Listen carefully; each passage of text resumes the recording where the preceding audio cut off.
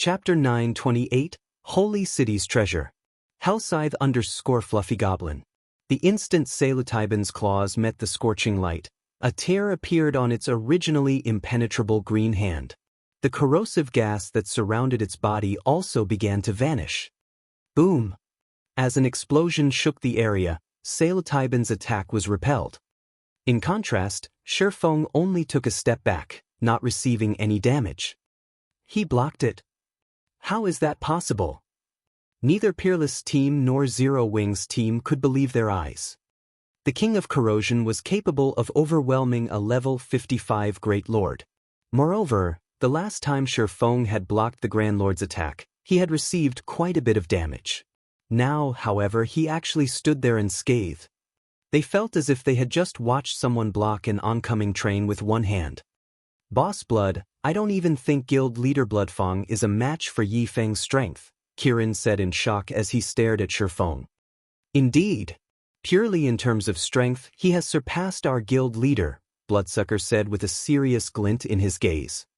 The strength Zero Wing displayed before them had already surpassed the information they had on the guild.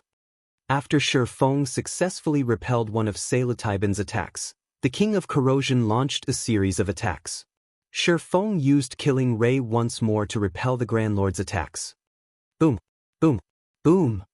Shifeng blocked every one of Salutiban's attacks.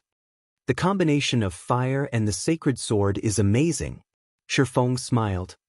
Aside from its slow-turning speed, Salutiban had another small weakness, fire. Fire attacks would deal double the damage against the Grand Lord.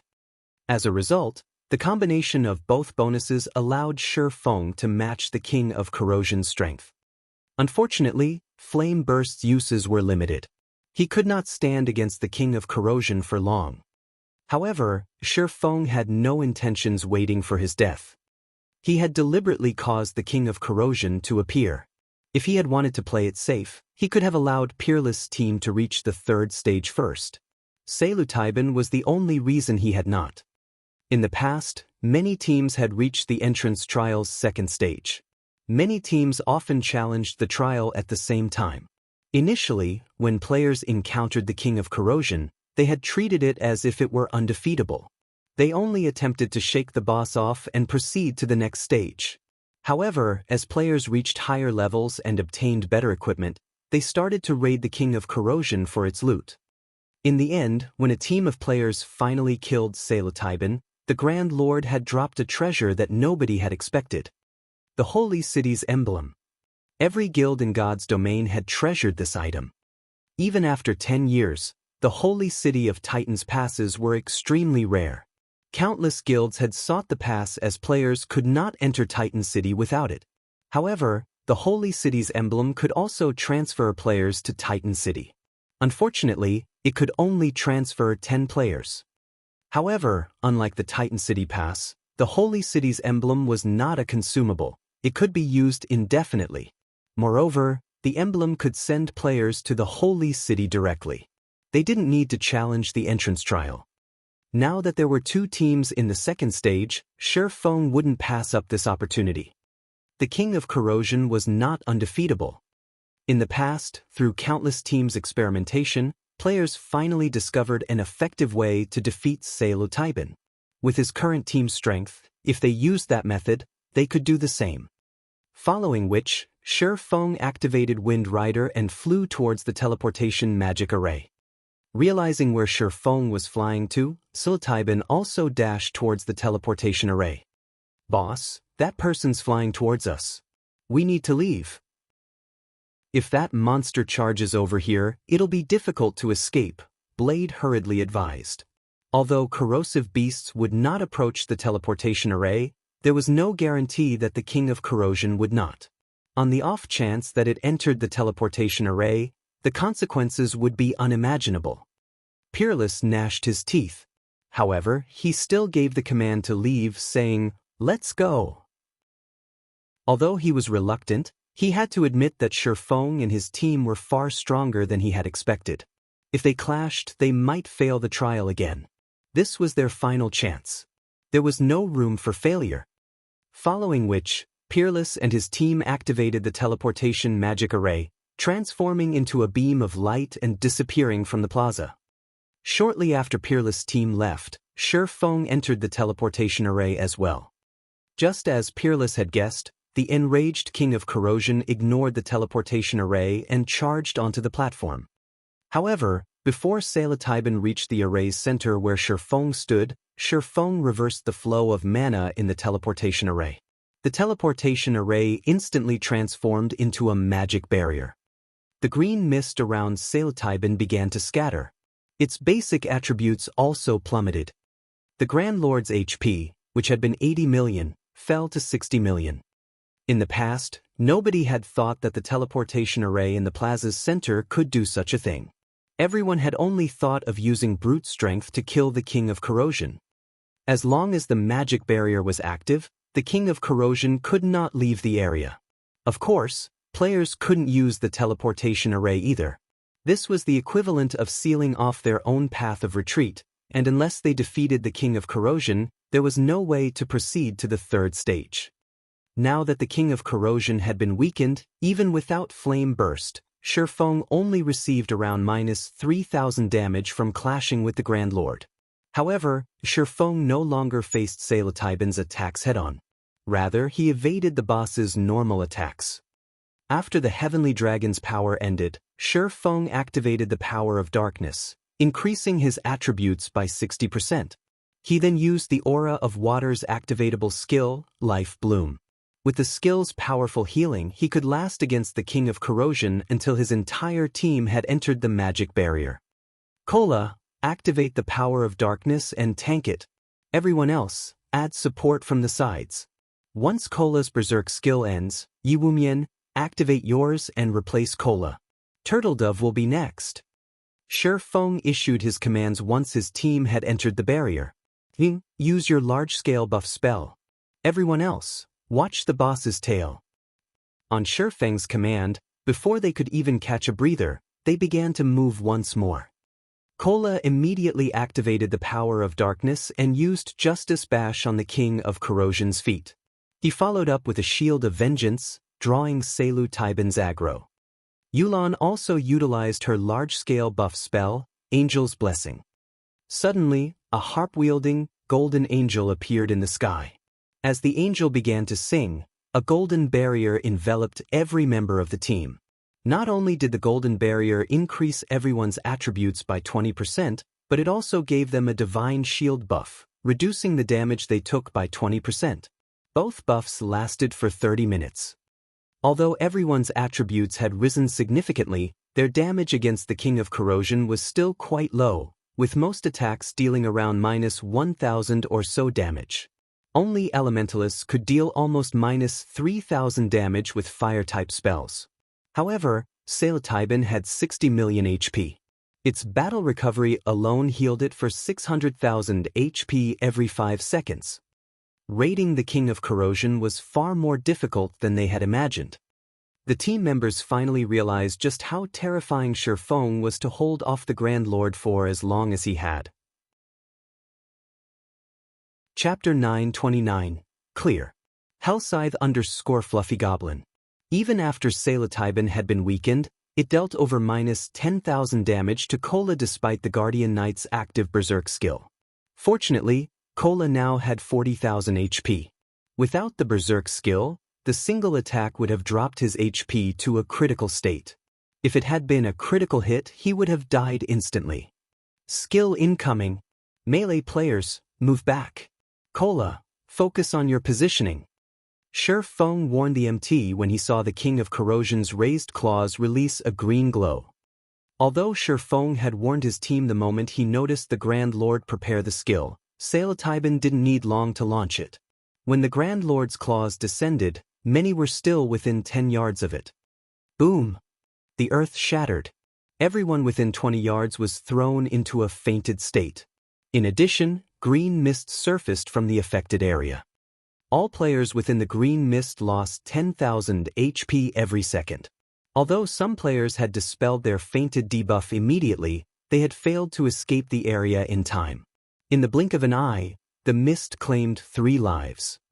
What a powerful skill! Although 5 healers focused on him, Kola only had around 14,000 HP by the time he broke through the green mist. Even the healers couldn't keep up with his diminishing HP. Meanwhile, his strengthening device's durability had fallen by 20 points. The mist's corrosive power was staggering. After Sailatiban finished executing its skill, it searched for a new target. Its eyes then fell upon one of the healers standing in the rear. It started to turn and tried to charge towards the healer. "The boss is changing targets. Can you block it?" Shifeng shouted. Every so often, the King of Corrosion would choose a random target within 50 yards to attack, and for 4 seconds, it would become immune to aggro-pulling skills such as Mach. During these 4 seconds, players could only do their best to hinder the Grand Lord. Although 4 seconds might seem like a short time, to Sailatiban, it was more than enough to cross 50 yards. After Shifeng issued his orders, Turtledove executed Steel Impact and smashed her shield into the King of Corrosion. Ping! After a 300% boost to her strength attribute surpassed even Shifeng's while the swordsman had Heavenly Dragon's power active. As a result, the attack forced the King of Corrosion back by 2 steps, a damage of over -10,000 points appearing above its head. Shock and admiration filled the team when they saw the Grand Lord stumble back. This move had delayed Sailatiban for 2 seconds. After including the 10 MT's blockade, the team foiled the King of Corrosion's attempt to eliminate one of the healers. Taking this opportunity, everyone bombarded the Grand Lord with attacks. Multiple damages appeared above Sailatiban's head. However, the King of Corrosion's defense was simply too high. Even Fire Dance had only dealt around -1,300 damage with each normal attack, while her skills dealt around -3,000 damage. This damage was not nearly as eye-catching as what she had dealt to the Steel Slaughterer. As for Shifeng, with the Sacred Sword doubling his damage and the effects of Power of Darkness and Angel's Blessing, every attack dealt around -10,000 damage. If he scored a critical hit, he dealt around -20,000 damage. As time passed and Kola's Berserk skill ended, Yi Wumian activated his Power of Darkness and replaced Kola. After Yi Wumian was done, Turtledove took his place.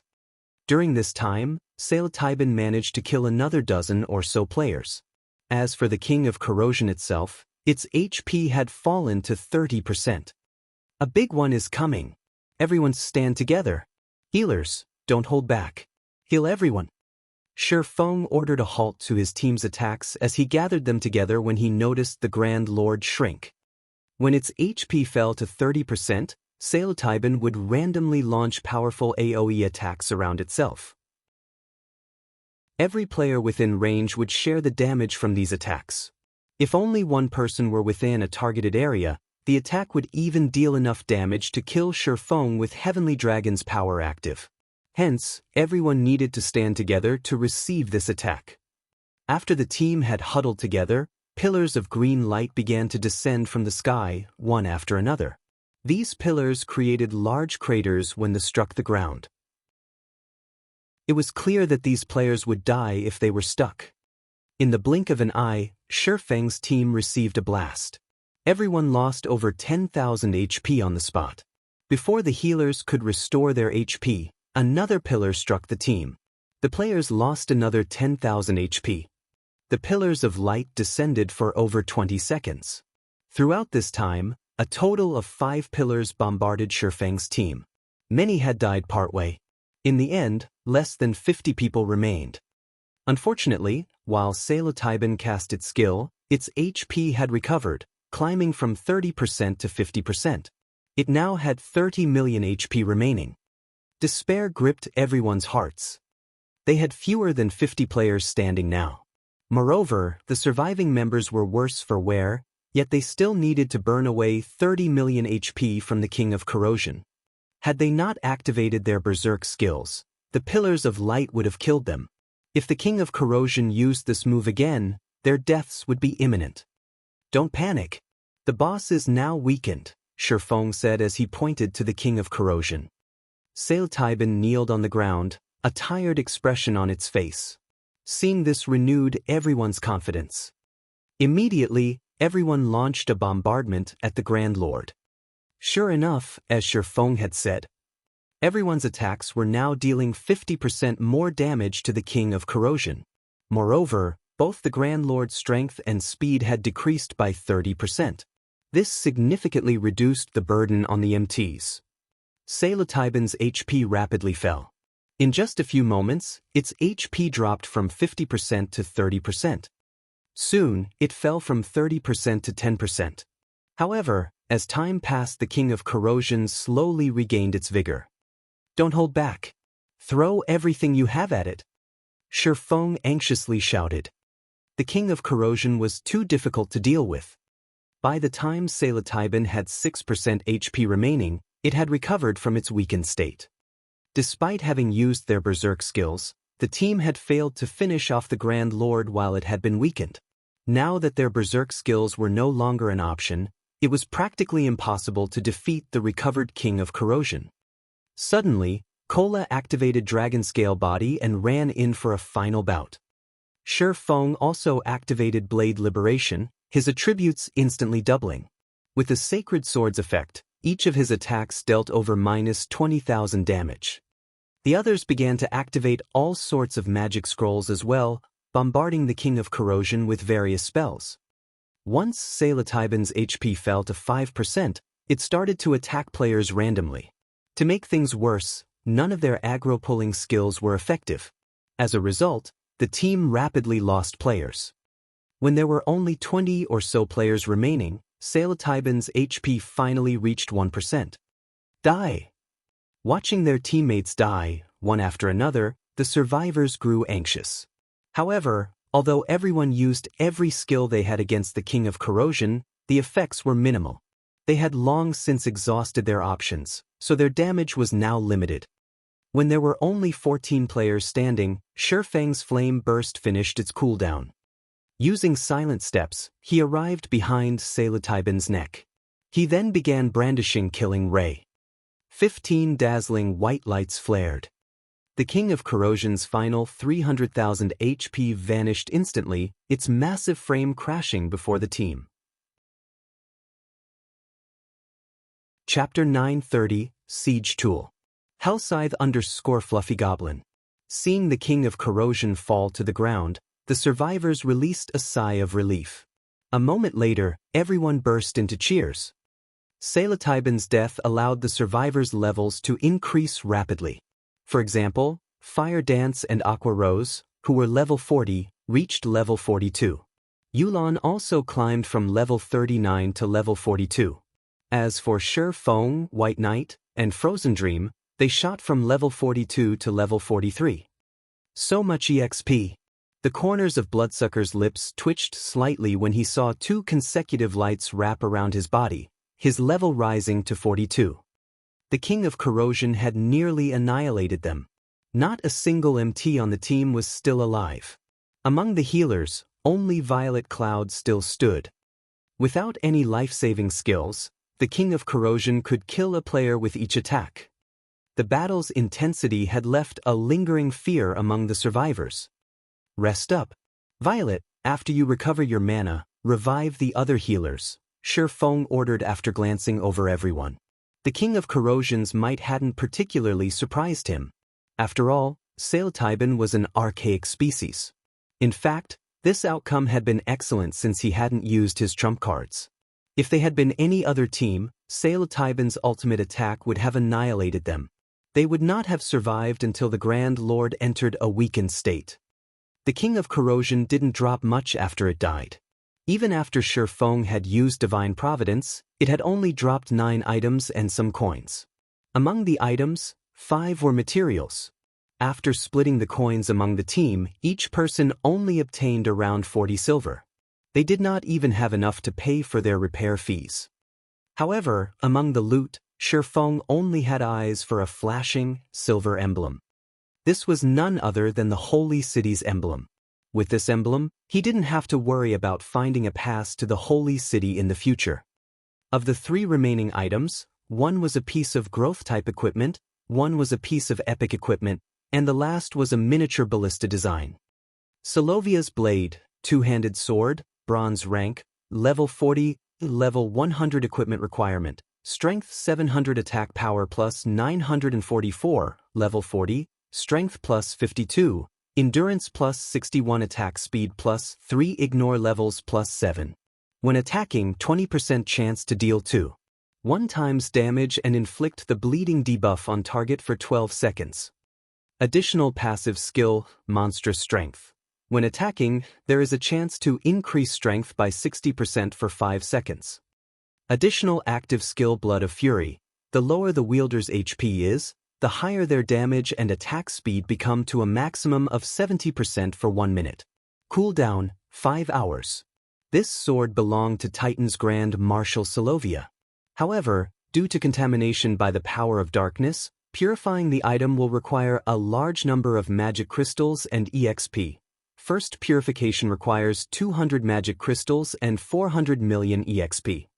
This sword, which had once been used by a Grand Marshal of Titan City, caused the team's berserkers to drool. The weapon even tempted Bloodsucker.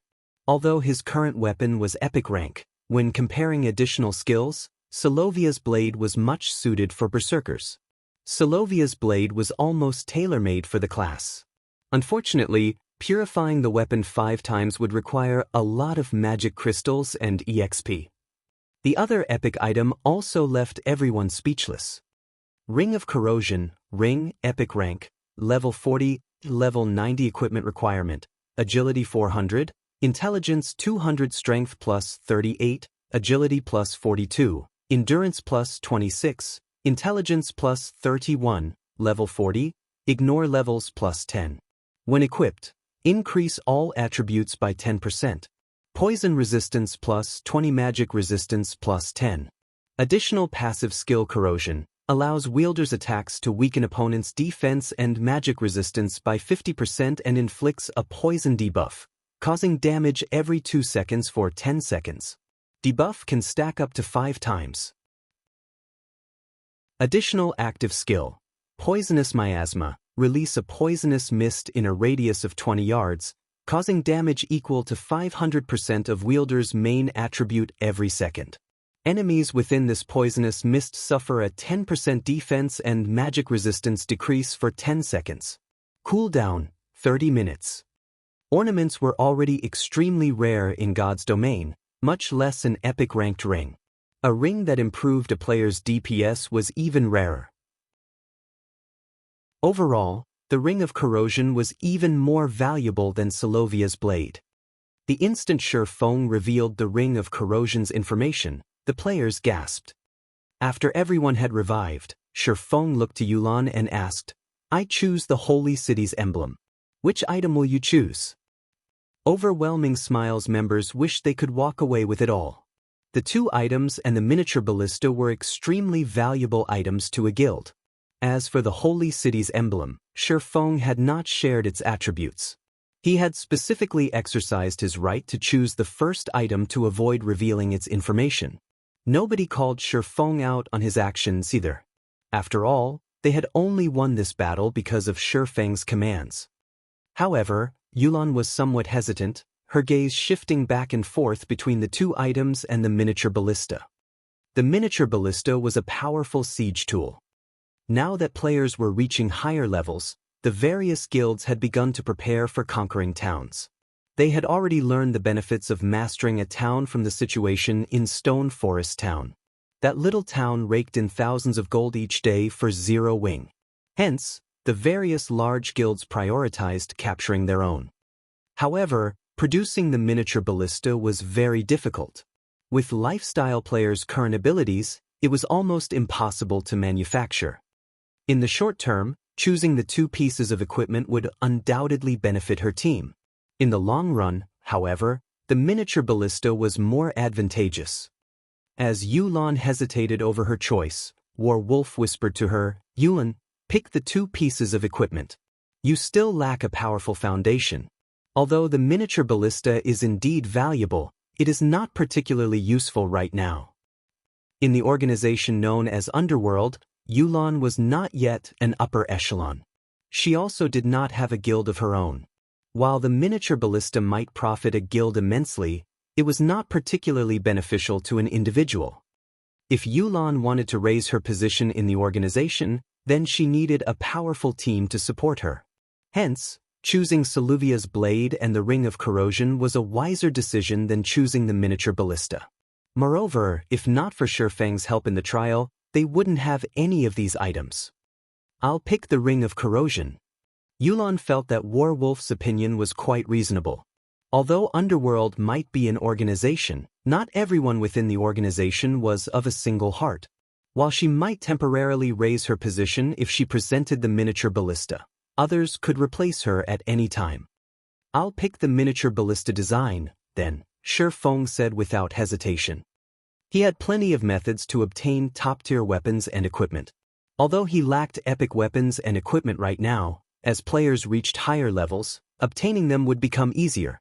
However, it was a different story for siege tool designs. These designs would also be difficult to find. They couldn't be obtained by simply killing a few powerful bosses. If he missed on this opportunity, he would definitely regret it. Moreover, Shifeng now had the Holy City's emblem. He no longer worried about nurturing advanced engineers. He could even nurture master engineers. It wouldn't be long before he could manufacture the miniature ballista. The thought of using the miniature ballista to capture a town excited Shifeng. After Shifeng finished distributing the items and everyone had rested, Shifeng reversed the flow of mana in the teleportation magic array once more.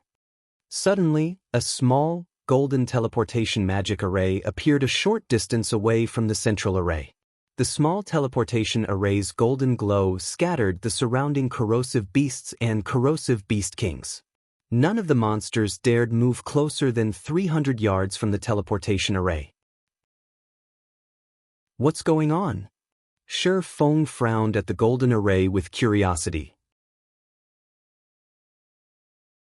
Chapter 931, Titan Library. Hellscythe _Fluffy As far as Shifeng knew, there should have only been one exit leading to the entrance trial's third stage. The golden teleportation array that had suddenly appeared was much stronger than the array in the center of the plaza. The mana density around each teleportation array made that obvious. With this new development, the team turned to Shifeng and asked, "Leader, should we go over and take a look?" Previously, they had watched Peerless team use the central teleportation array to leave the plaza. Now that another had appeared, they didn't know whether or not that teleportation array was a trap. After all, this was their first time here. Could it be a special reward for the first kill? Shifeng felt that it was highly possible. When he had killed the King of Corrosion in the past, no such phenomenon had occurred. Of course, when he had killed Salatibin back then, other teams had raided the Grand Lord many times before. As for the golden teleportation array being a trap, it was unlikely. After all, revealing a trap after players had defeated the stage boss would be too fraudulent. The teleportation array was most likely a reward of some kind. Let's head over to investigate. In the end, Shifeng decided to examine it.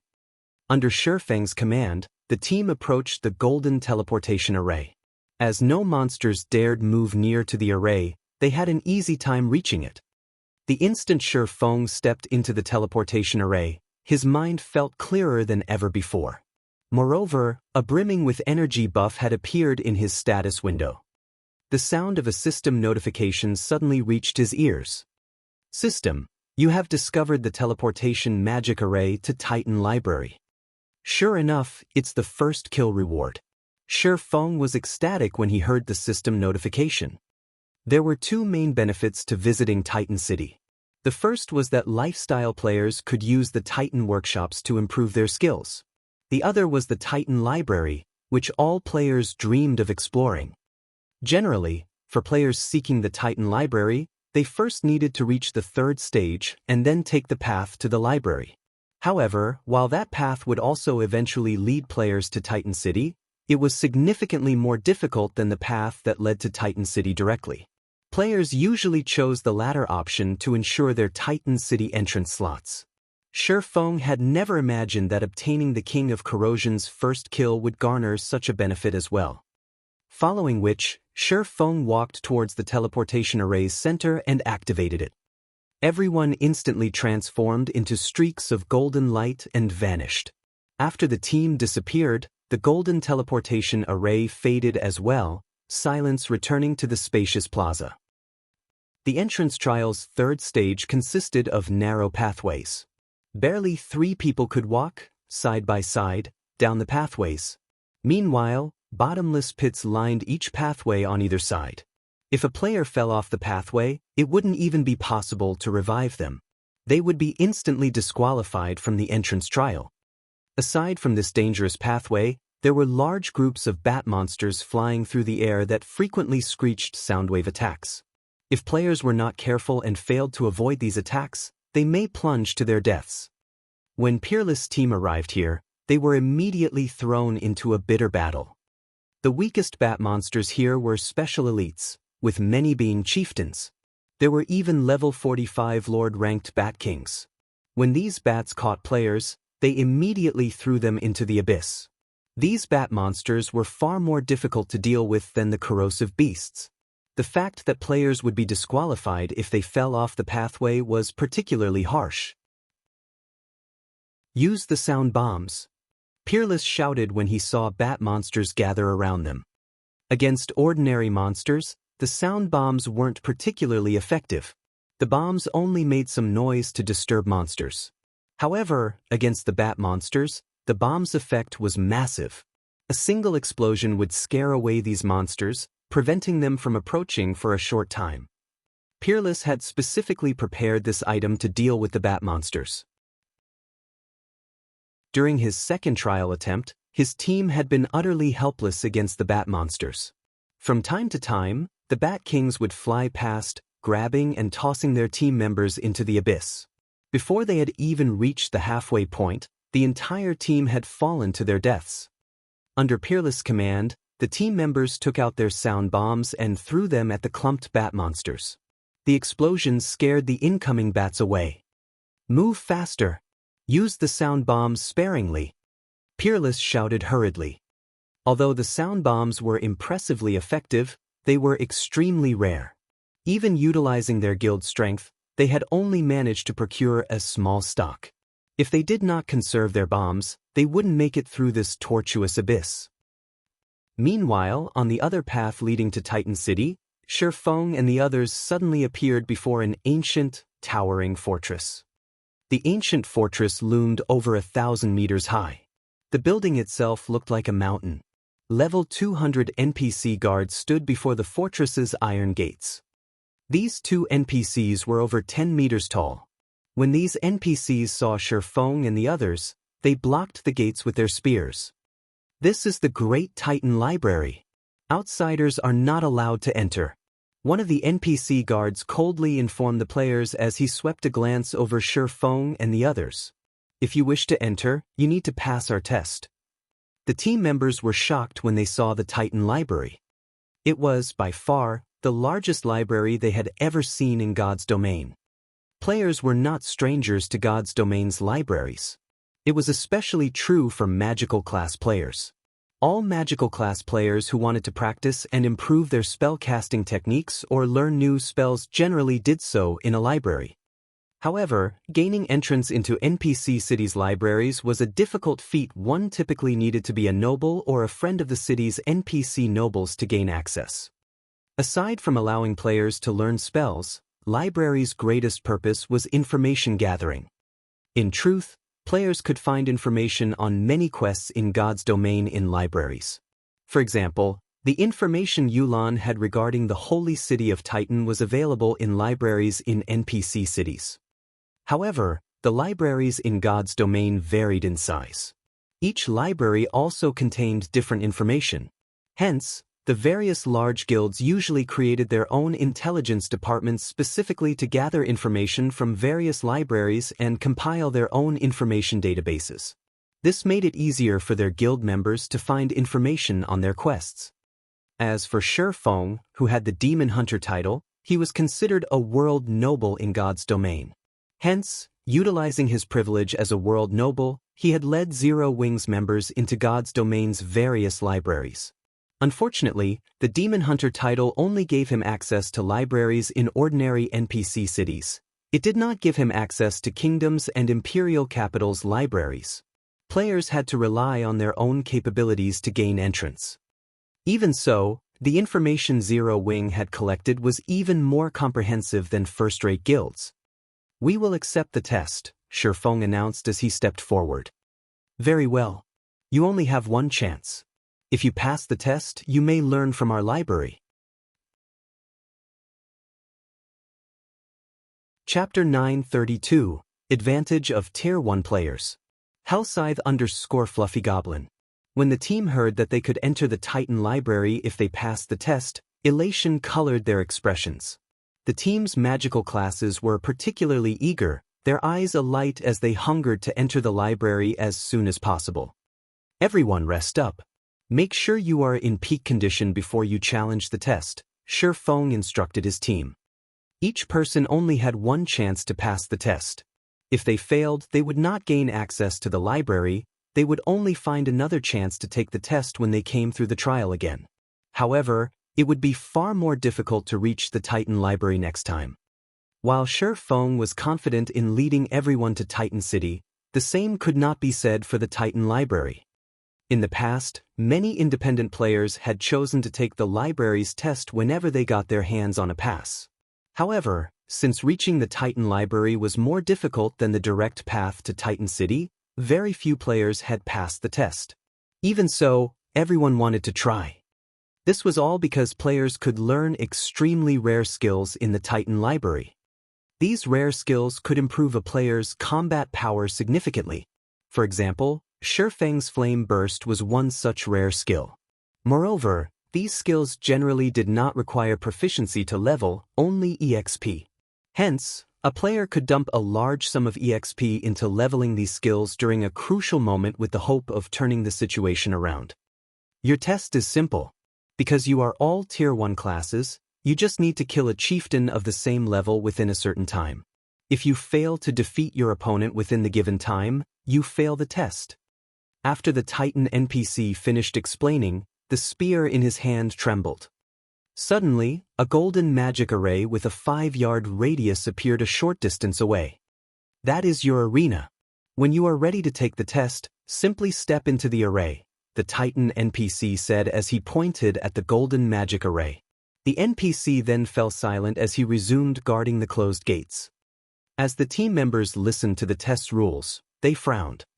Ordinary experts could not solo a chieftain of the same level, not to mention doing so within a limited time. Since the system had placed a time limit on the test, it was obvious that players would not have long. "Just enter the array when you're ready," Shifeng said. He could not help but laugh and shake his head when he saw everyone's depressed expressions. In reality, Tier 1 players had a benefit when they came here. When Tier 2 players took the test, they had to solo a High Lord of the same level. That monster was 2 ranks higher. Compared to a High Lord, a chieftain seemed cute. After saying so, Shifeng entered the magic array. He then transformed into a streak of golden light and disappeared. After watching Shifeng enter the test, the rest of the team stepped into the magic array as well. Even if they were not confident of succeeding, they had to try. After players entered the golden magic array, they were transported to a peculiar space. When Shifeng opened his eyes, he discovered that he had teleported to a wide, open prairie with no end in sight. Meanwhile, 200 yards away from him lay a flaming rhinoceros that was over 5 meters tall. Crimson Rhinoceros, Elemental Being, Chieftain, Level 43 HP 400, 000/400, 000. The library's test monster had far less HP than an ordinary chieftain. The point of this test was to see if players could face these monsters head-on. As Shifeng prepared to approach the rhinoceros, he heard the sound of a system notification. "System, you have 10 minutes to complete the battle. If you cannot finish the battle within the allotted time, you will be automatically transferred out of this instance." The system's giving players 10 minutes? It sure is favoring Tier 1 players. Shifeng could not help but sigh. When Tier 2 players challenged the test, they only had 20 minutes. However, their monster was a High Lord. Wasting no time, Shifeng walked towards the Crimson Rhinoceros. When Shifeng was only 70 yards away from the Crimson Rhinoceros, the chieftain discovered his presence. Immediately, it snorted scorching flames from its nostrils and stomped the ground angrily. It then charged at Shifeng. When it moved, it thundered like a speeding truck. Seeing this, Shifeng activated Flame Burst.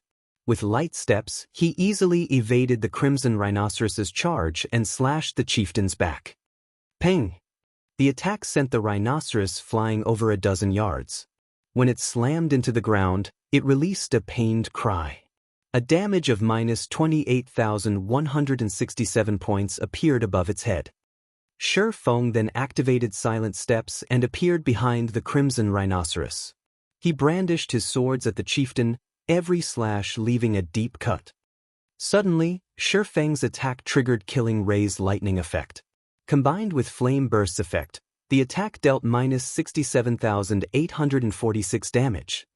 Before Shifeng had used all of Flame Burst's attack counts, the Crimson Rhinoceros burst into flames, disappearing from the prairie and leaving behind a black iron token.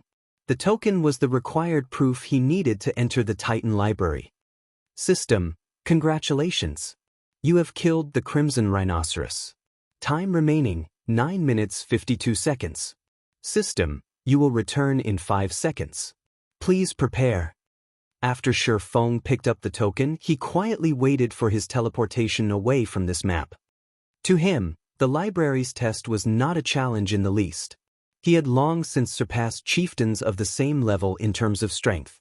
Even without any special techniques, he could easily kill an ordinary chieftain of the same level, not to mention one with weakened HP. In front of the Titan Library, many members were still preparing themselves mentally. When a figure suddenly appeared in the golden array, they turned to look. What? Someone has finished already? It's only been a few seconds. Did the monster kill them? Those who hadn't taken the test yet grew even more nervous. However, when they Shifeng emerged, their jaws dropped. Isn't he too fast? None of them doubted that Shifeng had passed the test. If he couldn't do it, no one could. However, he had cleared the test astonishingly fast. Not even 20 seconds had passed since he had entered the array. That was a chieftain they were talking about. A party dungeon's boss. This wasn't some ordinary monster they usually farmed. Why haven't you guys taken the test yet? Shifeng glanced over the group before the gates. There were over 24 players who had yet to take the exam, and they were all Yolan's subordinates. He then advised them, relax. The test isn't as difficult as you imagine. Although the monster is indeed a chieftain, its HP has been reduced. Yolan's subordinates were speechless.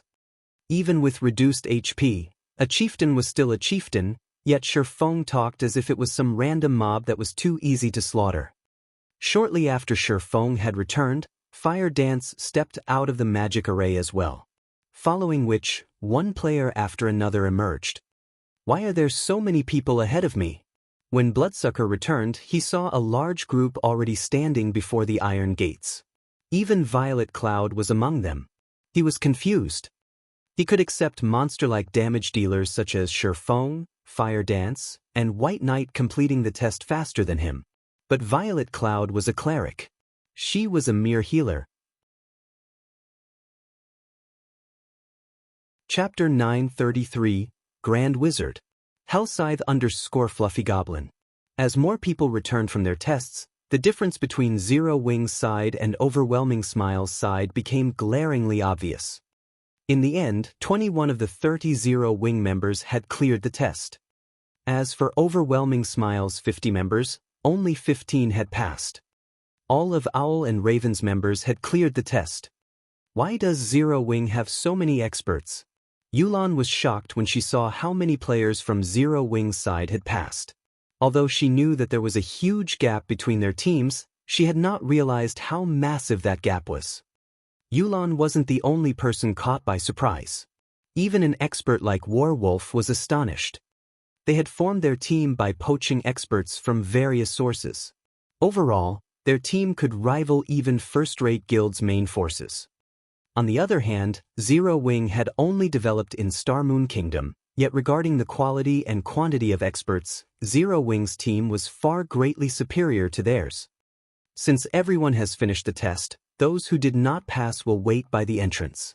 Those who passed can head inside, Shifeng said as looked over the team. He had sensed Yulan and her group's confusion. However, he simply smiled at their actions. He then arranged for everyone to enter the library.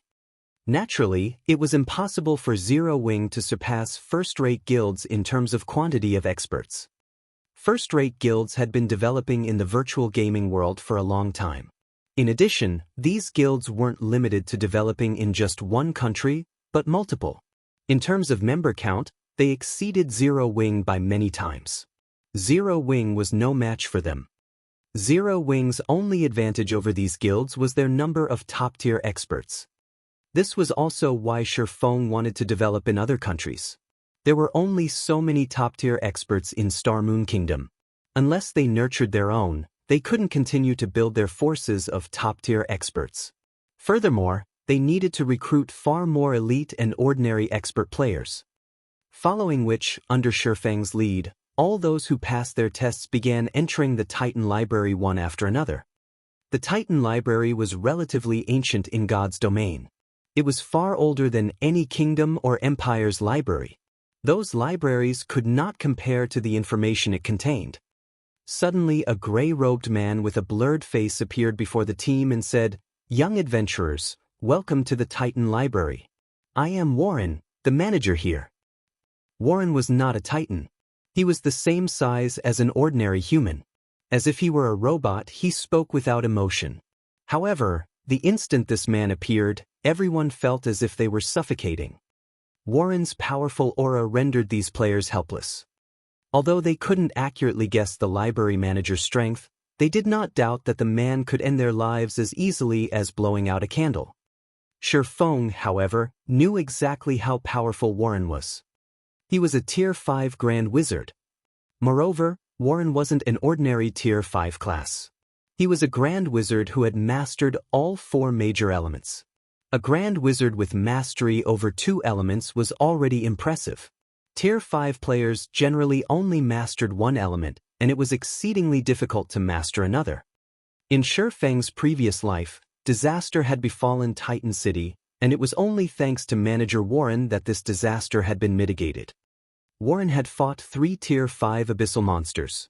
Normally, it would take a small army of Tier 5 players to defeat just one Tier 5 abyssal monster, yet Warren had single-handedly defeated all 3. The news had spread through God's domain like wildfire. It was also then that players had realized just how frightening a Grand Wizard who had mastered all 4 major elements was. Now that you have come this far, you are allowed to search for one skill book to learn from. The Titan Library has stood for many years and has collected various skill books from all across God's domain. One can even find legendary Tier 6 skill books on these shelves. However, you only have 3 hours to find a skill book, and you only have 3 opportunities to learn from this library throughout your lifetime. There are also various restrictions in the library. The stronger the skill book is, the stronger the restriction will be. What kind of skill book you obtain will depend on your own abilities. Do not waste time out of greed over a powerful skill, Warren explained slowly. Hearing this, the player's eyes lit up with excitement. In God's domain, a skill's rarity increased with levels and tiers. Currently, even Tier 2 skill books were beyond players, let alone Tier 6. Only someone like Shifeng understood how precious a Tier 6 skill book was. Its value could even rival that of a fragmented legendary item. Tier 5 skills and spells weren't easy to obtain either. One had to be lucky to find one. Even after reaching Tier 4 and 5, many players in the past had only possessed a few skills or spells of the same tier. Meanwhile, Titan Library just happened to allow players access to these rare skills and spells. Hence, players constantly fought to challenge the Titan Library's test. Unfortunately, very few players had ever come this far.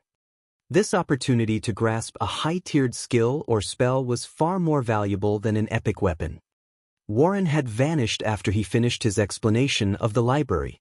Without wasting any time, Shifeng and the others split up to search for their own skill books. The Titan library was colossal and had many sections. Finding a suitable high-tiered skill book within 3 hours would not be easy. Hence, they needed to cherish every second they had. Following which, Shifeng dashed towards the section for melee skills. In the Titan library, skill and spell books were not categorized by class. Rather, they fell into 4 main groups: melee skills, range skills, healing spells, and destruction spells. Melee players like Shifeng had to head towards the melee skill section. Of course, one could also choose a skill from the ranged skill section. Once Shifeng reached the melee skill section, he delved deeper into the section. Every library section was divided further into 4 areas: the outer area, the inner area, the central area, and the core. There were thousands of skill books in the outer area. Shifeng could waste his 3 hours just skimming through those books. Meanwhile, as one ventured closer to each section's center, they would find fewer and higher quality skill books. However, based on what Shifeng had heard in his previous life, even the core housed over 100 skill books. The Titan library's wealth of information would shock any player. As Shifeng left the outer area and approached the inner area, a barrier appeared, blocking his path. Chapter 934, Tier 3 Surekill Skill. Hellscythe _ Goblin. The barrier against Tier 1 classes is stronger than I expected. Shifeng lifted a hand to the invisible wall. The wall acted like a massive repulsion field that enclosed the 3 innermost areas. Players could not force their way in. This was also why Warren had warned them not to be greedy. There were too many skill and spell books in the Titan library, and it was very difficult to find a book that suited each player within a limited time. If they focused on breaking through these invisible barriers, they might leave empty-handed. Players could not rely on their strength to break through the library's barriers. They could, however, rely on techniques. Upon reaching the repulsion field, players' every aspect would be suppressed to a certain extent. Even Tier 4 and Tier 5 players were not exempt. Inside the repulsion field, there were countless air currents. These air currents would barrage anyone within the field. If players did not respond appropriately, they would be thrown from the repulsion field. As Shifeng entered the field, many others also began to move. None of them were interested in the outer area's skill books. However, the moment these people entered the repulsion field, they slowed to a crawl as if they had been submerged in mud. With their speed crippled, several streams of air rushed at them. Failing to dodge in time, these people were expelled from the repulsion field. One of Raven's members, Masked Angel, rushed into the repulsion field. "You think you can stop me with this little trick?" Once Masked Angel stepped into the repulsion field, he sneered as he pushed further into the inner area with long strides. Over 100 yards of repulsion field separated the outer and inner area. Masked Angel quickly crossed over a dozen yards through the field, moving as if the air currents were non-existent. "Amazing!" A few people who had been thrown from the repulsion field exclaimed. When they had entered the repulsion field, they hadn't been able to move normally at all, yet Masked Angel did not seem to have any issues. As a few streams of violent air tore towards Masked Angel, he dodged everyone with a mysterious footwork technique. He then continued forward. What? How are his movements so smooth? Does the suppression strength depend on the player? That shouldn't be the case. These players watched Masked Angel reach the halfway point with envy. As long as Masked Angel passed through this restricted area, he could search the inner area's skill books. Even a fool could guess the difference between the outer area's skill books and those in the inner area. They had already flipped through a few skill books in the outer area, and all they found were Tier 1 and Tier 2 books. While these skill books were very valuable, they would be of little use in the future. Only the inner area skill books could give them an edge as they leveled. As expected of an expert of Raven, he discerned the repulsion field's rules as soon as he entered. Shifeng was not particularly surprised when he saw Masked Angel move through the repulsion field with ease. After all, Masked Angel was a refinement realm expert. The resistance players encountered in the repulsion field was not monotonous. Rather, it changed randomly. Players might encounter weaker resistance in some areas and stronger resistance in others. It was like firing an automatic machine gun from a long distance. One or multiple bullets might cross some areas, while others wouldn't see any bullets. If someone attempted to charge through the repulsion field while ignoring this fact, they would quickly be expelled to the outer area. However, if one knew where the bullets would fly, traversing the repulsion field would be a simple matter. Unfortunately, adapting to the various resistances wasn't so simple. Once Masked Angel had ventured over 50 yards through the repulsion field, his expression darkened. He also began to stiffen. More air currents began to assault him simultaneously, going from the initial 3 to 5 to 7 or 8. The repulsion field began to grow more difficult. Finally, when Masked Angel was 70 yards deep, an air current struck him and threw him from the field. The spectating players in the outer area were dumbfounded. Masked Angel had been doing fine up until this point. Why had he been suddenly thrown from the field? Why did the difficulty increase so dramatically? Masked Angel's expression had twisted into something ugly. Do they even want us to pass through this thing? Others might not have realized what had just happened, but he was very aware. The moment he reached the 50-yard mark, the repulsion field rapidly grew stronger, going from strong to weak and weak to strong more quickly. Even Masked Angel found it difficult to cope with the changes. Furthermore, he faced far more attacks, making it more difficult to follow the resistance change. In the end, even after drastic evasive maneuvers, he had been removed from the field. After Masked Angel had been thrown out, Feng entered the repulsion field. To others, it might be difficult to cope with the constantly changing resistance, but to Feng, it was a walk in the park. He didn't even need to employ any techniques to avoid the incoming currents. Impossible! Masked Angel was momentarily stunned. It looked as if Feng strolled casually down a road. Even after the 50-yard mark, Feng continued comfortably. After a short moment, he had left the repulsion field behind and reached the inner area. What Masked Angel did not know, however, was that neither the resistance's strength nor the air current's attacks were effective against Feng's perception. After reaching the inner area, Feng casually browsed a few skill books. He did not hurry towards the central area.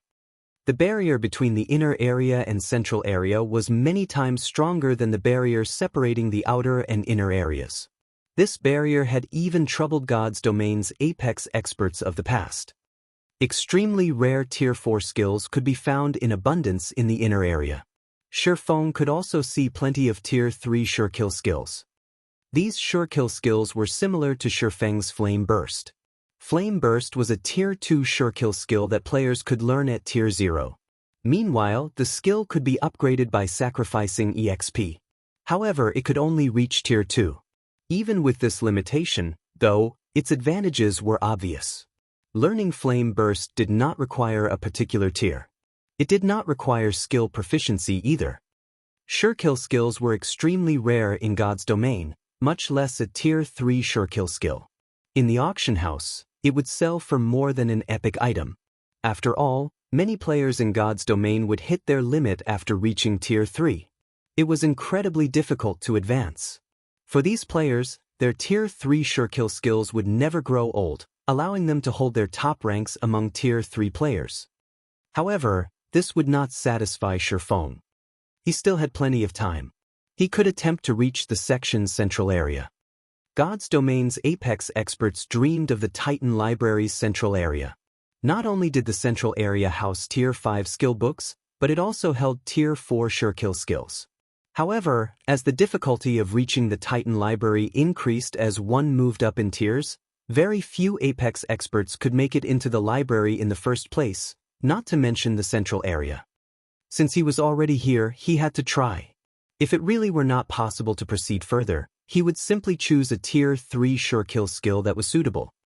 Following which, Feng arrived before the next barrier.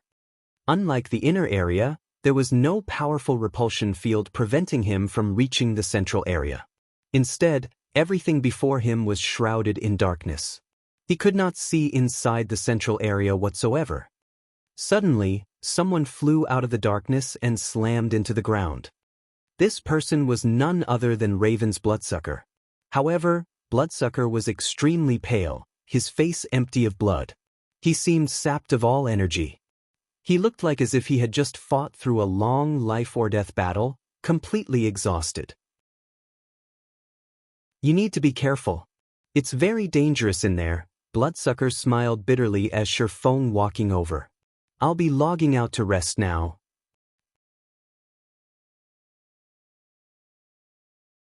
Chapter 935, Sword Trajectory. Hellscythe_Fluffy_Goblin. As soon as Bloodsucker finished speaking, he logged out of the game. Is the mental burden really so heavy? Shifeng frowned as he watched Bloodsucker vanish. After having observed Bloodsucker for a time, Shifeng was certain that the man was a Void Realm expert. Even in a super guild, he would be in apex existence. This was also why Bloodsucker had been so confident when he had promoted his skills.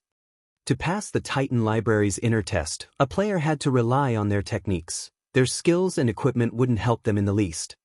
Shifeng found it hard to imagine how difficult it was to reach the central area for an expert like Bloodsucker to be rendered helpless.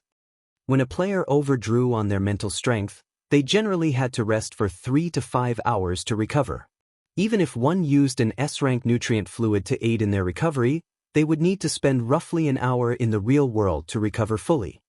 However, players were only given 3 hours to choose a skill book in the Titan Library. If Bloodsucker rested for an hour in the real world, he would not have enough time to challenge the barrier between the inner and central areas. This test is vicious. Shifeng clicked his tongue. If he failed once, he would lose a bottle of S-rank nutrient fluid. Moreover, even after recovering, he would only be able to choose a skill book from the inner area. If he did not rely on the S-rank nutrient fluid to recover, he would lose his opportunity to learn from any of the library's skill books. Only now did Shifeng understand why so many Apex experts had faltered before reaching the central area. Fortunately, I still have a few bottles of S-rank nutrient fluid. Without them, I wouldn't qualify to challenge this test. Once Shifeng adjusted his mindset, he stepped into the dark barrier. As soon as the darkness swallowed Shifeng, he sensed something odd. Not only did the barrier rob him of his sight, but it had also rendered him deaf. Any expert's combat power would drop significantly if they lost their sight, not to mention losing both sight and hearing. With both senses suddenly muted, even staying calm would be a problem, not to mention fighting. Moreover, without being able to see or hear, one wouldn't even know what kind of danger they faced. Against the unknown, even an expert player's mental state would crumble. Fortunately, Shifeng had experienced a similar situation in the battle tower. Although the circumstances hadn't been as severe, they were not that different. Hence, Shifeng remained calm and in control. Although he had lost his sight and hearing, he still had his sense of touch and smell. Him? Something's coming. After venturing a few steps into the darkness, he felt the air ripple against several areas of his body. However, these ripples were extremely weak. In the blink of an eye, he felt a pricking pain where he had felt the ripples. Something hit him and he was forced 3 steps back. Following which, Shifeng tried to advance once more. In the end, however, he met the same outcome. After a few steps, he felt weak ripples, followed by the pricking pain. Particularly in the areas he had felt the previous pain, this pain doubled. So, that is how this works. It's no wonder why so many experts were helpless against this test. Shifeng smiled bitterly after a few more attempts. It was too difficult to sense an incoming attack by air currents alone. As a Void Realm expert, he perceived his surroundings by pushing his 5 senses to their very limits. However, if he relied only on his sense of touch, it would be very difficult to predict an attack. Even if he evaded the moment he perceived the needles, he couldn't dodge them. Moreover, the pain he felt each time was frustrating, disrupting his calm. Since I can't dodge them, I'll have to block them. Deciding so, Shifeng unsheathed his swords and advanced. After the previous attempts, he had a general grasp of the needle's attacks. Aside from powerful techniques and acute senses, the biggest reason why experts could become experts in the first place was their brain's processing speed and their ability to memorize something instantly. Once one strengthened their mind, their memorization and calculation would improve tremendously. They could then run through various simulations in their minds using what limited information they had. In this dark area, the needle attacks were not without a pattern. For each wave of attacks, the needles would target 3 to 5 locations. Based on where Shifeng had already been struck and how many times, a total of 12 locations on his body were being targeted. Although he could not be certain that the needles would only attack these 12 locations, knowing them was enough. As long as he defended these points, he couldn't be disqualified if he received a hit, even if he were hit elsewhere. At most, he would be forced to take 1 or 2 steps back and defend another location. Following which, Shifeng continued his advance, using his blades to form a barrier around himself as he repelled the needle attacks. Moreover, as he brandished his swords, Shifeng refined his sword's trajectories, little by little, gradually reducing his excess movements and strengthening his defense. As Shifeng had speculated, there were more than 12 targets on his body. 14 areas were being targeted. These 14 points seemed to contain some kind of hidden meaning. As Shifeng improved his sword trajectories, the defensive range enlarged as well.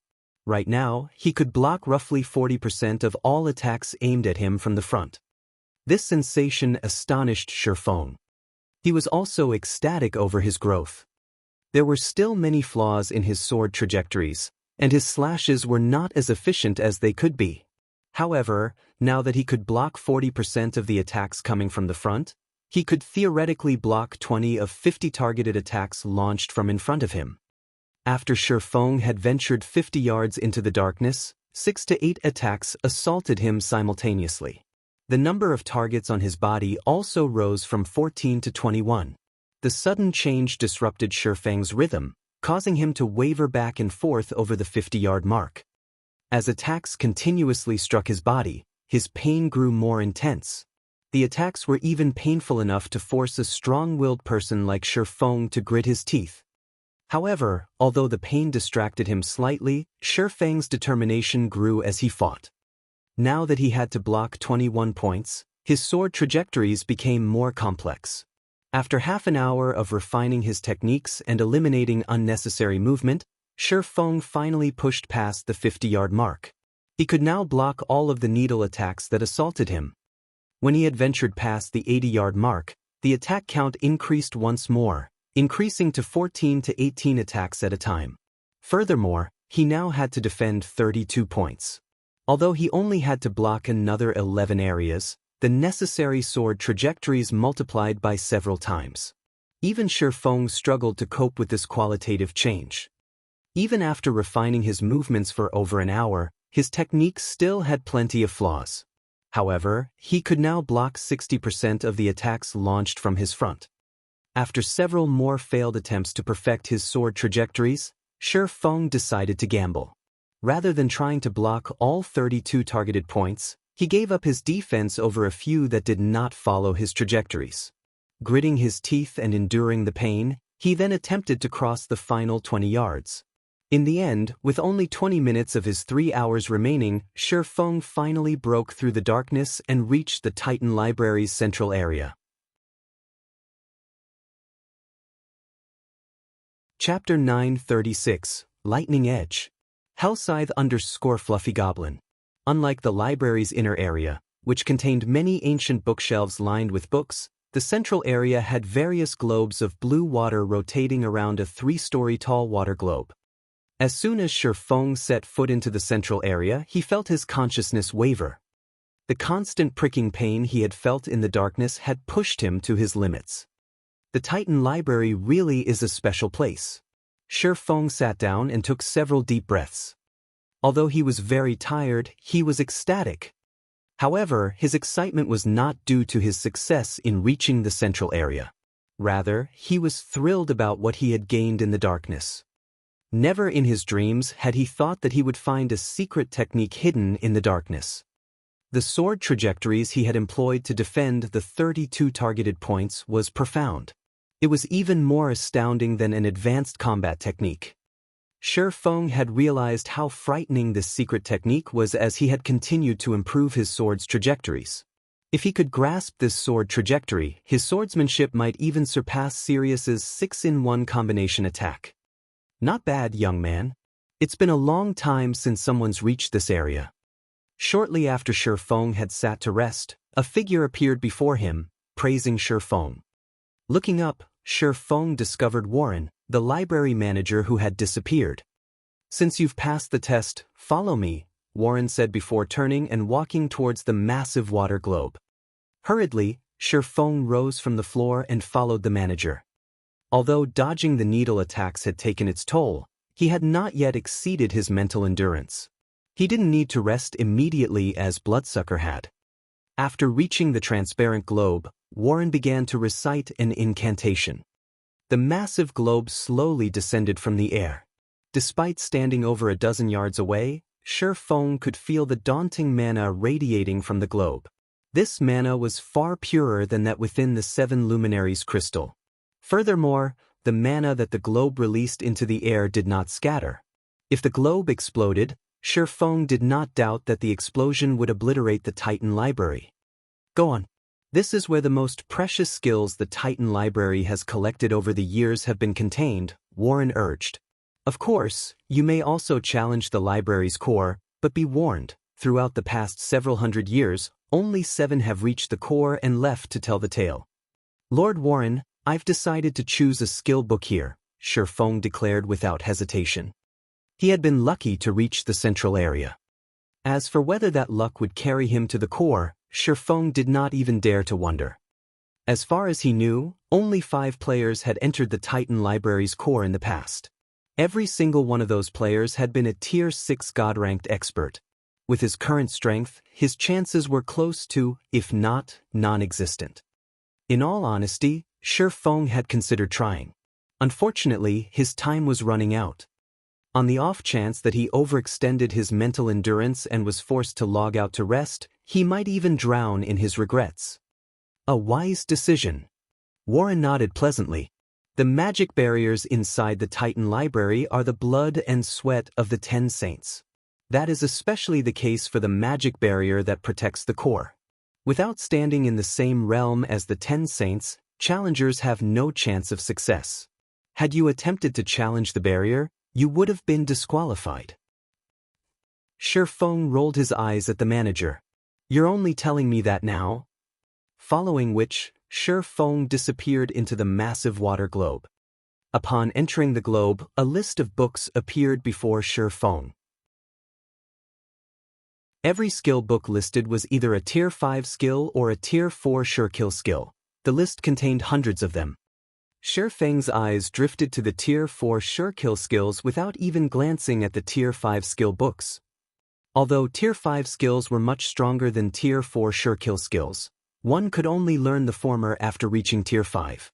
To his present self, a Tier 5 skill book would be as useless as a very expensive paperweight. It was not nearly as practical as a Tier 4 sure-kill skill. There were a total of 133 Tier 4 sure-kill skill books on the list, and Shi Feng rejoiced at the sight. If he could learn them all, every Tier 4 player would be no more than a punching bag. There was a wide variety of skills to choose from. Some were single-target skills like Flame Burst, while others were AoE skills like Skywheel Sword. There were also control skills like Abyssal Bind and Abyssal Curse. There were even extremely precious Berserk skills and support skills.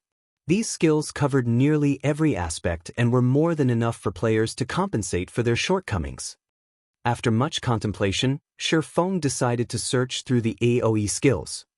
While single-target skills and Berserk skills could elevate a player's combat power tremendously, AoE skills were far more effective in group battles and grinding. Shi Feng was currently in a rush to reach level 50. An AoE skill was, without a doubt, his best choice. There were a total of 5 AoE attack skills. Some dealt physical damage, while others dealt magical damage. Some even dealt a mix of each. Having both would be the best choice. Feng dismissed the first two varieties. While the pros of a physical or magical skill were obvious, the cons were just as clear. If he encountered a monster that countered either type of damage, the skill would lose its effectiveness. Take Firestorm for example. If he used the skill against a fire-type monster or an elemental being, the skill wouldn't help him. Rather than risk such a specialized skill, it was safer to pick one that dealt both types of damage. After excluding the specialized skills, Feng was left with two books. The first book contained the skill Divine Punishment. When activated, the skill dealt a combination of physical and holy damage to monsters in a targeted area. The skill covered 20 yards in every direction and had a cooldown of 10 minutes. The other skill was Lightning Edge. Upon activation, it would deal a mix of physical and lightning damage to monsters in a cone. The skill had an initial coverage of 30 yards and a cooldown of 15 minutes. Countless players in God's domain dreamed of obtaining both skill books. Feng found himself in a bit of a bind. Holy damage would be twice as effective against dark creatures. In addition to his sacred sword, he would be a nightmare to dark creatures if he chose Divine Punishment. The only downside was the skill's limited range. As for Lightning Edge, it was suitable for kiting monsters. Noticing that he was running out of time, after a moment of hesitation, Feng chose Lightning Edge. He had chosen this to help him level faster. Following which, Feng clicked to learn Lightning Edge. As soon as he did, a stream of energy emerged from the water around him and surged into his body. System, congratulations! You have learned Lightning Edge. Lightning Edge, Action Type, Tier 0, Level 1, requires 200,000 EXP to upgrade to Tier 0, Level 2, Channeling Time, 0. 5 seconds deals 300% physical and 300% lightning damage in a cone in front of user. Initial coverage range is 30 yards. Duration, 3 seconds cooldown, 15 minutes. As expected of a Tier 4 Surekill skill. Its starting damage and required EXP are double that of Flame Bursts. If it reaches Tier 1, it will likely be even stronger than Firestorm. Feng was elated when he saw the skill's information. He immediately decided to upgrade Lightning Edge's level. Chapter 937. Team Improves. Hellscythe _ Fluffy Goblin. Feng was currently level 43. However, even after upgrading Lightning Edge to Tier 1, Level 1, he remained at level 43. However, upon reaching Tier 1, the required EXP to upgrade the skill and the skills might had undergone a qualitative change. Lightning Edge, Action Type, Tier 1, Level 1, requires 200 million EXP to upgrade to Tier 1, Level 2, Channeling Time, 0. 5 seconds deals 700% physical and 700% lightning damage in a cone in front of user. Initial coverage range is 50 yards. Duration, 5 seconds cooldown, 10 minutes. Feng had intended to upgrade the skill further. Unfortunately, doing so would drop him to level 42, which would, in turn, decrease his overall attributes and affect his performance when they attempted the entrance trial's final stretch. Hence, he decided to hold off for now. After Feng learned Lightning Edge, Warren transported him out of the library, returning him to the entrance. Everyone else from Zero Wing's team who had entered the library had already learned a skill or spell and already returned to the entrance. They all looked ecstatic. The number of skills and spells the Titan library contained was simply mind-blowing, and their rarity was equally staggering. Despite most of the players only being capable of choosing a skill from the outer area, they had still boosted their combat powers significantly. Look at how excited you all are. What kind of powerful skills did you guys learn? Feng asked, a soft chuckle escaping from his lips.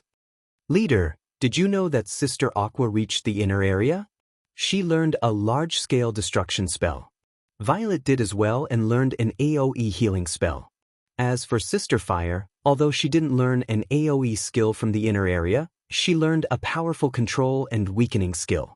Even a boss won't be able to shrug off the skill's effects. Cola enthusiastically explained. The skills one could learn in the outer and inner areas were worlds apart.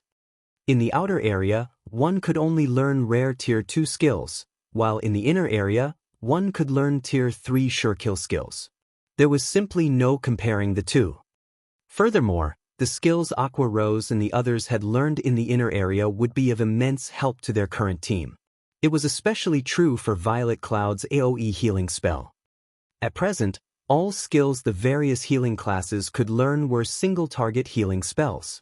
There was not a single AoE healing spell available for their low tier. Now that Violet Cloud had learned one, she could act as multiple healers. When they raided dungeons in the future, they could afford to bring fewer healers and more damage dealers. Excluding Shi Feng, 14 people had reached the library's inner area. Among them, 3 belonged to Zero Wing, 3 belonged to Raven, 5 belonged to Owl, and 3 belonged to Overwhelming Smile. This outcome stunned Zero Wing's members. While Aqua Rose and the others, more or less, knew the identities of Raven's members, Owl's members were complete strangers, yet among the team of 14 players, 5 had reached the inner area. The small team's strength was astounding. Where did the guild leader meet these people? Aqua Rose was deeply shocked as she watched White Knight and his companions. There are so many experts in just a team of 14 people. After the team's performance in the Titan Library, Aqua Rose finally understood how strong White Knight and the others were. As for Yulan, who rested by the side, her expression suggested that she had finally come to understand the guild known as Zero Wing. She knew how difficult it was to venture from the outer area to the inner area. Even after trying her hardest, she barely broke through the barrier. As for the other 2 players on her team who had reached the inner area, they were Warwolf and Soaring Snake. Everyone else had only made it to the 80-yard mark. Although she did not know how far Shi Feng had progressed, reaching the inner area should have been a walk in the park for him. With this, of Zero Wing's 50 people, 12 had managed to reach the inner area. The team's strength was intimidating. Yulan even suspected that, even if she scoured Star Moon Kingdom and combined the strength of every guild within its borders, she wouldn't form a team as powerful as Zero Wing's. Since everyone has gathered, let's proceed to the trial's final stage, Shi Feng declared after confirming that everyone was present. He then led the team to a teleportation array a short distance away from the Titan Library. Be careful. Healers, focus on those who are taking damage. These hold down the monsters. Do not let them get away. Peerless, who ventured through the gray fog, sternly commanded his people through the team chat. Initially, he had thought he would be welcomed by the sight of Titan City's gates upon overcoming the abyssal path. However, he had never imagined that they would escape the wolf's lair only to walk straight into a lion's den. Inside this gray fog, their visibility was reduced to 10 yards. In addition, monsters would randomly assault them from time to time. To make matters worse, the fog did not affect these monsters. Even with 40 yards between them, these monsters discovered them and attacked immediately. These monsters attacked with bows and arrows, and after firing a volley, they would change their positions. Moreover, the monsters always targeted the cloth armor classes. If they did not defeat these archers as quickly as possible, the noise of battle would attract more enemies. Before realizing this, their team had suffered. Moreover, the players whom these monsters killed could not be revived.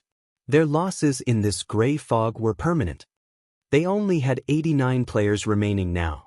If they lost any more members, their hopes of reaching the final goal would be dashed.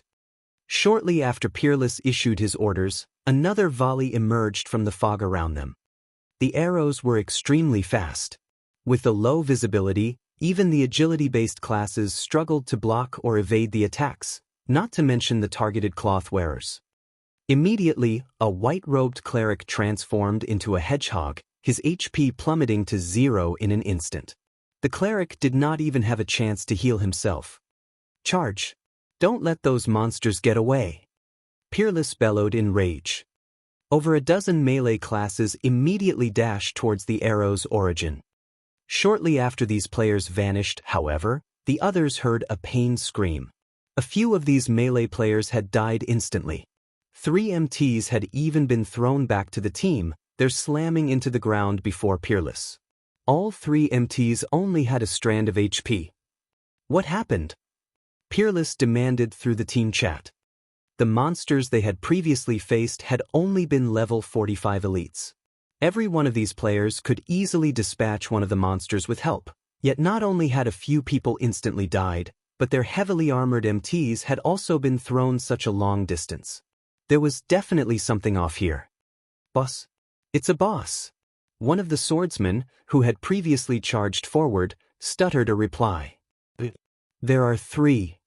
Before the swordsman could finish his words, his name in the team's status window faded to gray, signifying that this player had died. However, the swordsman wasn't the only one dead player. Those who had charged with him had died as well. Before Peerless could respond, 3 tall figures suddenly emerged from the fog accompanied by over 100 bow-wielding, 4-armed demonic monsters. Every player on the team tensed, feeling stifled. Of the 3 bosses before them, one was a Grand Lord, while the other 2 were Great Lords. With this combination before them, the players crumbled in despair. As the 2 sides threw themselves into the battle, a golden radiance suddenly dispersed the dense fog. People then began to appear, one after another. How? Peerless' jaw nearly hit the ground when he saw the distant figures. These figures were none other than the members of Shifeng's team, who he had seen before. However, unlike their battered players, Shifeng's team appeared unharmed, every member brimming with energy as they stood on the path towards Titan City.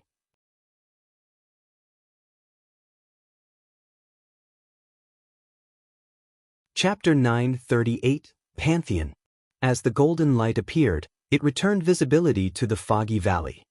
Shifeng and his team's sudden arrival left Peerless' team speechless. How are they here? This question echoed in everyone's minds. It was an irrefutable fact that they had progressed through the 3rd stage faster and more successful than they had during their previous attempt, yet Shifeng's team had still managed to get ahead of them.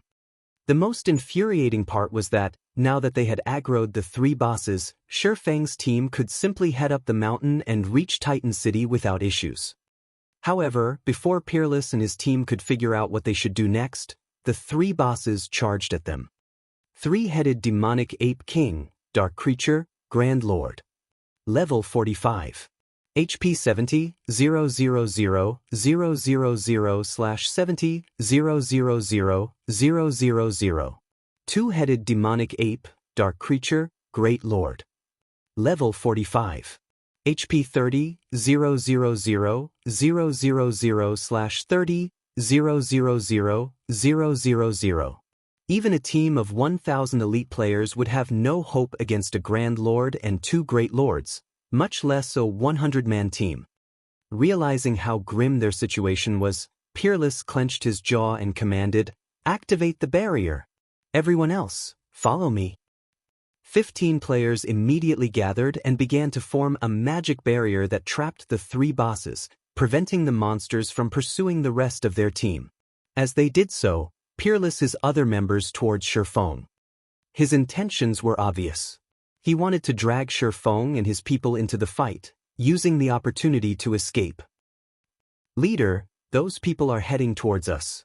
It seems they're trying to drag us down with them." Aqua Rose giggled softly as she watched Peerless' team rush towards them. "Let's get rid of them, lest they hinder us later." Needless to say, Shifeng also knew what Peerless and his team planned.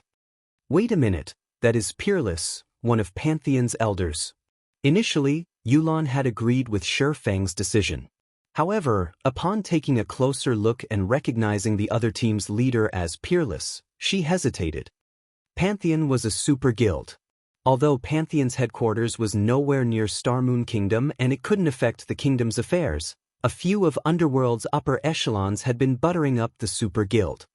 If they killed Pantheon's members now, a simple inquiry would reveal her as a member of Underworld. When that happened, she would invoke her upper echelon's ire. This was also why she was so desperately trying to strengthen her foundations. With a powerful team, her position in Underworld would not be at risk if she angered a few of the organization's upper echelons. "Will it inconvenience you?" Noticing Yolan's hesitation, Shifeng, more or less, understood how much influence a super guild had. It will impact the organization's plans, Yulan replied honestly. Feebly, she continued, if team leader Yifeng attacks that team, I'm afraid that my side can't help. That's fine. You guys can stay here and watch. Feng dismissed Yulan's concerns. Following which, Feng led his team to welcome Peerless and the others. Zero Wing sure is ruthless. They don't even hesitate against a super guild. It seems like the rumors of Zero Wing provoking King's return are true. Overwhelming Smiles members watched with admiration.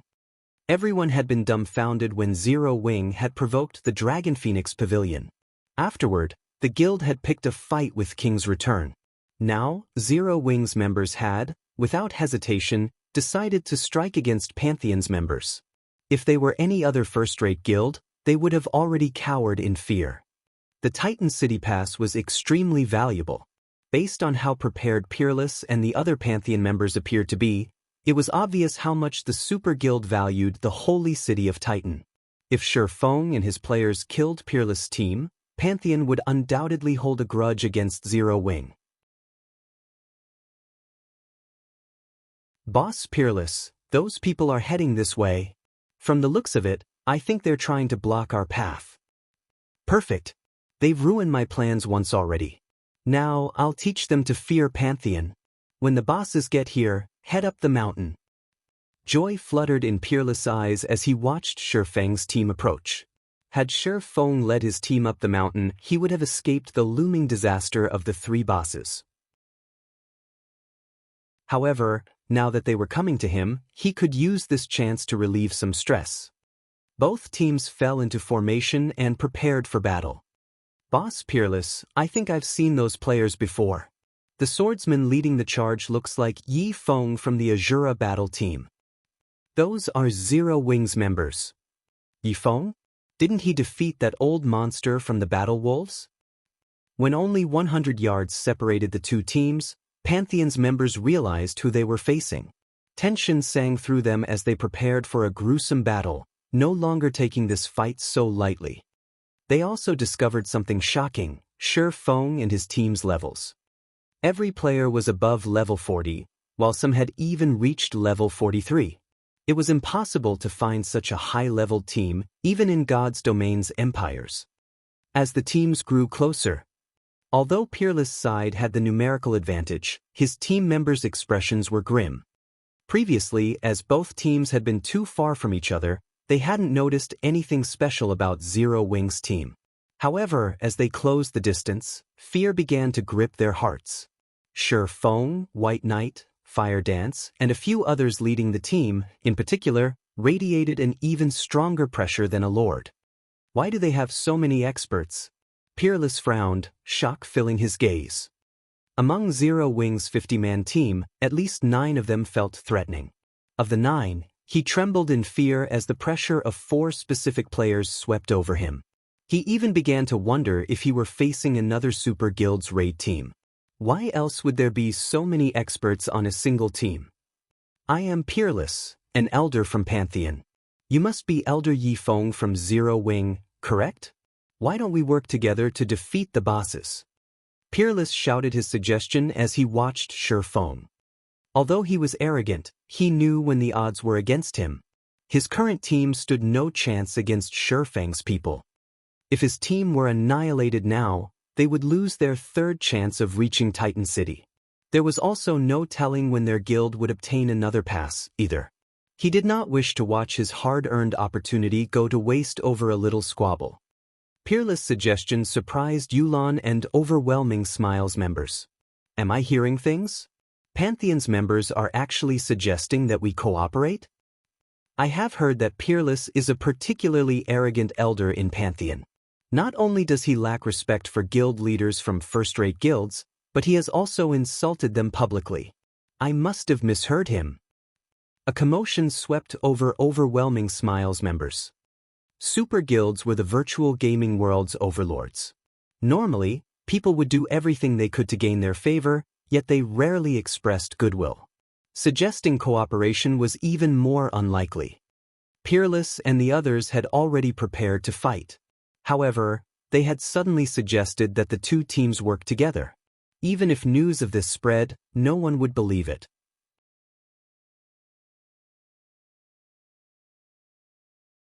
Chapter 939. Unfathomable Zero Wing. Peerless' sudden suggestion had stunned not only Yulan and her group, but it had also surprised Zero Wing's vice leader, Aqua Rose. Aqua Rose had to admit that Peerless' suggestion was tempting. Both Pantheon and Zero Wing's teams would struggle to take down 3 level 45 bosses simultaneously. If not dealt with properly, a team wipe would not be surprising. If the two teams joined hands, however, their chances of defeating the 3 bosses would increase tremendously.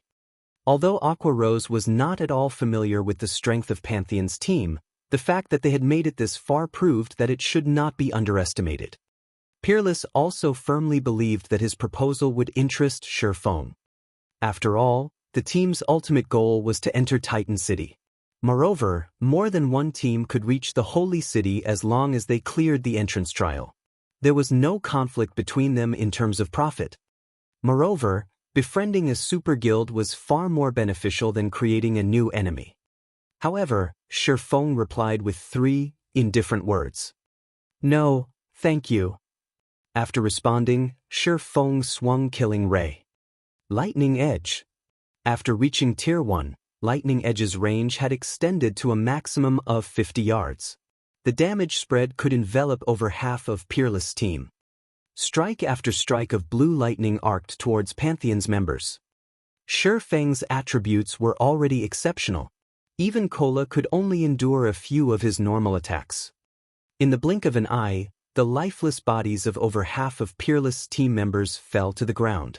Even the MTs, who had activated their life-saving skills, had lost their lives. Only those who had been outside of Lightning Edge's attack range and those who possessed skills that provided a brief invulnerability had escaped with their lives. However, these players were only a minority of Peerless' team. After Lightning Edge ended, less than 10 players remained standing on Peerless' side. Lightning Edge was in no way weaker than a boss's team wipe skill. What is he doing? Yulan was flabbergasted. Initially, she had agreed with the proposed cooperation. Not only would this eliminate the possibility of earning Pantheon's ire, but they might also have the chance to form a friendship with the Super Guild. Both she and Zero Wing would benefit greatly from an amicable relationship with Pantheon. Furthermore, their chances of clearing the entrance trial would increase. Yet, Shifeng had rejected the offer. Moreover, he annihilated the majority of Pantheon's members without a second thought. Yulan even began to wonder if Shifeng had some sort of unresolvable grudge against Pantheon. Shifeng's actions had even stunned Aqua Rose. Bloodsucker was gobsmacked as well. No matter what was said or done, these people were still Pantheon members, yet Shifeng had killed them without any hesitation. Shifeng's decisiveness to kill another player even made a dark player like Bloodsucker involuntarily tremble. He was now even more afraid of Shifeng than he was of a bloodthirsty killer such as himself. However, Shifeng did not bother to explain his decision. Or rather, he could not. Only the first team to enter the holy city of Titan would be awarded reputation. He would not give up the guarantee of gaining the holy city's reputation just to gain a dispensable partner, not to mention a partner that had initially planned to use his team to distract the bosses. In God's domain, only one's strength mattered. Everything else was secondary. "I'll butcher you." A vein popped in Peerless' eyes when he saw his dead companions. If hatred were tangible, his would have drowned Shifeng. These players were the capital he needed to clear the entrance trial. Now, Shifeng had annihilated them. Peerless then activated his berserk skill. He raised his silver greatsword and charged at Shifeng. However, before Peerless, whose body had grown slightly, could reach Shifeng, a figure appeared between them and forcibly stopped the berserker's charge. This person was none other than the guardian knight Turtledove. Scram! Peerless boiled with rage. He swore to himself that he would fight Shifeng to the end. Without hesitation, he sent a horizontal slash at the guardian knight in his way, intending to take advantage of his enhanced strength to send Turtledove flying. In response to the vicious attack, Turtledove swung her long sword to meet the Berserker's blade, activating steel impact before the two weapons collided. Ping! The counterattack sent Peerless flying 10 yards away. It had also forced him into a fainted state. His 26,600 HP dropped by more than 3,000 as well. Turtledove's immense strength stunned Pantheon's members. They all knew just how powerful Peerless was. Although he could not compare to the battle wolf Sirius, he was one of Pantheon's apex experts who had reached the Void Realm. He even wore a piece of epic equipment, while the rest of his gear consisted of level 40 dark gold equipment. In terms of basic attributes, few people were capable of matching the Berserker. The Berserk skill Peerless had activated also boosted his strength, agility, and endurance. In this state, he could even stand against a high lord of the same level without giving way, yet a tall, slender female guardian knight had sent him flying. Their shock was indescribable. "Boss Peerless, I'll help you." A level 40 burly assassin dashed forward to assist Peerless, who had removed the control effect plaguing him as soon as he had received it. However, before this level 40 assassin could reach the Berserker, numerous arrows flew towards him, forcing him to block the attacks. His actions, however, broke his stealth. "Isn't that Pantheon's 3 tigers? Why is he here?" Yulan was surprised upon seeing the assassin. It seems Pantheon really wants into Titan City. After this incident, Zero Wing and Pantheon will definitely be mortal enemies. The exposed assassin was 3 tigers, an apex expert from Pantheon. He was also the Super Guild's 5th-ranked assassin. His attacks were famed for their violence. Others often called him the manslaughtering tiger. However, the instant the manslaughtering tiger was exposed, he felt death loom over him. Hastily, he used wind steps and threw himself to the ground. Unknown to him, the sharp blade of a short sword had sliced across his back. If not for the brief invulnerability that his skill provided, the blade would have ripped through his body. "What is that style of footwork? Even so close, I didn't detect her at all." 3 tigers felt his body grow cold when his gaze fell on Fire Dance, who had appeared behind him suddenly. If not for his ability to exert his 5 senses to their limits, which allowed him to sense the subtle fluctuations in the air as Fire Dance launched her attack, he would have fallen prey to the female assassin's attack. As expected, my void steps are still rough and crude. Fire Dance inwardly berated herself after 3 tigers dodged her blade. After evading Fire Dance's ambush, 3 tigers discovered an incoming volley. White Knight had fired these arrows and did so from the male assassin's blind spot. As a result, 3 tigers didn't notice them until it was too late. Damn it! Why are there so many experts? 3 tigers instinctively activated Vanish, repelling the arrows and remaining unharmed. He had just been forced to use 2 of his major life-saving skills in a row. 3 tigers had never experienced a situation like this since he had joined God's domain. However, shortly after 3 tigers vanished, he discovered that he could not move. Before he realized it, pitch-black walls rose from the ground and surrounding him.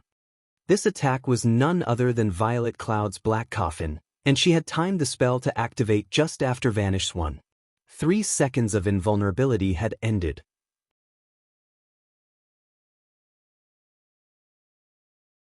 Chapter 940, Hell's Gatekeepers.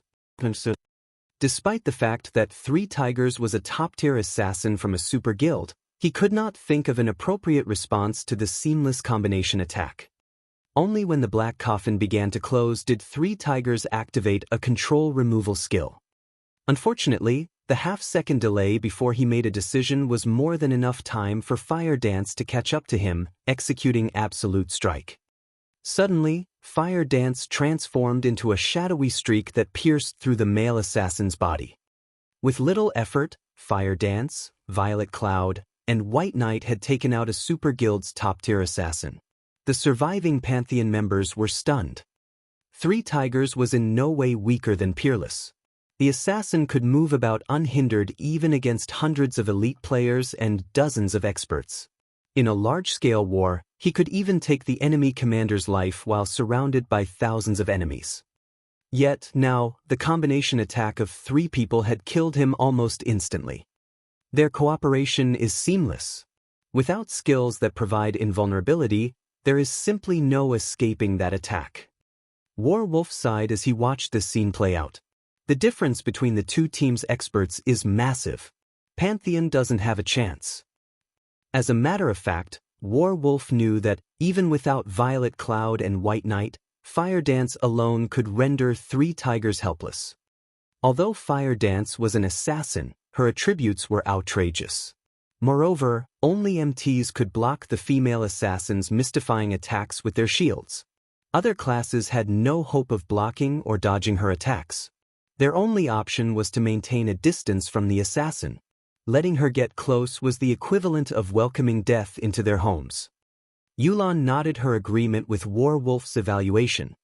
While it might seem as if Peerless had an advantage after activating his Berserk skill, Zero Wings people had many of their own, terrifying skills.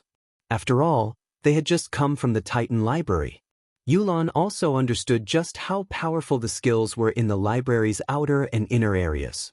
Even 5 berserked Peerless clones wouldn't be enough to change this battle's outcome, let alone one. As Yulan was lost in her thoughts, Shi Feng joined the battle. The instant Shi Feng stepped forward, he vanished. In the blink of an eye, he appeared before Peerless, arcs of blue electricity coursing around his body. He then slashed his blade down on the berserker. Tier 2 taboo skill, Instant Strike. Die. The instant Shi Feng appeared before him, Peerless sensed the swordsman's presence. A grin appeared on his face as he executed Whirlwind Slash. After watching 3 tigers die almost instantly, he had worried that Zero Wings experts would pin him down and defeat him before he had the chance to confront Shi Feng. He had never imagined that the detestable swordsman would come to him and without activating a berserk skill. However, before Peerless' greatsword could accelerate, a blue streak of light bloomed from Shi Feng's hand. In the next moment, a critical damage of -27,684 appeared above Peerless' head, the berserker's HP plummeting to 0.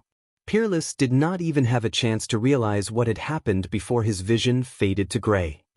How is this possible? As Peerless slowly fell to the ground, confusion filled his eyes as he stared at his body. A sword wound had appeared across his chest without his notice. The speed at which Shi Feng had drawn his sword had surpassed his perception. When Peerless' body hit the ground, a piece of level 40 dark gold equipment dropped beside him. Shi Feng's attack had dumbfounded the remaining Pantheon members. His sword strike had been way too fast. Aside from a gradually fading blue glow, they saw nothing. That strike may have even killed someone with an invulnerability skill before they could deploy it. After Peerless died, Shi Feng went after the remaining members, too lazy to pick up the equipment the berserker had dropped. By the time Pantheon's members realized what was going on, Shi Feng had darted past them all, and they were already falling to the ground, one after another. Without suspense, Shi Feng had killed everyone. Instant Strike was as strong as a Tier 3 skill. Even if they activated berserk skills that doubled their attributes, current players were nothing against this skill. Pick up the loot and prepare to face the monsters. Shi Feng commanded upon noticing the 3 bosses breaking free from their distant imprisonment. Although one could clear the entrance trial without defeating the 3 stage bosses, Shi Feng had decided that defeating them was necessary. Like the second stage's boss, they might earn an unexpected reward for the first kill of these 3 bosses. As for why he had killed Pantheon's members without a second thought, he had worried that these people would run for the city halfway through the boss battle. Should that have happened, all of the regret in the world wouldn't have given him his Titan City reputation back. Moreover, had they cooperated with Pantheon, they would have had to share the boss's loot equally. Since his team was more than capable of defeating the bosses by themselves, why should they share the bounty? After the 3 bosses had annihilated the Pantheon members that had trapped them, they shifted their gaze towards Shi Feng's team. Roaring angrily, the 3 bosses, followed by over 100 4-armed demonic monsters, charged forward. Kola, tank the Ape King. Wumian and Turtledove, separate the other 2 apes. The farther, the better. The rest of the MTs will pin the demonic monsters down. Don't let them get away. Everyone else, kill the demonic monsters first. Shifeng shouted. These bosses' powerful auras didn't affect him in the slightest. The team immediately did as Shifeng had ordered. Yulan cast Angel's Blessing, increasing everyone's attributes slightly and decreasing the damage they received. Shifeng also summoned the demonic Flame Tiger and had it cast Battle Roar and Darkness Blessing, increasing everyone's attributes by an additional 10% and reducing the damage they took by another 20%. The team also received a 100-point boost to their magic resistance. These buffs immediately rose the team's strength to a whole new level. When Kola was within range, he executed Justice Bash and attracted the three-headed demonic ape king's attention. Yi Wumian and Turtledove lured the two-headed demonic apes away from each other as well. However, the demonic apes had absurdly high strength. This was especially true for the Ape King. Although the Grand Lord was not an archaic species, it still dealt over minus 10,000 damage to Kola despite the Guardian Knight's multiple damage reduction buffs. As for Yi Wumian and Turtledove, they each took over minus 6,000 damage when the Great Lords hit them.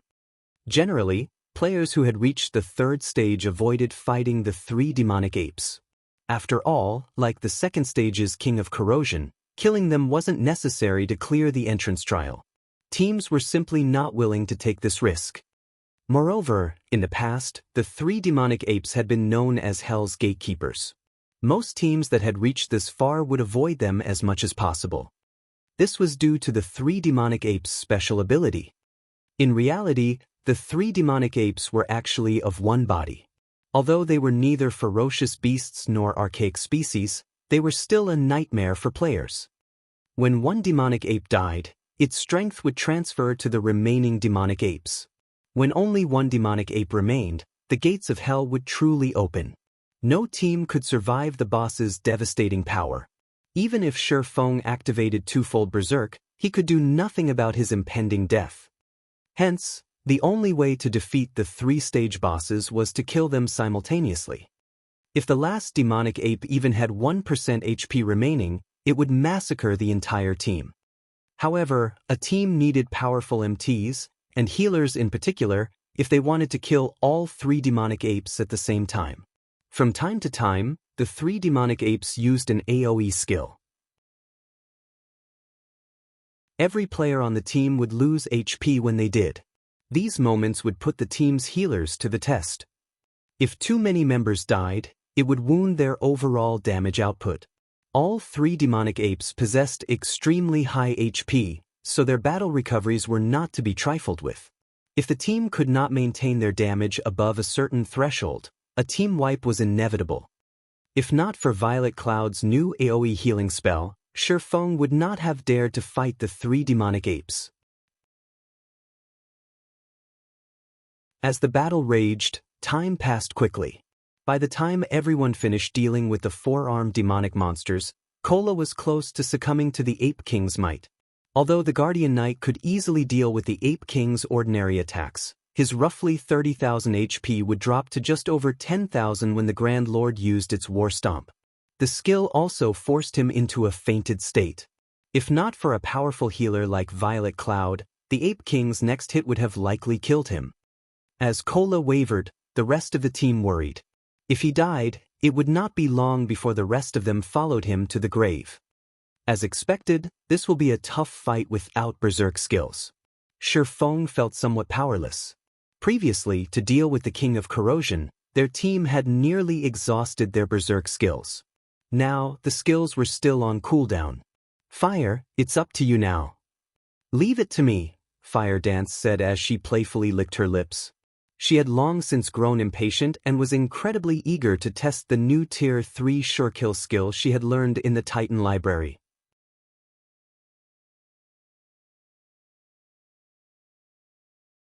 Chapter 941, Complete State. Hellscythe _Fluffy Chapter 941, Complete State. Suddenly, the three-dead demonic ape king roared and stomped the ground violently.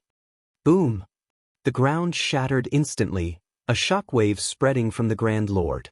Kola currently had less than 20,000 HP. Not wanting to risk his life, he activated Protection Blessing to reduce the AoE skill's damage. Even so, he still received close to -8,000 damage from the attack. Other players who stood within 60 yards of the three bosses also received varying damages, with the farthest players receiving the least amount of damage. Even so, the team's ranged players still received nearly -6,000 damage each. Immediately after using the skill, the Ape King slapped at Kola. The Guardian Knight hurriedly raised his shield to block the attack. The impact forced him back 3 steps before he stabilized himself. His HP dropped by almost another 5,000 points. In the blink of an eye, Kola had less than 5,000 HP remaining. If not for Protection Blessing, he would have died already.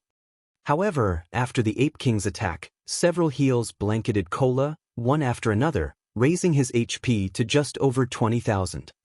Meanwhile, Fire Dance had already circled to the Grand Lord's back. She then thrust 1,000 transformations into the dirt. Suddenly, water began to spew from the ground. Go! Fire Dance smoothly swung 1,000 transformations at the demonic Ape King. Water binding. The water that had pooled around the Ape King's feet transformed into a rope, binding the Grand Lord's limbs and body tightly.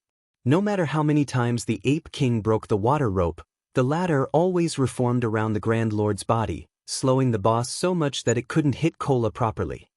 Even when the Ape King's attack struck Kola, it only dealt around 70% of its normal damage due to the watery restrictions. The Ape King was no longer a threat to Kola. What a powerful skill! It can even affect a great lord. Everyone was stunned when they saw the demonic Ape King's combat power decrease significantly. While everyone was still dazed, Fire Dance executed an even more surprising move. As Fire Dance swung her short sword through the air, a water whip emerged from the ground and lashed at the Ape King's fist. Boom! Although the whip shattered upon impact, the Ape King's attack had also stopped.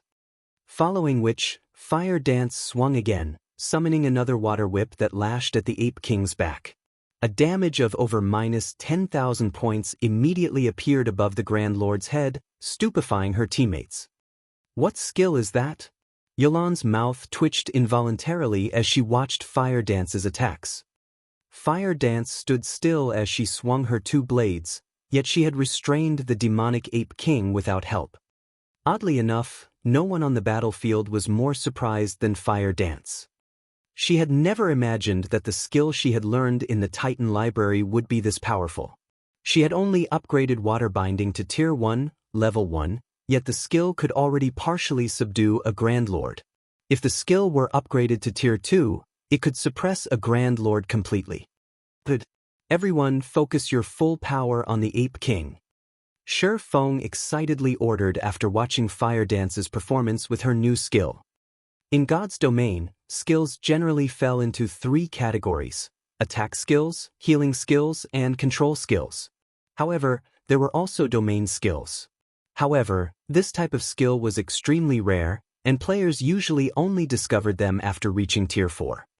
This was also one of the reasons that there was such a huge strength gap between Tier 3 and Tier 4 classes. However, the domain skill Fire Dance had learned also had a glaring flaw: the skill's user could not move while using skill. Moreover, the skill's duration wasn't very long. Based on Shi Feng's guess, it would be a miracle if the skill lasted 10 minutes. Hence, they needed to deplete the Ape King's HP while Fire Dance was engaged with her skill. With Fire Dance's assistance, fighting the demonic Ape King became much easier. The Ape King's defense could not compare to the King of Corrosions. It was also a dark creature. As a result, even without activating a Berserk skill, Shi Feng's attacks easily dealt around 20,000 to 30,000 damage. When Fire Dance's water binding ended, the demonic Ape King only had 50% of its HP remaining. As the Grand Lord's HP had dropped to 50%, Shi Feng commanded, "All DPS, distance yourselves from the Ape King and attack the other 2-headed apes. Healers, focus on your mana. Use a potion as soon as the cooldown is over. Don't try to conserve them." When the demonic Ape King's HP fell to 50%, it would target a random player, executing charge and forcing the player into a fainted state before launching a barrage of rapid attacks. The Grand Lord's charge was far more powerful than a Berserker's, and even an MT with an active life-saving skill had little hope of survival against such a vicious assault. Unless the targeted player had a skill such as the Elementalist's Ice Barrier that could grant them a long period of damage immunity, or they managed to dodge the Ape King before it reached them, only death awaited the Grand Lord's victim. However, if players dealt with the two-headed demonic apes first, when the two Great Lords' HPs fell below the 70% threshold while the Grand Lord's HP was above that, the Great Lords would enter a berserk state, their damage and attack speed increasing by 30%. Hence, for safety's sake, after reducing the Ape King's HP to nearly 50%, he shifted the team's attention towards the two-headed apes.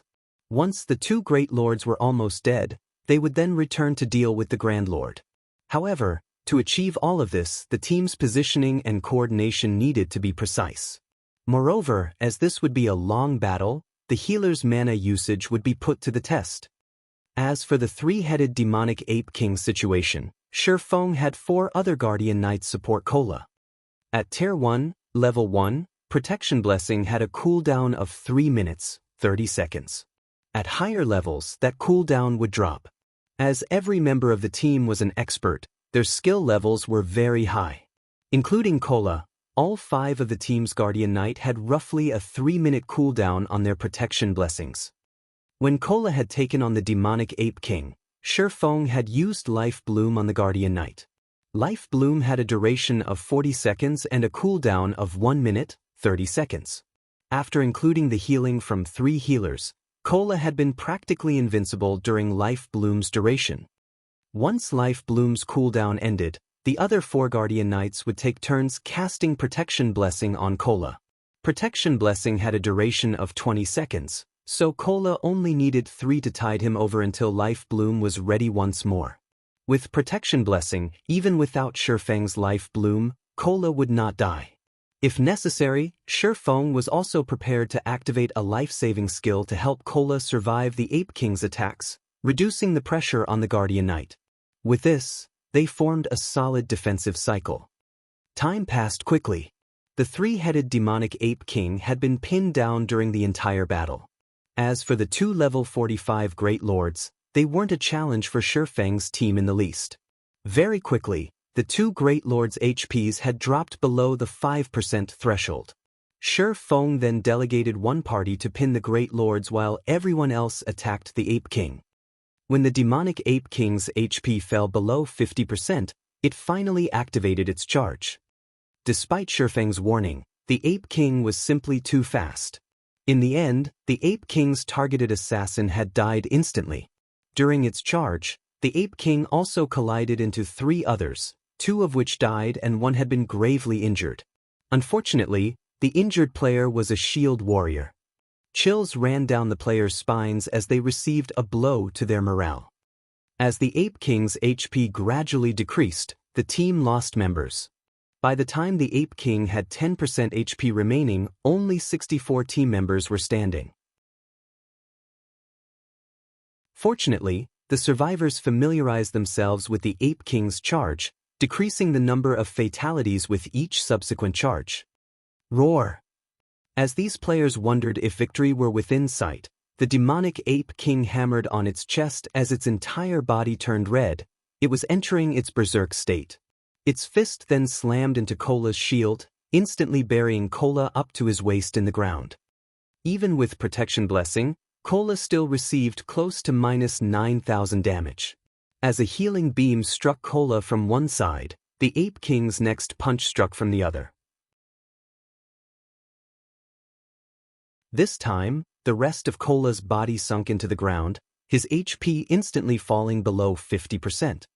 As everyone thought that the Ape King would punch Cola again, the Grand Lord swung its arms at the nearby players.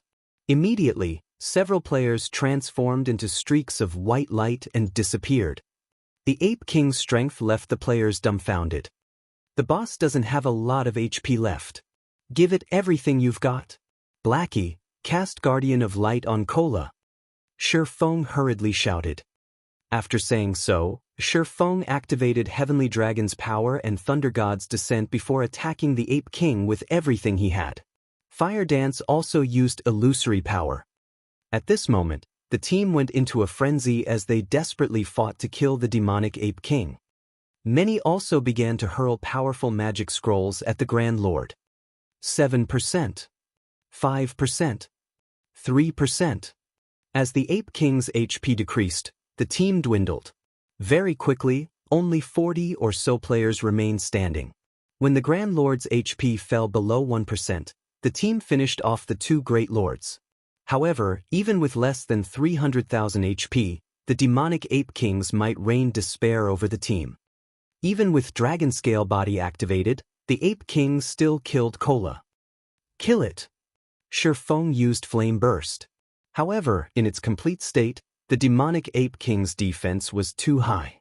Both Feng and his doppelganger had only managed to deal a total of 120,000 damage.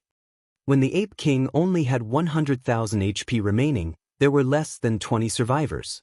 However, the most their attacks dealt was around -1,000 damage, with a majority of them only dealing hundreds of damage. The Ape King's last 100,000 HP felt like an insurmountable wall. When the Grand Lord only had 50,000 HP, only 10 players were still alive. Even White Knight was beginning to lose hope. Suddenly, the Ape King's gaze fell onto Feng. Without hesitation, Feng activated the aura of Earth's activatable skill, Absolute Defense. The Ape King's sudden punch sent Feng flying over 30 yards away. Even Feng shuddered when he felt the Grand Lord's tremendous strength. Fortunately, the Ape King could not penetrate Absolute Defense. Seeing Feng survive its attack, the Ape King grew furious. It charged at Feng before wailing on the swordsman. However, throughout Absolute Defense's 5-second duration, the Ape King could do nothing to Feng. All its rage-fueled attack did was buy more time for the team's other survivors. Suddenly, Feng retrieved a pitch-black magic scroll from his bag. Sensing the horrific mana radiating from the ancient scroll, the Ape King shrunk back in fear, panic shining in its eyes. It seems that I will have to use this after all. Reluctance flashed in Feng's eyes as he looked at the black scroll. He had obtained this from the epic treasure chest he got from Phoenix Rain. He had spent a lot of mana stones to open that epic chest, yet it had only contained 2 items. Among them, one had been the black scroll in his hands.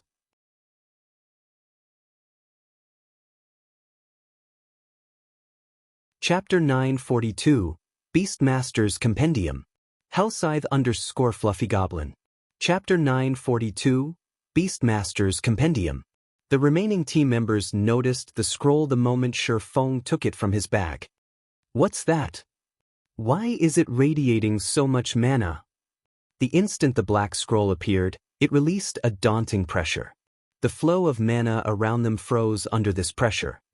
If it could display such power before its activation, it was hard to imagine just what kind of magic scroll it was. Even Yulan, Bloodsucker, and White Knight, people who knew a lot about God's domain, had never seen anything like this. In the end, we still have to use it? Aqua Rose sighed, clearly reluctant when she saw the scroll. In Zero Wing, only she and Feng knew what items he had obtained from the epic treasure chest.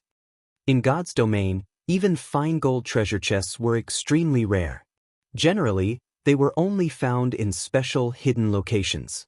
As for dark gold treasure chests, it was unlikely for a player to stumble across one even in the most resource-rich hidden locations or ruins. Hence, one could just imagine how precious an epic treasure chest was. A magic scroll from an epic treasure chest would be just as extraordinary. Currently, the strongest known magic scrolls in God's domain were Tier 3 magic scrolls. However, the scroll in Feng's hands was a Tier 4 magic scroll. However, this scroll was not why Feng kept the epic treasure chest and the items he had obtained from it a secret. Rather, he had done so due to the other item the treasure chest had given him. The Beastmaster's Compendium. Although it was an ordinary parchment book, every guild dreamed of having their own. As guild players reached higher levels, their need for mounts would also increase by the day.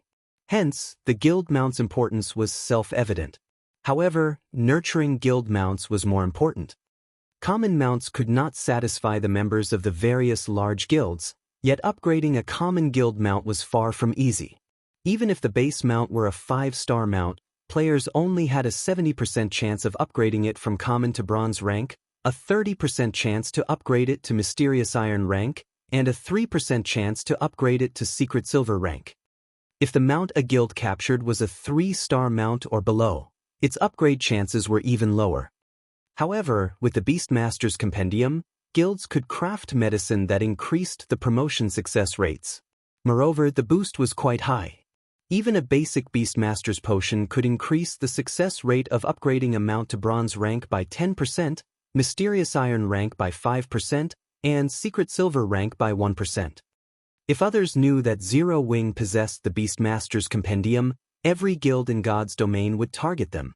Furthermore, to produce the basic Beastmaster's potion, one needed to become a master alchemist at the very least. Hence, they needed to keep the compendium a secret. When Aqua Rose had seen the Beastmaster's Compendium, she had been utterly stupefied. If Phoenix Rain had known that the epic treasure chest she had given away had not contained epic weapons or equipment, but the Beastmaster's Compendium instead, she would have even been content to wait 6 months before she could open it.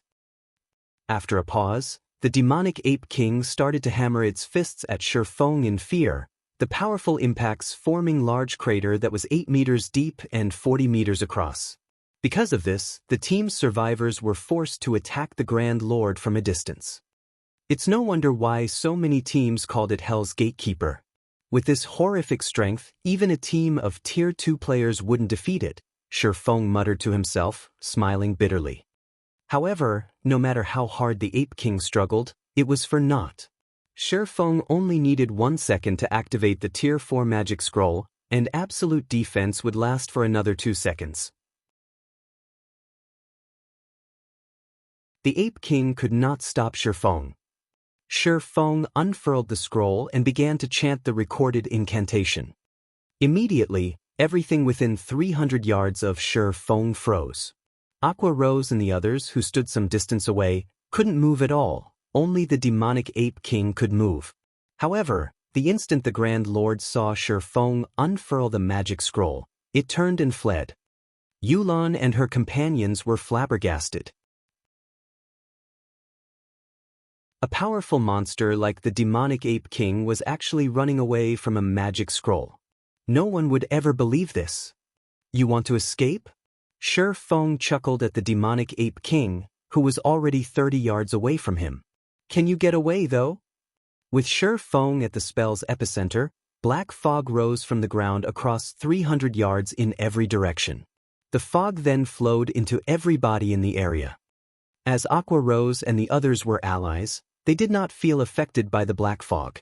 However, as if it had been submerged in a muddy swamp, the fleeing Ape King slowed rapidly until it eventually stopped. No matter how hard it struggled, it could not move an inch. In the next moment, the black fog formed ropes that bound the Grand Lord's limbs and body. Isn't this the domain skill that I used earlier? When Fire Dance saw the familiar ropes, her water-binding skill came to mind. Only, water-binding was significantly weaker than this black fog. Moreover, Shifeng could move the black fog as he wished. The Tier 4 domain skill Dark Madness is superb. Shifeng controlled the black fog as if it were an extension of himself.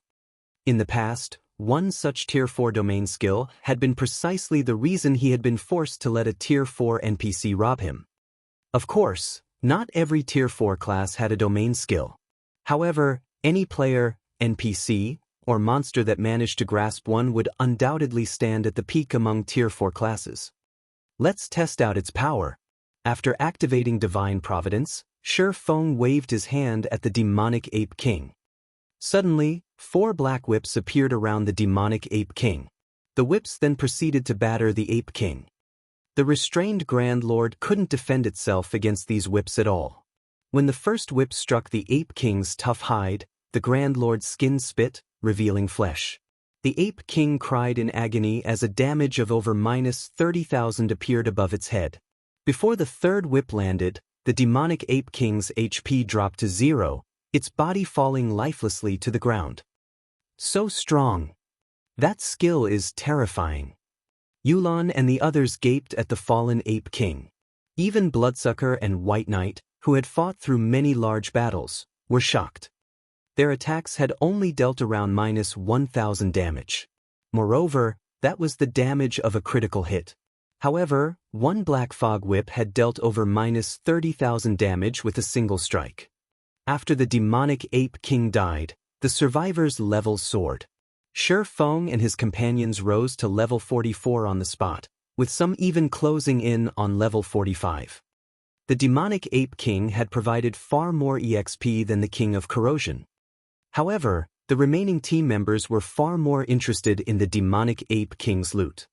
Despite Shi Feng's divine providence, the demonic ape king had dropped fewer items than the king of corrosion. In total, the Grand Lord had only dropped 5 items and some gold coins.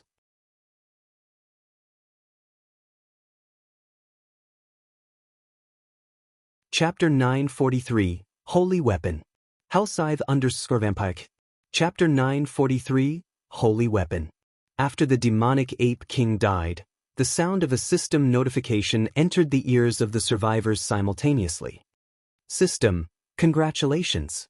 You have obtained the first kill of the 3-headed demonic ape king.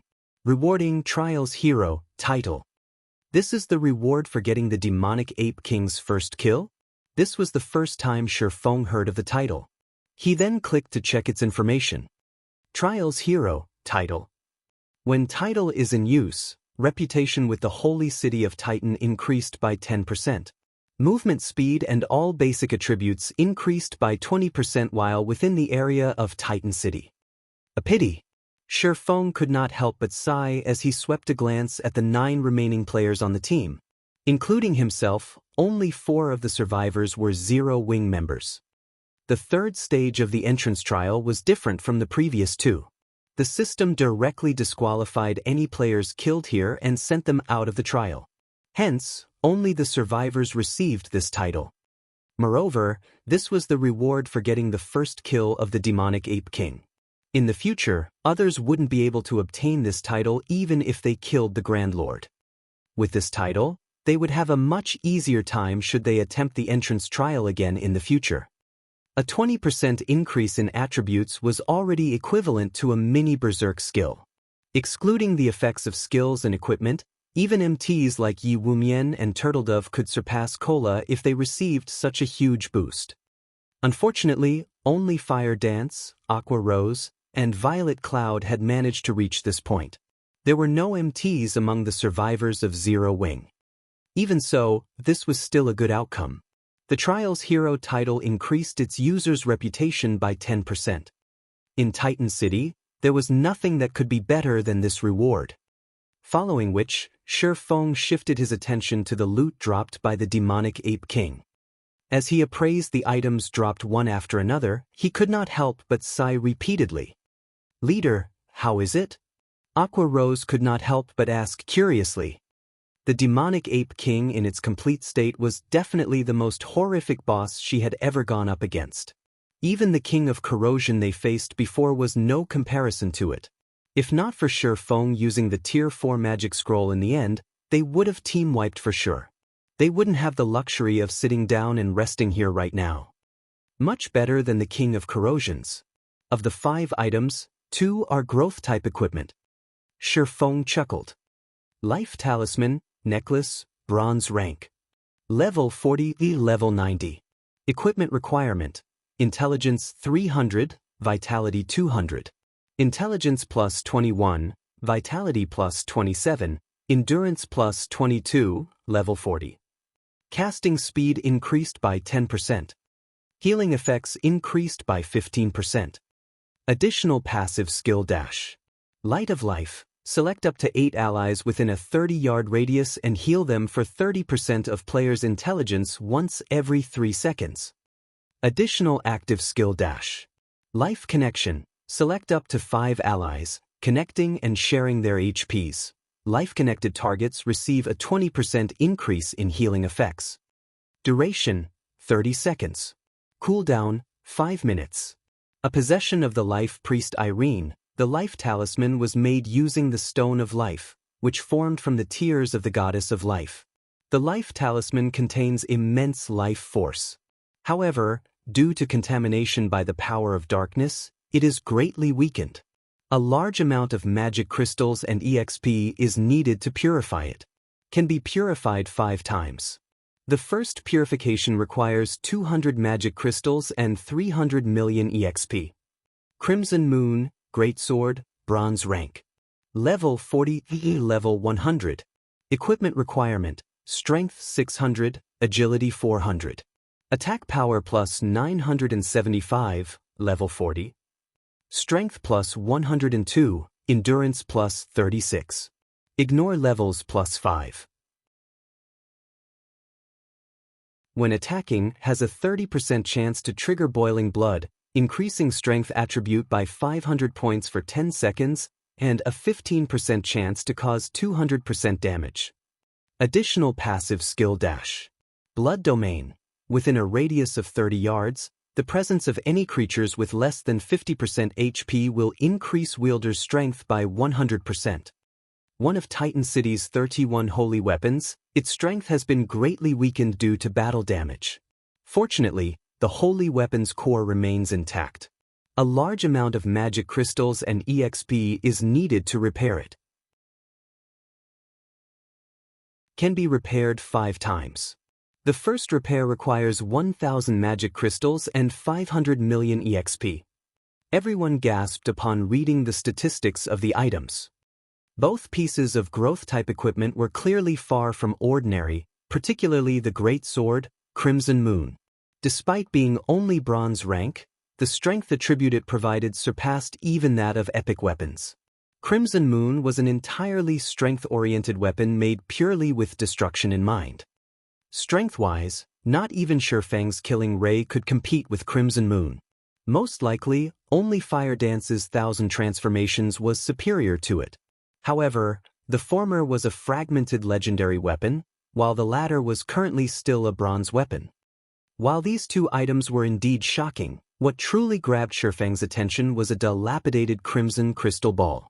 Despite its appearance, the crystal radiated faint divine might. Everything in the displayed information of the item was listed as unknown. The result was the same even after Shifang used omniscient eyes. However, Shifang knew what exactly this crystal was. This was no longer his first time to encounter such an item. God Crystal. This was something even a Tier 4 Sky Knight had died trying to obtain. It was simply not an item that ordinary mortals could control. If not for the God Crystal being damaged, causing it to lose most of its power, he wouldn't even be able to touch the crystal right now. Shifang had never imagined that he would encounter yet another God Crystal. The last time the blue crystal ball devoured a God Crystal, it had transformed into the legendary ranked Holy Grail. However, as the Holy Grail had been destroyed by the God of War, it was still in a damaged state right now. Even so, it was still a legendary item. The power it possessed was not something that a fragmented legendary item could compare to. One could see just how amazing a legendary item was from the fact that the current Holy Grail could upgrade an item up to a maximum of fragmented legendary rank. If he obtained this God Crystal, he would be able to repair the Holy Grail further. Obtaining growth-type equipment or an epic item would pale in comparison to being able to upgrade the power of a legendary item. The other two items that dropped, aside from the 2 pieces of growth-type equipment and the God Crystal, were extraordinary as well. One was a secret silver-ranked summoning flute, while the other was a Tier 3 summoning scroll. Currently, even bronze mounts were extremely rare in God's domain, not to mention secret silver mounts. The latter was most likely much more valuable than even an epic item. As for the Tier 3 summoning scroll, even super guilds would only have a few of these things. Its rarity was even greater than epic items. There are a total of 5 items. It won't be possible to split them equally. How about we bid for the last item? Shifang suggested to Yulun. Every single one of the 5 items was extremely valuable to a guild. It was natural for neither side to be willing to let the other side get an additional item. Hence, bidding for the last item would be the fairest solution. No need. If not for team leader Yi Feng using that precious magic scroll this time, we wouldn't have been able to defeat the Ape King. I'll let you choose 3 items first. Our side will be fine with taking the rest. Yulan shook her head, rejecting Shifeng's goodwill. After witnessing Zero Wing's strength, she put much more importance to forming a friendly relationship with Zero Wing than to gaining these items.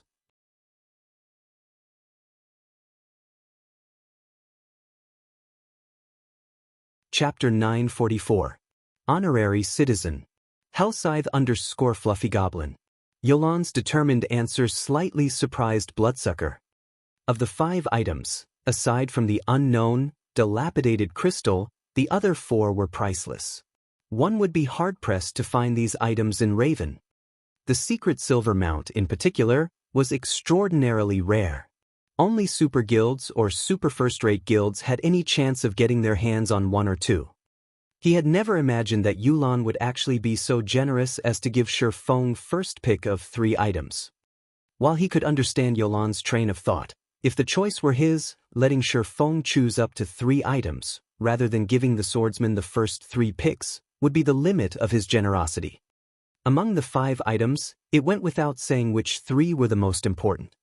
The 3 included the 2 pieces of growth-type equipment and the secret silver mount. They had no information on the dilapidated crystal whatsoever. One could not use it even if they obtained it. As for the Tier 3 summoning scroll, while it was very valuable, there was no guarantee that it could help defeat a boss or to obtain a growth-type or epic equipment.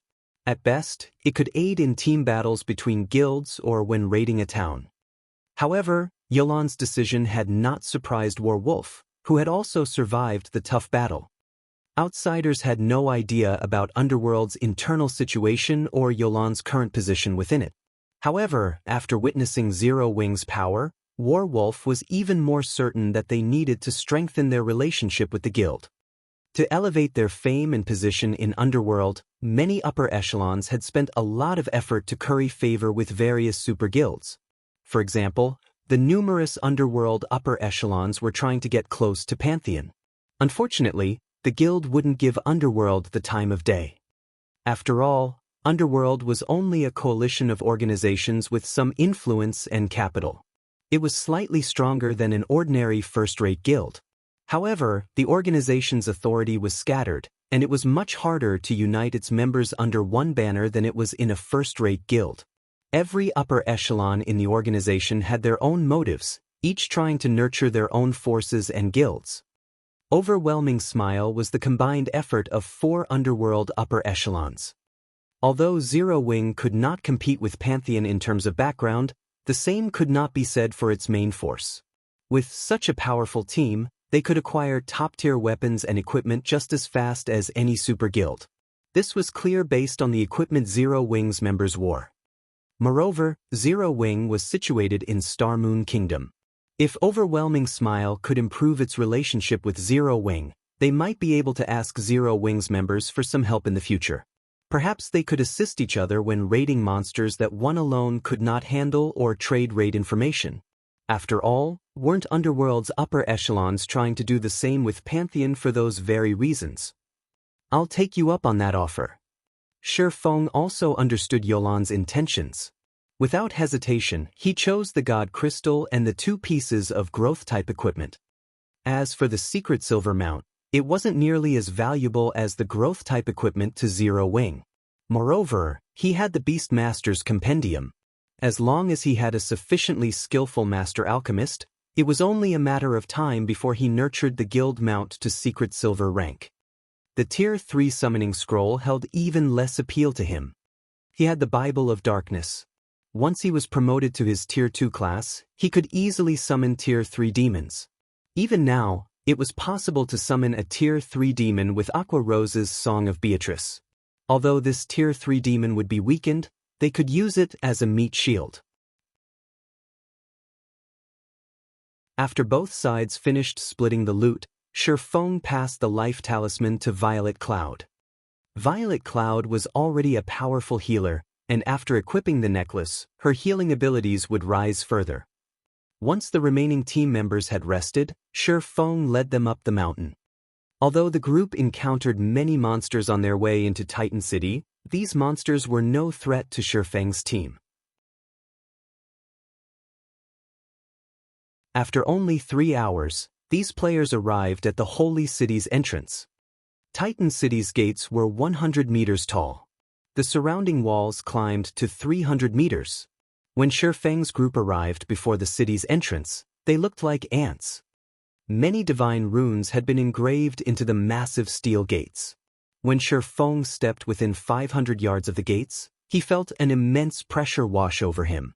It felt as if these gates were the jaws of a gigantic monster.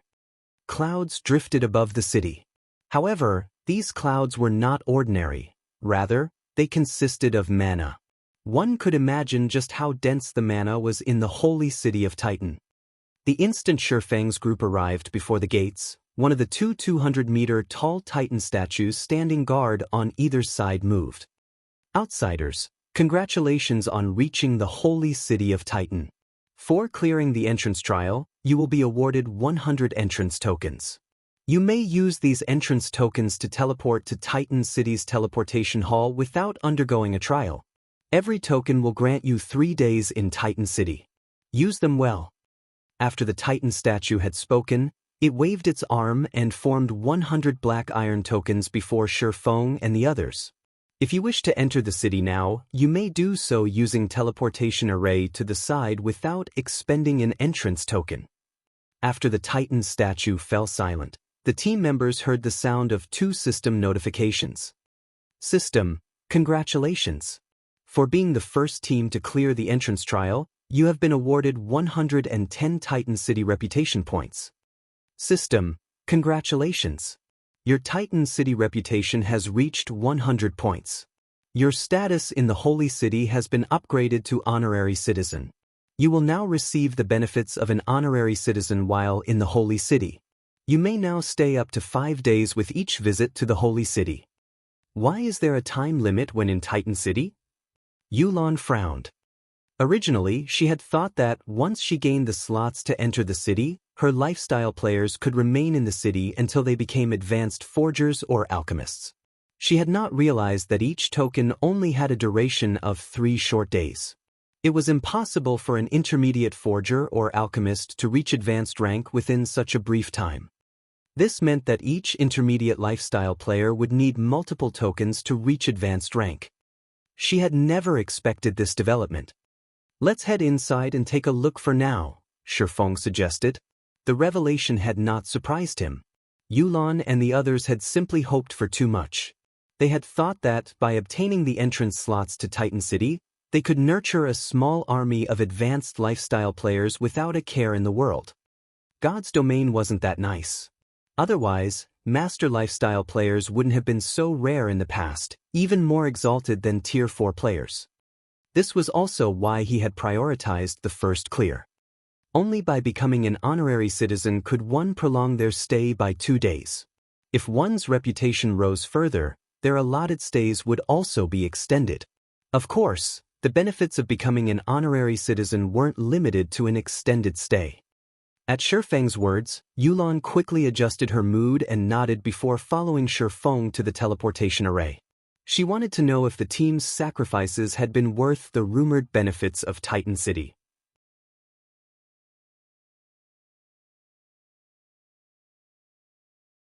Chapter 945, Holy Land of Players. Hellscythe_Fluffy Goblin. The Holy City of Titan was not like other cities. As soon as Feng and the others emerged from the teleportation hall, they were stunned by what they saw. Buildings that were hundreds of meters tall had been erected all over the city, looking very much like a modern city. Various lifestyle NPCs roamed about the streets. In God's Domain's NPC cities, players did not often encounter master lifestyle NPCs. Here, however, it was hard not to.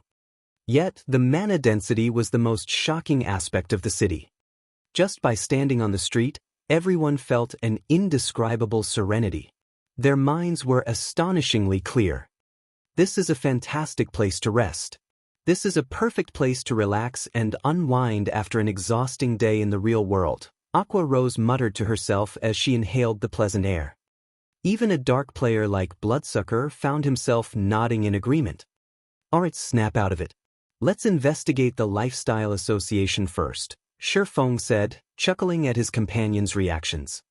In the past, many people had dreamed of vacationing in Titan City. Unfortunately, very few could afford such a luxury. Following which, the team rode an advanced horse carriage and headed for Titan City's Lifestyle Association.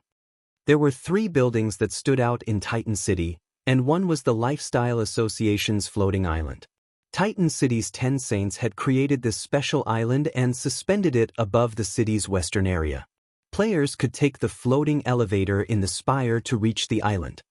When Yulan and the others saw the massive island above the 400-meter-tall spire, they fell silent.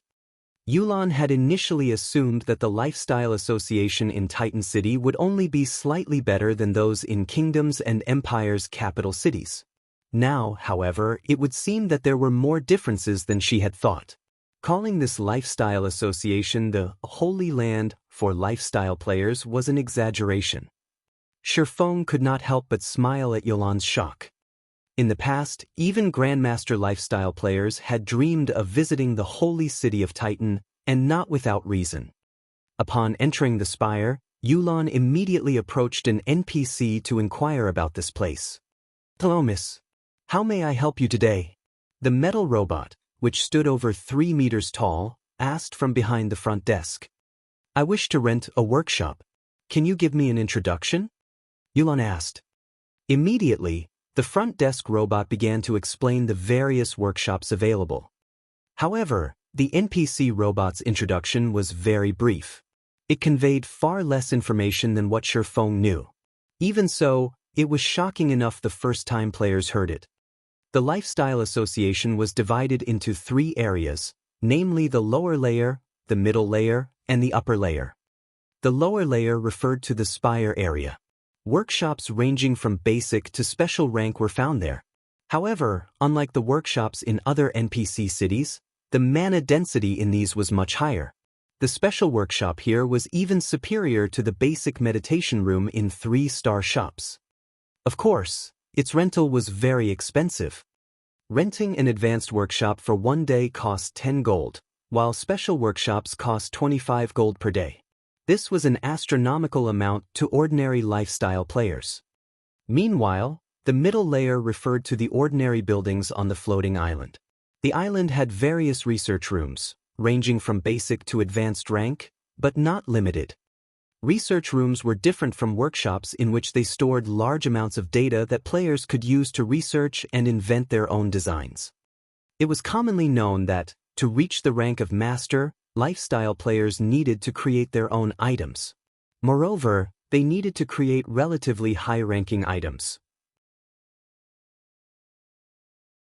This was far more difficult than producing an item from an existing design.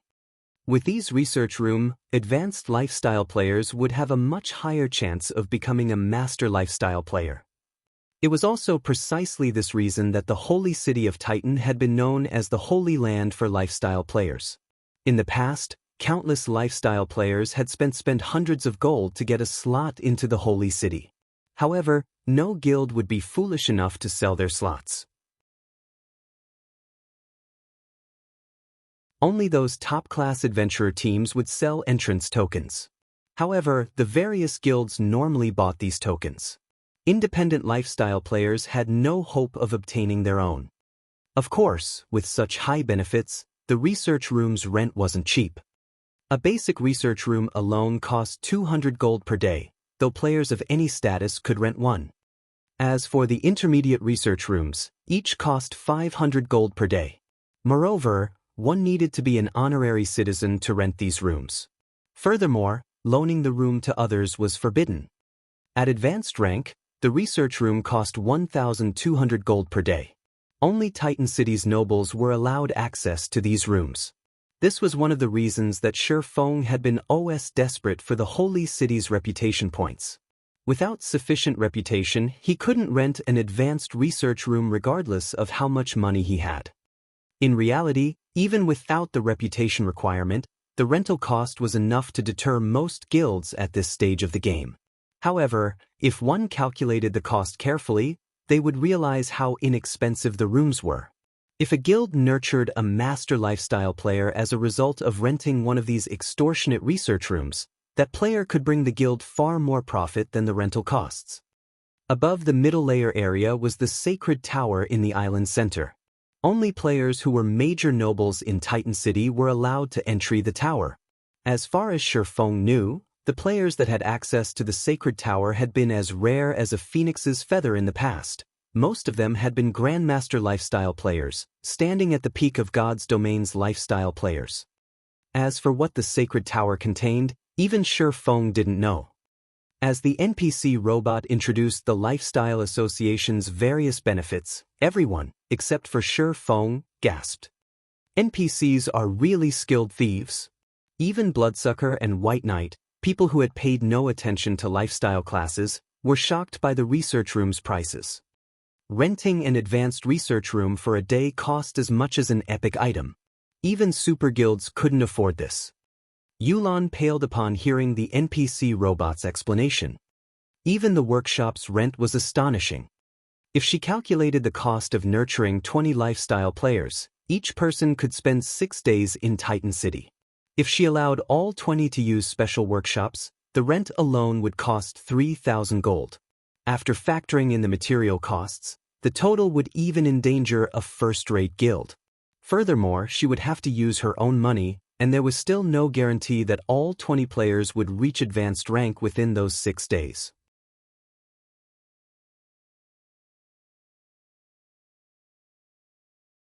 Chapter 946, Magic Light Set. Hellscythe _ Goblin. While Yolan's head ached over how much it would cost to nurture advanced lifestyle players, Shifeng wandered to the sales counter. Aside from renting workshops, lifestyle associations also sold designs and recipes for the various lifestyle classes. Titan City's Lifestyle Association was no exception. Moreover, compared to the other lifestyle associations in kingdoms and empires, Titan City's designs were more valuable. Reaching Titan City was not easy. By focusing her attention on nurturing advanced lifestyle players, Yulan missed Titan City's true value. Like Blackwing City, Titan City sold many exclusive items. One could say that these items were Titan City's specialties. However, players needed to explore to learn more. "Sir, how may I help you?" the NPC robot standing behind the counter asked. "I wish to purchase forging designs," Shifeng stated. "Understood. Here is the information you've requested," the NPC robot responded before passing Shifeng a list. It was a list of the available forging designs. Elsewhere, one would be hard-pressed to find an NPC selling secret silver equipment forging designs. Here, however, purchasing one was easy. Meanwhile, Shifeng eyed the Magic Light Set equipment forging design, which was unique to Titan City. This was one of the top-ranking sets among level 50 set equipment. Due to the system's evolution, level 50 had become a great divide for players. Not only could players begin class-changing to their Tier 2 classes, but equipment would also receive huge attribute increases. Moreover, level 50 and above monsters had significantly reduced drop rates. Currently, even guild elite players strutted around in the latest fine gold equipment. However, once players reached level 50, this would no longer be possible. Even secret silver equipment would become a luxury, much less fine gold rank. As a result, Forger's status would rise exponentially. The Magic Light Set could be divided into 3 ranks: Secret Silver, Fine Gold, and Dark Gold. Titan City's Lifestyle Association sold the forging designs for all 3 ranks. This was a benefit that no other lifestyle association offered. Of course, their prices were maddeningly high. The Secret Silver rank forging design cost 300 gold, the Fine Gold design cost 900 gold, and the Dark Gold design cost 3,000 gold. The Dark Gold design cost as much as an epic weapon. Among the 3, any player could purchase the Secret Silver version, while honorary citizens or higher could buy the Fine Gold rank. As for the Dark Gold version, one needed to be a Titan City noble to buy their own. However, There was one detestable fact about the designs and recipes available in Titan City: they could neither be sold or traded to other players once they had been purchased. Hence, even if non-lifestyle players earned sufficient Titan City reputation, they would not be able to profit from the city's designs and recipes. Of course, Shi Feng also had no intention of reselling the Magic Light set forging design. Even if he could, other forgers would struggle to craft the set. After all, the set's required core material was a mana stone. Even in 100-man large-scale team dungeons, mana stones rarely dropped. Producing weapons or equipment with one was incredibly expensive. Their production volume would also be limited. Furthermore, the set's forging success rate wasn't high. The Magic Light set had 6 set pieces. At Secret Silver rank, forging the set needed a minimum of 6 mana stones, with each set piece requiring 1. At Fine Gold rank, the amount of required mana stones tripled. At the Dark Gold rank, the cost rose to insane heights as the set required a minimum of 60 mana stones. The epic treasure chest that Phoenix Rain had obtained had only needed 88 mana stones to open. Even so, Phoenix Rain had given up on the treasure chest due to how much time and effort it would take to acquire 88 mana stones. As for Shi Feng, even with the Philosopher's Stone, he needed to invest 50 magic crystals to synthesize 1 mana stone. Based on market value, each mana stone cost 10 gold to produce. Fortunately, magic crystals were not a problem for Shi Feng. Shi Feng only regretted that he couldn't purchase the Dark Gold rank design. If he could equip the plate armor classes of Zero Wing's main force with the level 50 Dark Gold ranked Magic Light set, the team would be invincible. Unfortunately, this dream would remain a dream. In his previous life, even after players had reached level 50, first-rate guilds' main forces had been lucky if they wore a few pieces of fine gold equipment. Level 50 fine gold set equipment was nothing more than a dream. Following which, Shi Feng spent 900 gold to purchase the fine gold ranked Magic Light set equipment forging design. After the team had spent several hours strolling around Titan City, Yulan and Warwolf returned to White River City and started preparing their lifestyle players and required funds. Shi Feng did not linger, either, as he also led his team back to White River City. Although Shi Feng had wanted to complete a few reputation quests before he left, the Candlelight trading firm could no longer wait. The trading firm desperately needed advanced lifestyle players. They also had to face the issue of manufacturing the bronze mounts. He could not afford to waste much time in the Holy City. While Shi Feng had been gone, many changes had occurred in White River City. Not only had the tension of the Abyss invasion alleviated, but more players had also gathered in the city. Currently, the city's streets were packed with players. This looked nothing like a city in decline. Why are there suddenly so many outsiders here? Aqua Rose was slightly surprised by the scene that had greeted her. Although Zero Wing and the Candlelight trading firm's recruitment campaigns had attracted quite a few of players to White River City, they hadn't attracted this many. She could even see guild players from other kingdoms and empires. Aqua Rose wasn't the only person surprised by this development. White Knight and Bloodsucker were also stunned. Players generally gathered in a city center, yet, rather than heading towards the central district, the players arriving through the teleportation hall rushed towards White River City slums. Regardless of which city, players avoided the slums. Yet, the opposite was occurring in White River City. While players flooded the city, White River City's guilds were in an uproar. They had all believed that White River City had been finished. Even if Zero Wing tried to utilize its recruitment campaign to increase the city's population, no one could change its fate. However, a new building had appeared in the city's slums, and it had changed everything.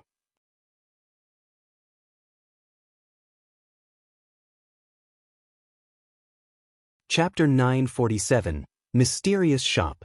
Hellscythe_Vampire. Chapter 947, Mysterious Shop. The moment Shi Feng left the teleportation hall, he saw dozens of 100-man teams rushing towards the slums. A few among them immediately attracted the attention of the surrounding players. The reason for such attention was these teams' all-female composition. There was not a single man among them. Such situations seldom occurred in the virtual gaming world. Moreover, the woman leading these teams was also extraordinary. The woman was dressed in a set of crimson mage robes that gave off a faint impression of scorching flames. In her hand, she held a silvery white crystal staff that constantly drew the ambient mana, causing illusions to appear around it. She was even level 40, a level which could rank her at the very top even in empires. However, compared to her dazzling equipment and level, her appearance and bearing held an even greater attraction for the surrounding players. She carried herself as if she was the empress of this space. One could not help but want to submit oneself to her rule. Doesn't that guild emblem belong to the 100 Flowers Palace of the Dark Knight Empire? Lucky! I actually got to see the Frost Flame Goddess Cleansed Rue. This trip to White River City was definitely worth the money. When the male players on the streets saw Cleansed Rue, they all fell into a reverie. The title of Frost Flame Goddess was not one that Cleansed Rue had long possessed. Cleansed Rue herself was a female player who had become famous in God's domain just recently. However, due to her superb combat power and beautiful appearance, many male players treated her as a goddess. The reason why Cleansed Rue was known as the Frost Flame Goddess was her extreme skill in fire and ice spells, which she had used to defeat over a dozen well-known experts in the virtual gaming world. Recently, she had even triumphed over the guild leader of a first-rate guild, her victory instantly solidifying her guild's rule over Silver Pine City, the 7th most populous city in the Dark Knight Empire. After that famous battle, she received the rank of 173rd in the latest update of the God's Domain Experts list. Meanwhile, aside from the 100 Flowers Palace, Shi Feng also spotted many teams belonging to other first-rate guilds. With just a single glance, he already noted 4 first-rate guilds, an impossible sight even in Star Moon City. Guild leader, I'll carry out an investigation right away, Aqua Rose hurriedly whispered to Shi Feng. She, too, found this situation perplexing. She was prepared to head to the slums personally to find out just what was capable of attracting the interest of so many large guilds. No need, Shi Feng said, shaking his head. But there are so many guilds coming here. Aqua Rose was somewhat surprised that Shi Feng would actually have so little interest in such a huge incident. All of this is part of my plan. Zero Wings members just need to watch from the sidelines, Shi Feng explained secretly. Don't let others know of this matter. Before he headed to Titan City, he had sent Melancholic Smile to purchase some lands in the slums on the sly. The guilds and players in White River City paid practically no attention to the city's slums, and nearly all of the lands there were still ownerless. Hence, these lands were very cheap and easy to purchase. After purchasing the lands, he had constructed a shop there. He then had Melancholic Smile set up the teleportation magic array inside the shop. The location tied to the magic array was the teleportation point he had previously set up at the Twin Towers Kingdom. After that was done, he had hired a group of high-intelligence NPCs to manage the shop as well as ordered them to keep any information regarding the shop an absolute secret. To outsiders, all information regarding the shop would only appear as unknown, preventing players from finding out if an NPC or a player owned the shop. Afterwards, he had Melancholic Smile spread rumors of a shop that had appeared in the slums of White River City, a shop with a teleportation array that could send players directly to the Twin Towers Kingdom where players could freely kill low-level abyssal monsters to earn honor points. After that was done, he just needed to wait patiently for things to develop on their own. The ancient abyssal book was simply too dangerous. He absolutely could not allow others to find out he possessed the book. It would be very easy for others to make a connection between the teleportation array and the ancient abyssal book. Although not many should know about the secret of the abyssal book at the moment, Shi Feng did not wish to take any risks. Keeping his identity hidden while earning money through the collection of teleportation fees would be much safer. As an extra precaution, he didn't set up a teleportation shop in just White River City. Cities in the Black Dragon Empire and the Purple Thorns Kingdom also had them. All countries affected by the Abyss invasion had such shops set up in them, only the teleportation fees charged in these two countries were much higher than White River cities. As a result, ordinary players who could not afford frequent teleportations would choose to come to White River City instead.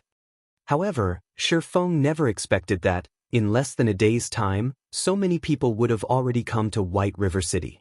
Moreover, everyone was highly interested in killing the abyssal monsters in the Twin Towers Kingdom. Aqua Rose was briefly stunned when she heard Shifeng's explanation. She was very curious about what method Shifeng had used to attract so many players and guilds. Although she did not investigate, she still managed to catch the gist of the situation from conversations of players on the streets. This sudden development greatly tempted the members of Shifeng's team. Currently, if one were to point out what the players of God's domain were most interested in, the first would have to be mounts, while coming in second would be the new class. Although the official game developers had only given a brief introduction of the new class, the strength of this new class was simply unbelievable. It was definitely the top pick for players who loved both melee and ranged battles. Growing impatient, White Knight and his group said their goodbyes to Shifeng and directly rushed towards the slums. However, before White Knight left, he also sent Shifeng a friend request. Through this trip to Titan City, Owl's relationship with Zero Wing had deepened further. After White Knight's group left, Bloodsucker's group also grew hesitant. Originally, they had planned to awe Zero Wing with their ability, making Zero Wing aware of the Raven Guild's power, so that they could negotiate from a stronger position later on. However, after seeing Zero Wing's performance today, Bloodsucker's confidence was severely shaken. It would have been fine if their party was inferior to Shifeng alone, yet the ones that surpassed them in damage dealing were not just 2 or 3 people. After such an unsightly performance, Bloodsucker would find it very difficult to negotiate for a higher price. However, he was also somewhat reluctant to settle for just 20%. If he returned to the guild with such a poor result, the upper echelon would no doubt hold him accountable for it.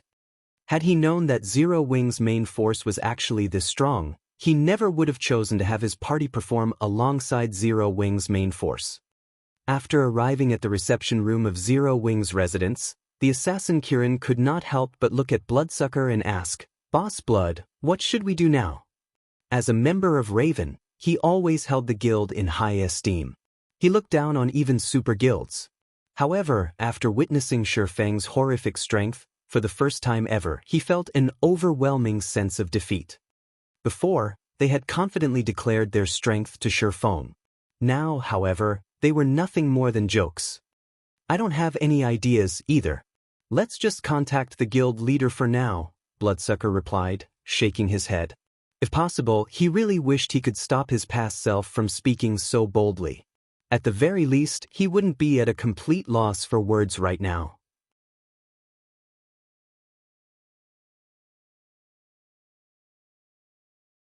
Chapter 948, Rapid Development. Hellscythe_Vampire. Updated by Novelful. Due to the presence of the teleportation shop, a large number of players had gathered at White River City. In less than a day, White River City's player population skyrocketed past Star Moon cities, becoming the most populous city in Star Moon Kingdom. As soon as Shifeng returned to Zero Wing's residence, he received the statistics reports made by the guild members. These statistics drew on the latest information gathered from White River City's City Hall. Just recently, White River City's player population broke past 6 million. A large majority of the capital cities of the kingdoms in God's domain did not even possess such a large population. In reality, though, most of these newcomers had migrated from various cities in Star Moon Kingdom. Meanwhile, as a byproduct of the flood of players, the Candlelight trading firm's business flourished. Even the quality of the players Zero Wing recruited continued to rise. Originally, the guild had lowered its recruitment criteria significantly in consideration of its expansion plans towards the Black Dragon Empire and the Twin Towers Kingdom. However, with the player population of White River City skyrocketing, Zero Wing had no choice but to gradually raise its recruitment criteria again. Even so, Zero Wing still managed to recruit over 10,000 players in less than a day. Such a number might not be a lot to large guilds, but Zero Wing walked the path of the elite.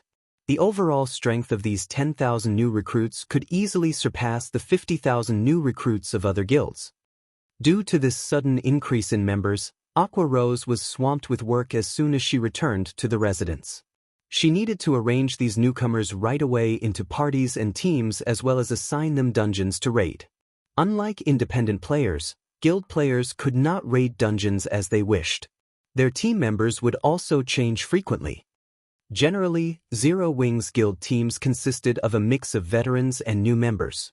Such a combination allowed newcomers to get their equipment up to standards and integrate themselves into the guild quickly. Having veteran members guiding newcomers also gave Aqua Rose a better grasp of the strengths and weaknesses of these newcomers. After gaining a sufficient understanding, she would then have to assign them to more appropriate teams. Guild leader, at our current recruitment rate, if we don't move some members to other cities soon, our guild members' levels will lag behind other first-rate guilds before long. Aqua Rose had a huge headache when she looked at the report in her hands. Due to the Abyss invasion, abyssal monsters now occupied many high-resource areas in Starmoon Kingdom. This situation had severely affected the leveling speed of Zero Wing's guild members. The recruitment of so many players meant that leveling speed would become even slower. I understand.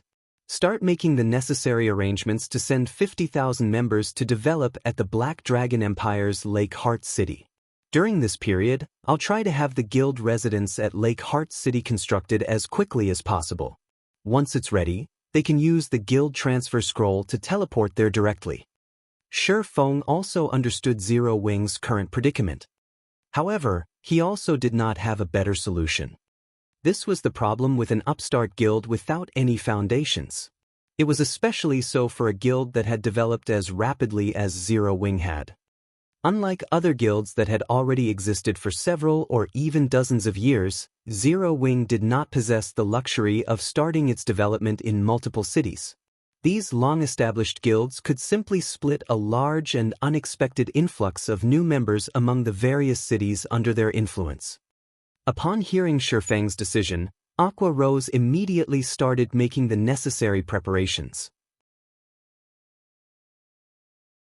It was going to be a huge job to decide which teams they would send over to the new branch guild. Seeing how busy Aqua Rose was, Shi Feng suddenly felt a little embarrassed. Although Zero Wing was gradually moving towards the top of God's domain, management of the entire guild depended mainly on Aqua Rose alone. Moreover, management of the guild involved the core secrets of the guild. He could not assign the job to some random person he did not trust. Although he wanted to help out, he was already bogged down with his own matters. Meanwhile, Fire Dance needed to manage the guild's main force, while Blackie had to deal with the matters of the workshop. Suddenly, Shi Feng discovered that he had nobody he could put to use. At this moment, the various flaws of an upstart guild were quickly coming to light. It seems that I'll need to find some trustworthy managers. Shi Feng had already considered this matter before. Although he had thought of having some of the core members manage the guild, none of them were particularly suited for the role. Moreover, all of them were busy improving themselves. After all, Zero Wing's internal competition was extremely intense. If one wanted to receive better treatment, they needed to earn it with their own strength. Anyhow, he had already set his sights on a suitable candidate. Liang Jing. During this period, he had occasionally let Liang Jing handle some matters relating to Zero Wing's workshop, and she always dealt with them excellently. She was much more amazing than even Shi Feng himself, someone who had served as the guild leader of a second-rate guild for many years. Not only was she knowledgeable, but she was also very efficient. Blackie would even often seek guidance from her on various problems. If he could have Liang Jing manage the guild, she would lighten Aqua Rose's burden as well. At the very least, Aqua Rose would not try to run away as soon as she saw him the way she did right now. However, there was one problem with having Liang Jing manage Zero Wing. Liang Jing was an employee of the Big Dipper Training Center. The guild's manager needed to be someone from Zero Wing. It seems I'll need to find time to have a chat with Liang Jing. When Shifeng considered the guild's present situation as well as the problems that would crop up in the future, he felt an even greater need to poach Liang Jing. While experts were necessary for a guild to develop, managers were similarly important. Otherwise, it would simply be impossible to operate a guild with so many members. In truth, aside from Liang Jing, he had another candidate in mind. White Knight. White Knight was strong not only in combat but also leadership capability, if not stronger. When they were fighting against the demonic Ape King, he had led the members of the team as if they were his own arms and legs. Even Shifeng had no choice but to admit defeat against him in that regard. In the past, under White Knight's management, Owl had gradually grown into one of the top adventurer teams in God's domain, in existence on par with the Midnight Tea Party. One could see just how capable White Knight was from this feat. If Shifeng could recruit White Knight into Zero Wing would definitely rise by another level. However, Shifeng could only take it slowly regarding White Knight's matter. In the past, White Knight had rejected even the offers of super guilds without hesitation. Zero Wing would not fare any better at the moment. After Shifeng finished dealing with the various guild affairs, he hurried to the reception room of the residence. Sorry for the wait, Shifeng apologized when he saw Bloodsucker, who had been waiting for him for quite some time now. It's fine. I've also just received instructions from our guild leader, Bloodsucker said. May I know if Elder Yifeng has some time to spare right now? Time? Shifeng stared at him, somewhat confused by this question. Before giving a reply, Bloodsucker took in a deep breath. In a very serious tone, he then said, Our guild leader wishes to have a personal chat with you and hopes that you can come meet him. After reporting Zero Wing's information back to the guild, he had been shocked to hear that Raven's guild leader wanted to meet with Shifeng. Kieran had also been surprised by this news. Less than 10 people in the entire Raven Guild had ever seen the guild leader's appearance before. Even Kieran himself had never personally met the guild leader, his conversations with the man limited to voice calls. However, just the means displayed by the guild leader so far had already inspired a worshipful mentality towards him in everyone in the guild. Hence, Kieran found it truly inconceivable that their guild leader was actually willing to meet personally with Shifeng.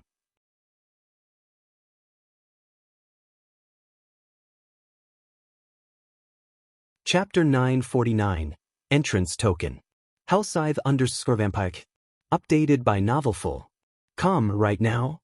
Shifeng asked, feeling somewhat curious as he looked at Bloodsucker. The guild leader of Raven, Bloodfang, was a mysterious existence in God's domain.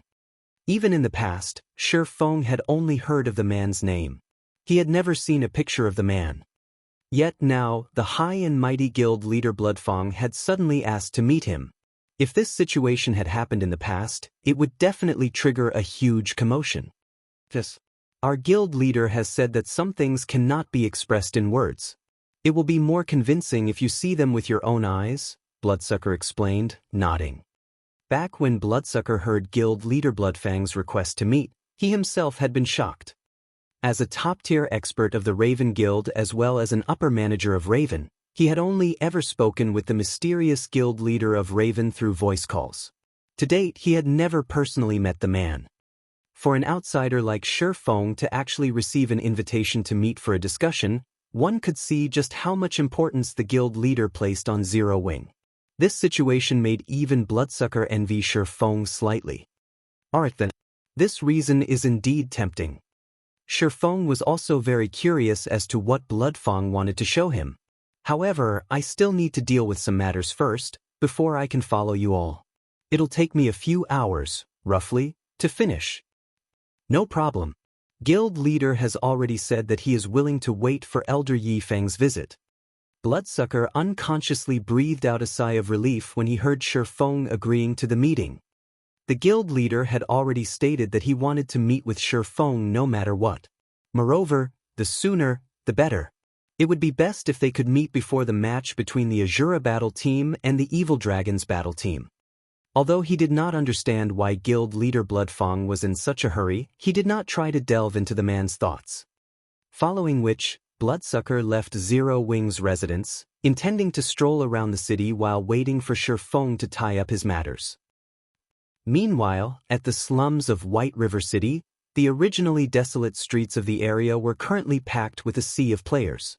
Well-equipped 100-man teams loitered everywhere, the members of these teams all wearing discontented expressions. Just how long are we supposed to wait? We've already been waiting for over half an hour here already. Half an hour? Our team has already been waiting for nearly an hour already. The various teams gazed helplessly at the simple house in the distance. While this house looked very simple, it contained the teleportation array that could send players straight to the heart of the Twin Towers Kingdom. However, the number of players this teleportation array could accommodate at a single time was limited, while the number of players wishing to earn honor points was a lot. Before long, the queue to use the teleportation array had already meandered through several streets. Among the teams waiting to use the teleportation array, a beautiful woman riding atop a black panther looked towards the level 39 female assassin who had just run up to her and asked, "Frozen, what did you manage to find out?" This black panther was over 2 meters tall and looked just like a large-scale jeep. It was a very eye-catching sight on the street. However, compared to this black panther, its owner commanded even more respect. The beauty riding atop the Black Panther was none other than the Vice Guild leader of the 100 Flowers Palace, Cleansed Rue. "I've already checked everything. All nearby lands suitable for constructing a guild residence have already been bought by someone. In addition, the few strategic locations that can be used to set up a store have similarly been bought by someone," the assassin named Frozen Pearl reported softly. "These people sure move quickly. Have you found out who bought them?" Cleansed Rue frowned slightly. After receiving news of this teleportation shop, she had immediately gathered a team and hurried over. She had even prepared a large sum of money to construct a guild residence in White River City. This way, their guild members would not have to waste money on exorbitant teleportation fees and could simply teleport to White River City using the guild transfer scroll. The new class would be very beneficial to their guild in future struggles. Hence, they need to nurture a large number of this new class. Moreover, aside from exchanging for a new class, honor points also had other uses. There were only benefits to be had from grinding abyssal monsters. The only problem was the teleportation fee. The Dark Knight Empire where their guild was based was somewhat distant from Star Moon Kingdom. They had spent several hundred gold just to transport 300 players to White River City. If their guild were to send thousands of players over, the expenditure would definitely reach frightening proportions. Nevertheless, if their guild wished to have an advantage at the Twin Towers Kingdom, it was naturally better to send as many members over as possible. Hence, it was imperative for them to establish a guild residence in White River City. "I have yet to find out. The buyers have all kept their identities hidden," Frozen Pearl replied, shaking her head. "They've hidden their identities?" Cleansed Rue smiled. "Send some people to these locations to leave a message saying that our 100 Flowers Palace sincerely wishes to purchase guild residence land and that we hope they can contact us. If there are any movements from those landowners, notify me immediately." Generally speaking, any guild that managed to secure these lands would be more than eager to boast about their successful acquisitions. They definitely would not conceal it. Since the owners of these lands chose to keep their identities a secret, that meant that they had purchased these lands not for personal use but for resale. Their silence also showed that they were still waiting for the right price. Although Cleansed Rue did not know who would possess such great insight to actually discern the value of these lands so quickly, she had no intention of wasting time waiting for these landowners to sell these lands. Currently, the sooner they obtained nearby guild land, the sooner they would be able to dispatch more guild members to the Twin Towers Kingdom. Even if the price was astronomical, she needed to purchase the land as expeditiously as possible. "Understood." Frozen Pearl nodded. She then led her subordinates to the nearby lands that were suitable for constructing a guild residence. Inside one of the basic meditation rooms of the Candlelight trading firm, all intermediate and advanced lifestyle players of the firm were currently gathered. Several hundred players were present in the room. These players made up a large portion of the intermediate and advanced lifestyle players in the entire Star Moon Kingdom. This was especially true for the advanced lifestyle players. Nowadays, the various large guilds throughout God's domain were placing more and more importance on lifestyle players. Currently, the treatment an advanced lifestyle player received was already on the level of core members. At this moment, however, all these advanced lifestyle players were quietly seated at one side, all of them unconsciously holding their breaths as they looked with yearning at the black iron tokens placed on the table. These tokens were none other than the entrance tokens Shi Feng had obtained from Titan City.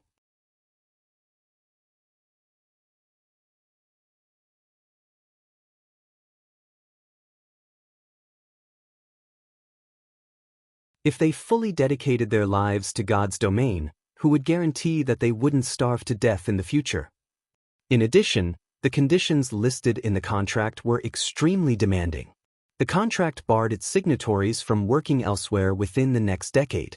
They wouldn't even be able to delete their accounts and start all over again. As this was a system-enforced contract, unless they decided to stop playing God's domain altogether, there was no escaping these conditions. Moreover, even if they chose to work elsewhere a decade later, they needed to first delete their accounts before doing so. I won't force you. However, you all must understand that it was extremely difficult to obtain these tokens. If you spend only half a day's time in God's domain, you will simply be wasting these tokens. Not to mention, if you suddenly decide to just up and leave later on, wouldn't all those resources I have invested into you go to waste? You all should know that any resource capable of helping you further advance your skills is priceless in God's domain. There might not be another opportunity after it is used up. The contract already states very clearly that after you go full-time, you will enjoy benefits equivalent to the core members of Zero Wing. Aside from a monthly salary of 10,000 credits, you will also receive commissions for the items you produce. I believe that you all aren't signing this contract just for that little bit of income, right? You should know very well that the treatment offered by Candlelight is also at the very top of the industry. I am a busy person. 10 minutes. I will only give you all 10 minutes to consider. Shi Feng also understood the concerns these people had. Even so, they still had to sign the contract if they wanted to receive the opportunity to visit Titan City. Moreover, he had already presented them with very generous conditions. The offers of other guilds simply could not compare to the resources he could provide. If the advanced lifestyle players of other guilds had a 1% chance of becoming a master, then those on his side had a 5% chance at the very least. In the past, as Shadow was a small guild, it had not placed a lot of restrictive conditions on the advanced lifestyle players it hired. In the end, after investing a large quantity of resources into these people, those who managed to become masters simply up and left for other guilds, and there was nothing Shadow could do to stop them from leaving. There were just too many headhunters in God's domain. As the importance of lifestyle players grew, the conditions offered by these poachers would likewise improve. Nobody could guarantee that these lifestyle players would not fall prey to the temptations. Moreover, based on the investigations he had asked Aqua Rose to carry out, quite a few advanced lifestyle players of the Candlelight trading firm had already received overtures from headhunters. He did not wish to risk such an important matter on the morality of these lifestyle players. I forgot to mention this before, but not everyone present will be qualified to sign the contract. You'll have to look for melancholic and take a test first, Shi Feng said as he looked at the silent advanced lifestyle players. Also, you lot aren't the only ones allowed to take the test. Melancholic, notify everyone in the trading firm. Tell them that, as long as they pass the test and sign the contract, they will have the qualifications to use the meditation room in the future. Other guilds might have difficulty nurturing advanced lifestyle players, but to the Candlelight trading firm, this was an easy feat to accomplish. Other guilds might find advanced lifestyle players rare, but not him. The intermediate lifestyle players of other guilds would have long since reached the advanced rank had they joined the Candlelight trading firm. After all, the Candlelight trading firm was the first to possess special workshops. The trading firm also had a large number of rare designs. If these people weren't willing to sign the contract, he would rather place his resources on lower-ranked lifestyle players.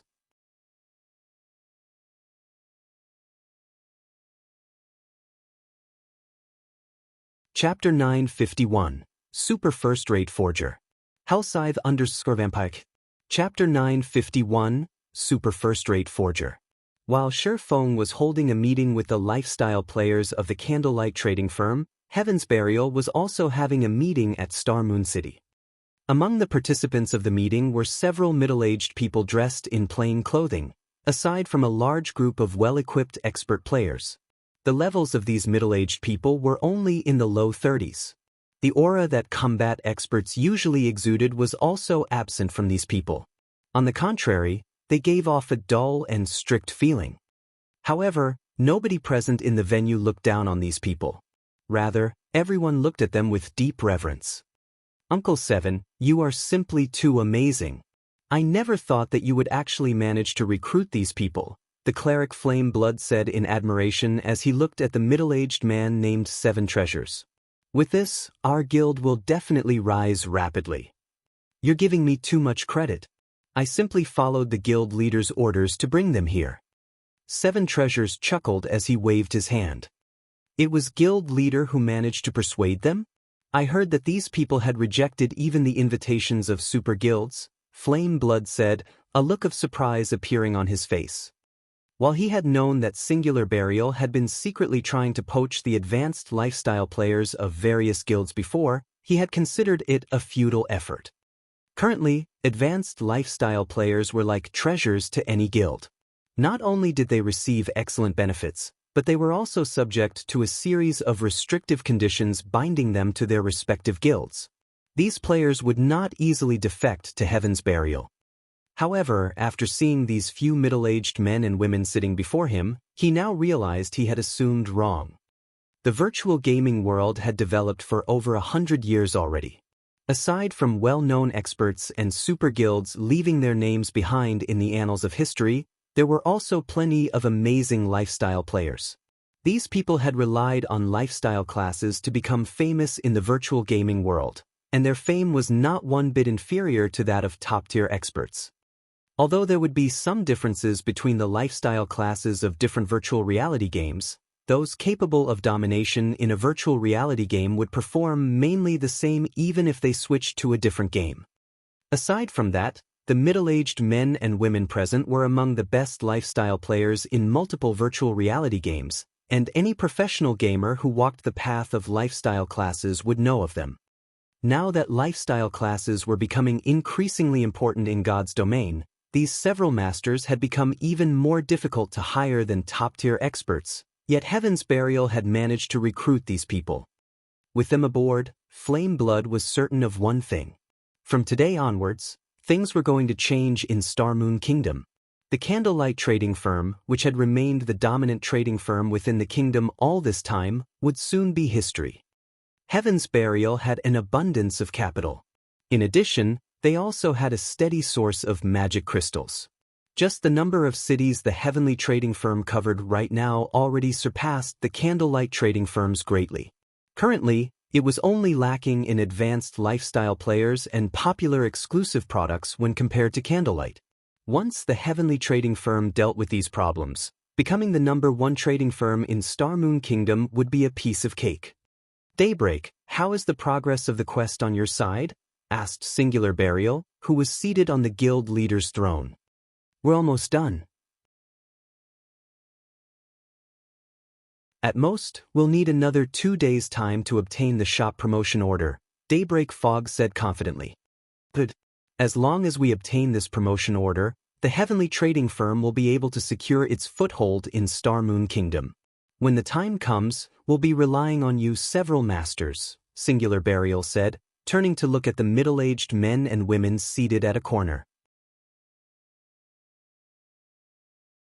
As long as you accomplish what you've promised, we naturally won't disappoint you, the bespectacled middle-aged man seated in the lead of the group said very casually. At that time, not only will the heavenly trading firm become the #1 trading firm in Star Moon Kingdom, but it will also become the #1 in the Black Dragon Empire and the surrounding countries. Although the words of the man sounded very arrogant, nobody present doubted his words. After all, this man was the super first-rate forger, Lava Heart, someone known as the forging lecturer in the virtual gaming world. In the real world, he was even a famous blacksmith who specialized in producing all sorts of weapons and defensive equipment for bigwigs and martial arts masters. Please rest assured on this point. I am a man of my word, Singular Burial laughed. Inside the Candlelight trading firm. After Shifeng was done stating his demands, the intermediate lifestyle players, who had initially been hesitant to make a decision, started applying to take the test one after another. The basic meditation room was simply too tempting. Despite having entered the meditation room for only a short time, they could already clearly feel the benefits it provided. The mana released into the room allowed them to maintain their calm. Their concentration while inside this room was significantly better. Any player that produced items would know just how important concentration was. After the 4th evolution of God's domain, the procedures to manufacture items had become increasingly complex. The lack of fine control over one's movements when producing an item would easily result in failure. Meanwhile, having high concentration could allow players to carry out these fine movements with ease. The meditation room would definitely be able to help them further improve themselves. Are you guys really going to agree to these conditions? An advanced alchemist named Flying Fish could not help but ask as he looked at his fellow advanced lifestyle players. I believe that you guys should have received invitations from Heaven's Burial as well. The conditions they are offering are triple those of Candlelight's. Moreover, they've also promised to assign an exclusive special workshop to each of us in the future. We'll even get priority over choosing rare designs and recipes. We'll have a much better time there than at Candlelight. Why don't we all just move to Heaven's Burial's heavenly trading firm? Although the treatment Heaven's Burial is offering is indeed good, we get to learn extremely rare designs at the Candlelight trading firm. Moreover, there's even the basic meditation room available now. Not to mention, if we move to the heavenly trading firm, we'll have to start over from scratch, an advanced lifestyle player replied worriedly. What's there to worry about? Even if we start a new account, the technical skills we've accumulated will stay with us. Moreover, rare designs and recipes are becoming increasingly abundant. We'll be able to regain our lost development very quickly. Also, you shouldn't forget that the heavenly trading firm also has those several masters. Compared to fumbling around in the dark, our chances of reaching the master rank will improve significantly if we follow in their footsteps, Flying Fish said, yearning stirring in his heart when he mentioned those masters. The only reason the Candlelight trading firm could become as strong as it was now was the rare designs it had managed to obtain early on. However, after the 4th evolution of God's domain, the difficulty of making items had increased significantly. It would be very difficult for them to improve further by relying on external factors. If they could receive the guidance of those several masters hired by the heavenly trading firm, their chances of becoming true lifestyle masters would be much higher than if they continued staying at the Candlelight trading firm. Burning, why don't you follow me as well? With those masters guiding us, I believe that you'll be able to become a lifestyle master very quickly. At that time, you might even get to join the upper echelons of Heaven's Burial, Flying Fish urged the tall and thin youth standing beside him. Burning Abyss had entered the Candlelight trading firm just recently. Back then he had only been an advanced apprentice. However, due to his great talent, he quickly managed to become an advanced engineer. In contrast, Flying Fish became an advanced alchemist only after striving for a long time. However, Burning Abyss shook his head in reply. Usually, aside from making items inside his workshop, the thing he liked doing the most was reading in libraries. In addition, he would also take a look at the information gathered by Zero Wing. From reading the gathered information, he had obtained many secrets that others did not know about, which was also one of the reasons why he had managed to improve so quickly in engineering. Previously, when he saw Shifeng take out the Titan City entrance tokens, his legs had nearly gone limp from shock. Although Shi Feng had kept his explanation of the function of the entrance tokens brief, only stating that those who use it would get to train in special workshops as well as learn some rare designs and recipes, Burning Abyss knew exactly what kind of place the holy city of Titan was. That was a place known as the Holy Land. Titan City even had the research rooms that all lifestyle masters dreamed of entering. The help the research materials there could provide was many times more accurate and detailed than any guidance from a bunch of players. Are you really planning to defect to the heavenly trading firm? Burning Abyss asked seriously as he looked at Flying Fish. Of course, Flying Fish replied in a determined tone. At Flying Fish's reply, Burning Abyss could not help but sigh as he said, I advise you not to go. If you defect to the heavenly trading firm, you will definitely regret your decision today.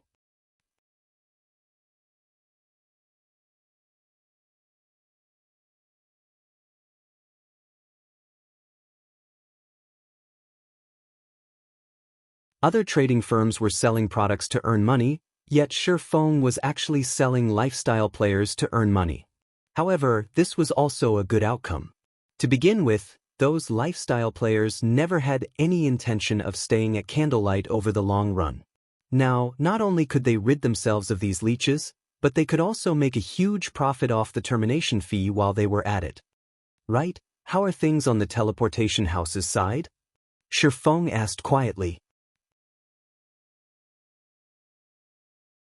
Based on the test I conducted, each individual needs roughly 1/5 of a magic crystal's energy to teleport from White River City to the Twin Towers Kingdom.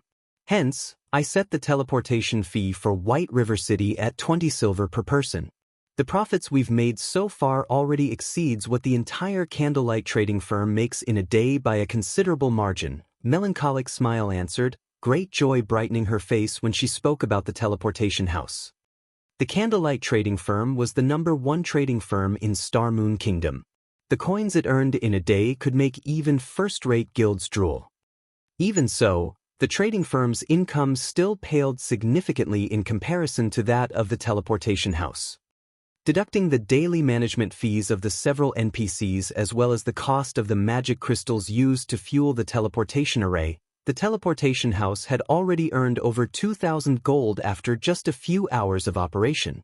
Unfortunately, the amount of magic crystals they could obtain through the guild and purchasing from others was limited. They couldn't provide players with unrestricted use of the teleportation array. Even so, based on Melancholic Smile's calculations, they could still make a clean profit of around 5,000 gold every day. This was several times the income of the Candlelight trading firm. If super guilds were to learn of Zero Wing's daily income, they would definitely take action against Zero Wing regardless of the cost. After hearing Melancholic Smile's report, even Shi Feng was surprised. Although he had expected the teleportation house to be extremely profitable, he never thought it would be this profitable. If not for the limited supply of magic crystals, this amount would most likely be several times higher. It was no wonder so many people had gone crazy over the ancient abyssal books in the past. It seems magic crystals will always remain a problem. The amount we can obtain by relying on just Stone Forest Town and purchases is simply too little. Shi Feng started pondering methods to earn large amounts of magic crystals in God's domain. As players progressed further into the game, the amount of magic crystals they required would also increase. However, the sources of magic crystals in God's domain were just too few. Currently, aside from dungeons and certain hidden locations, the only other method to obtain a large amount of magic crystals was through mining magic crystal veins. However, the standard of current God's domain players made it utterly impossible for them to go to that kind of place. Sometime later, the results of those who applied to take the test inside the meditation room came out. Based on the ranks of each class, Shi Feng chose 50 players with the highest production success rates. Among these 50 players, only 5 were advanced lifestyle players, while 20 were intermediate lifestyle players, and 25 were basic lifestyle players. The reason he had decided on such a distribution was his wish to nurture a large number of advanced lifestyle players. He had no plans of having the advanced players strive for the master rank at the moment. Moreover, even if Feng wanted to, the current advanced lifestyle players were simply incapable of doing so. As for Cream Coco's group of advanced classes, who wielded the core secrets of the guild, Feng would use the Holy City's emblem to transport them over. If he had them working in the special workshops of Titan City, they would be able to produce the mounts and strengthening devices slightly faster. The Holy City's emblem could open a transfer gate to Titan City and allow up to 10 people to pass through it.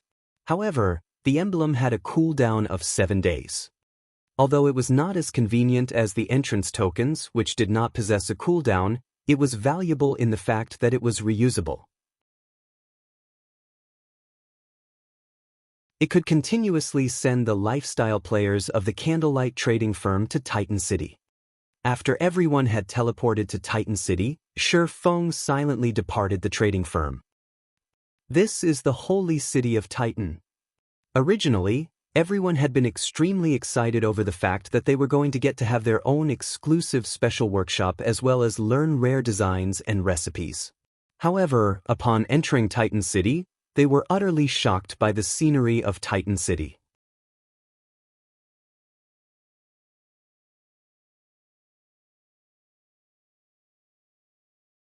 Chapter 953, Holy Space. Hellscythe _ Fluffy Inside Heaven's Burial's residence in Star Moon City. Guild Leader, I've just been notified that those 4 advanced lifestyle players from Candlelight have agreed to our conditions. Moreover, Candlelight isn't forcing them to stay. As long as we send them money, they'll let those 4 go, Flame Blood reported excitedly upon receiving the news. Advanced lifestyle players were currently a rare commodity to any guild. They were precious resources for guilds in the war over market dominance. Hence, the various guilds held onto their lifestyle players tightly, preventing other guilds from poaching. If a guild wanted advanced lifestyle players, it would have to start by nurturing complete novices. However, doing so was time-consuming, and it would be very hard for a trading firm to gain a competitive edge in a short time. Hence, Singular Burial had used those several masters and offered irresistible benefits. Flame Blood had not expected Singular Burial's strategy to be effective enough to poach 4 advanced lifestyle players. This would significantly weaken the Candlelight trading firm. Moreover, even though these advanced lifestyle players' proficiency had been reset and they had lost the designs and recipes they had learned, they still retained their experience and technical skills. With Heaven's Burial's resources, it would not take long for these players to recover the losses. This was far more cost-efficient than simply nurturing advanced lifestyle players from scratch. Black Flame really is quite interesting. While other guilds are keeping a tight leash on their advanced lifestyle players, he generously allowed 4 to walk away. It seems he is relatively confident in the Candlelight trading firm. The corners of Singular Burial's mouth twitched when he heard this news, and he could not help but admire Feng. They were talking about 4 advanced lifestyle players. After investing plenty of resources into its trading firm, Heaven's Burial had only nurtured 5 advanced lifestyle players thus far. Among them, 3 had only recently achieved their promotion. Yet, the Candlelight trading firm had abandoned 4 such individuals without hesitation. Guild Leader, will these players be a problem? Daybreak Fog asked worriedly from the side. They shouldn't be. I spoke with all of them in secret earlier. Their item production techniques and success rates are genuine, Singular Burial said, shaking his head. Chuckling, he continued, since Candlelight is so generous, we don't need to be courteous with them. Uncle 7, deal with this matter right away. We can't let another guild steal these people from us. With these 4 advanced lifestyle players and the 5 masters in the Heavenly Trading Firm, it wouldn't be long before the position of Star Moon Kingdom's top trading firm switched owners. Once the Heavenly Trading Firm surpassed the Candlelight Trading Firm, Heaven's Burial would have a stable source of income. At that time, Heaven's Burial could officially begin its conquest of Star Moon Kingdom. Guild Leader, rest assured, I'll head over right away, 7 Treasures said. He immediately departed the meeting room and dashed towards Star Moon City's teleportation hall.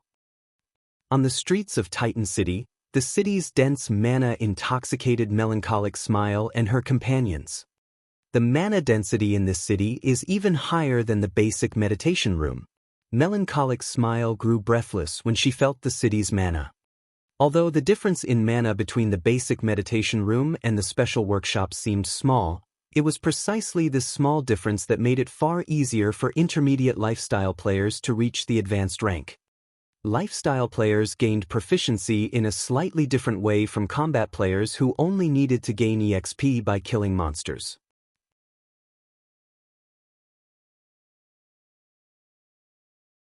Take intermediate forgers who were trying to become advanced forgers, for example. When their forging proficiency reached a certain degree, even if they only produced ordinary items befitting their rank, they would not gain any forging proficiency. They would have to produce rare items befitting their rank to raise their proficiency. Soon, even rare items would not provide any proficiency, at which point, intermediate forgers would have to produce items that were one rank higher to improve.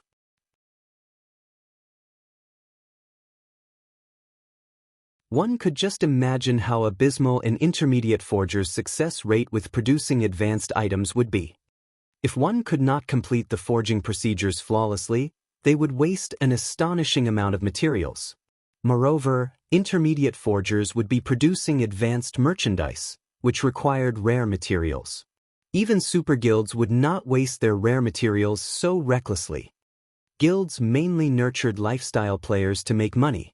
Although they would have to invest, this investment was not limitless. There was definitely a cap. In the Candlelight trading firm, rare materials were extremely limited. The trading firm did not have the leeway for everyone to produce higher-rank merchandise limitlessly. Hence, the trading firm would conduct a quality check every now and then, using the opportunity to determine how many rare materials to allocate to each person. Those with high production success rates received a larger supply of rare materials. This way, they could gain more proficiency each day, increasing their promotion speed. This was precisely the reason that the basic meditation room's mana density was extremely important. The dense mana in the air could allow players to maintain a calm mind and high concentration. This way, they wouldn't make errors as easily when crafting. If they could cut down on unnecessary mistakes, their production success rate would increase. Their promotion speed would also increase.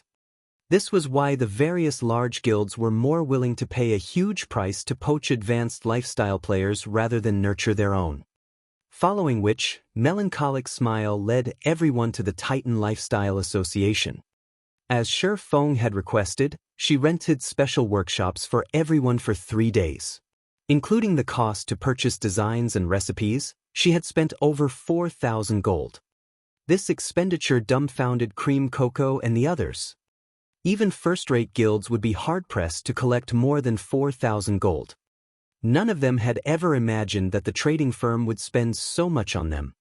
They finally understood why the trading firm had required them to sign such a strict contract.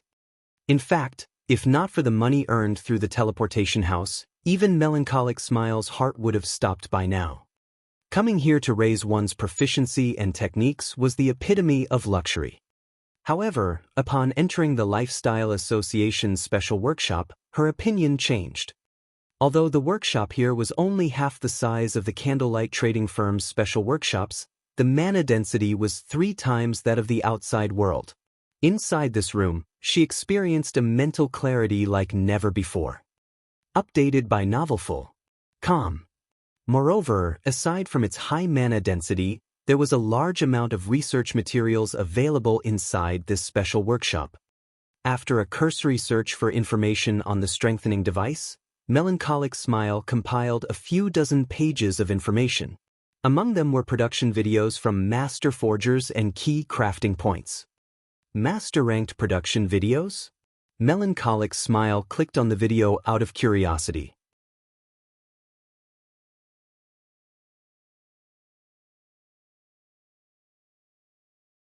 Chapter 954, New World. Hellscythe_Fluffy Goblin. The moment Melancholic Smile clicked on one of the master's production videos, a tall, robust figure appeared inside the room, which was the size of a basketball court. The man had tan skin and a long beard. What? This is a hologram? Melancholic Smile was shocked when she saw the bearded man. While there were production videos of many capable individuals on God's Domain's official forums, one could only watch them on a flat screen. At the end of the day, one could not experience their production process. Moreover, compared to this holographic master forger's techniques, every forging player throughout God's Domain was practically garbage. A master forger is impressive. So, I can use this method to forge the strengthening devices as well. After watching the holographic video once, Melancholic Smile was aware of her flaws. Particularly, her rune drawing techniques needed work. The bearded man's rune looked natural on the strengthening device. Moreover, he completed the rune with one smooth motion.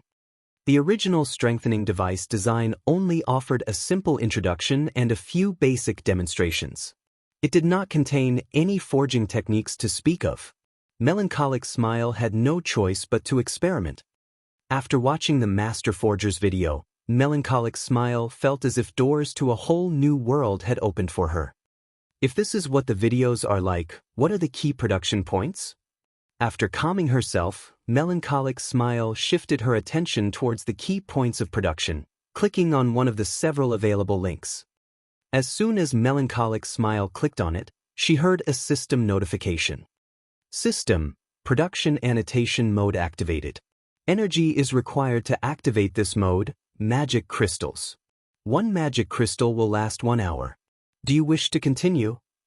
It even needs magic crystals? Melancholic Smile could not help her surprise. The Master Forger's holographic video had not required any payment. Seeing as energy was required to annotate the key points of production, this function should be far more valuable than the videos. Melancholic Smile did not take long to consider her options. As she had come to produce strengthening devices, she had plenty of magic crystals on hand. Wasting one wouldn't matter. Following which, Melancholic Smile clicked Accept, and a single magic crystal disappeared from her bag. System, Production Annotation Mode activated. Loading Strengthening Device Template Number 017. You may now produce the strengthening device. That's it. Melancholic Smile had not noticed anything different about herself, and nothing new had appeared in the room. However, since the system had said as much, she decided to start forging the strengthening device. In any case, Shifeng had stated that they needed to produce a large quantity of strengthening devices as quickly as possible. As Melancholic Smile took out the necessary materials and prepared to smelt them, various images and data appeared before her. The information consisted of semi-transparent holograms and wouldn't affect her production directly. When Melancholic Smile looked through the images and data, she was shocked. After all, this information guided her through producing the strengthening device. All she needed to do was overlay her actions with the holographic images and observe the smelting process. The data displayed also provided specific hints for carrying out these actions. The production annotation mode was like a copybook that provided ideal forging procedures, and all she needed to do was familiarize herself with these procedures. Learning how to forge the strengthening device this way was many times more effective than simply watching a master forger at work. As Melancholic Smile forged the strengthening devices according to the hints provided, her forging success rate and speed steadily rose. Originally, Melancholic Smile's success rate with the strengthening device had been around 40%. After using the intermediate mana source, her success rate increased to roughly 50%.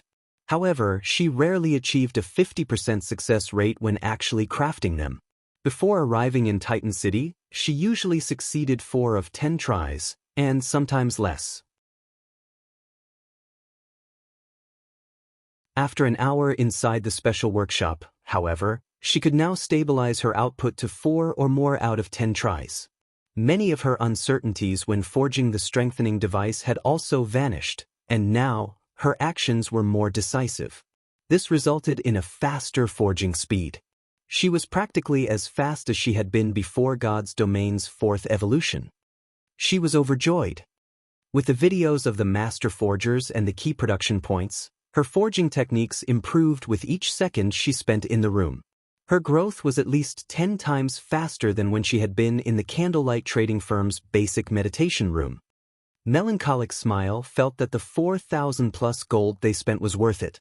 After such a short time here, she was confident of trying for the master rank. As for the firm's other lifestyle players, rising from basic or intermediate rank to advanced would be a piece of cake. Melancholic Smile wasn't the only one excited about Titan City's special workshops. All those who experienced the special workshops instantly fell in love. Everyone felt that, if they could stay here, they could easily become masters. Unfortunately, this was only a misconception. After all, techniques and high success rates were not the only requirements to become a master. One also needed extensive knowledge of materials. Without sufficient knowledge, creating an item of their own would be impossible. If Flying Fish and the others knew about this, they'd go mad. Burning Abyss, who resided in his own special workshop, could not help but sigh when he thought of Flying Fish and the other advanced lifestyle players. Before coming to Titan City, although he had known that the city was the holy land for lifestyle players, he had not expected it to be this amazing. Titan City definitely deserved to be called a holy land. It now seemed that, in his search of a shortcut to become a master, Flying Fish had suffered a huge setback. Even if those several masters were extremely skilled in other virtual reality games, at the end of the day, those games were not God's domain. How could those masters' guidance possibly compare to God's domain's true masters? Furthermore, there were the research rooms. Star Moon Kingdom, White River City's teleportation hall. Due to the new teleportation house, large groups of players flooded into White River City. Among them, a majority consisted of guild players. Only a small minority were independent players. After Shifeng finished sorting out his matters, he arranged to meet with Bloodsucker and the others at the teleportation hall. When Shifeng discovered Bloodsucker among the crowd, he also noticed an unfamiliar man beside Bloodsucker. The other party noticed him as well. Although this man hid his appearance with a black cloak, Shifeng felt his piercing gaze. It was the gaze of a predator. Shifeng was not comfortable being its target. Meanwhile, Bloodsucker and the others obviously treated this man with great respect. Kirin and Masked Angel, who stood beside the man, did not even dare to breathe loudly. Updated by Novelful.com. You must be Yifeng, right? The unfamiliar man said after looking at Shifeng. Coldly, he continued, before you meet our guild leader, the guild leader has said that he wants to show you something. Show me what? Shifeng asked curiously. Strength. The man laughed.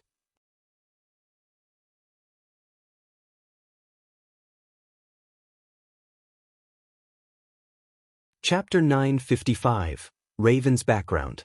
Hellscythe_Fluffy Goblin. After the unfamiliar man spoke, he shifted his gaze towards Bloodsucker. Blood, follow me. Everyone else, return to the guild. Kirin and the others nodded to the man's commanding tone, reverence filling their eyes when looked at him. This surprised Shifeng. During the entrance trial, Shifeng had discovered that Kirin was a Void Realm expert. Throughout Zero Wing, only he could trump over the assassin. Both Fire Dance and Violet Cloud were still weaker than him in terms of combat standards. Though, if it came to an actual fight, Fire Dance would defeat Kirin easily as the difference between their equipment was massive. Regardless, with Kirin's combat standards, he would be an apex expert in any guild. Yet, the unfamiliar man had clearly expressed that they were heading somewhere where an expert of Kirin's caliber wasn't qualified to be. Among the party, only Bloodsucker was allowed to accompany them. Brother Blood, where are we going? Shifeng sent Bloodsucker a private message. He was very curious about their destination. I don't know. This is only my third time meeting one of the guild leader's dark guards.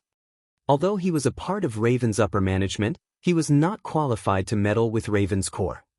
In addition, Raven's internal affairs were kept hidden. As a dark guild, Raven did not prioritize killing monsters or developing cities. Instead, dark guilds killed players and plundered cities for a living, and everything they did demanded secrecy. After all, NPCs desperately wanted to eliminate them. Hence, even an upper manager like Bloodsucker knew very little about the Raven Guild.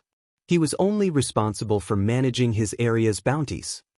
As for the guild's core secrets, he knew nothing. The Dark Guards were the guild leader's trusted aides. Everyone possessed extremely high combat standards, even he admired them. The guild leader almost never revealed himself during his various tasks. He even left crucial matters for his Dark Guards to handle. A Dark Guard?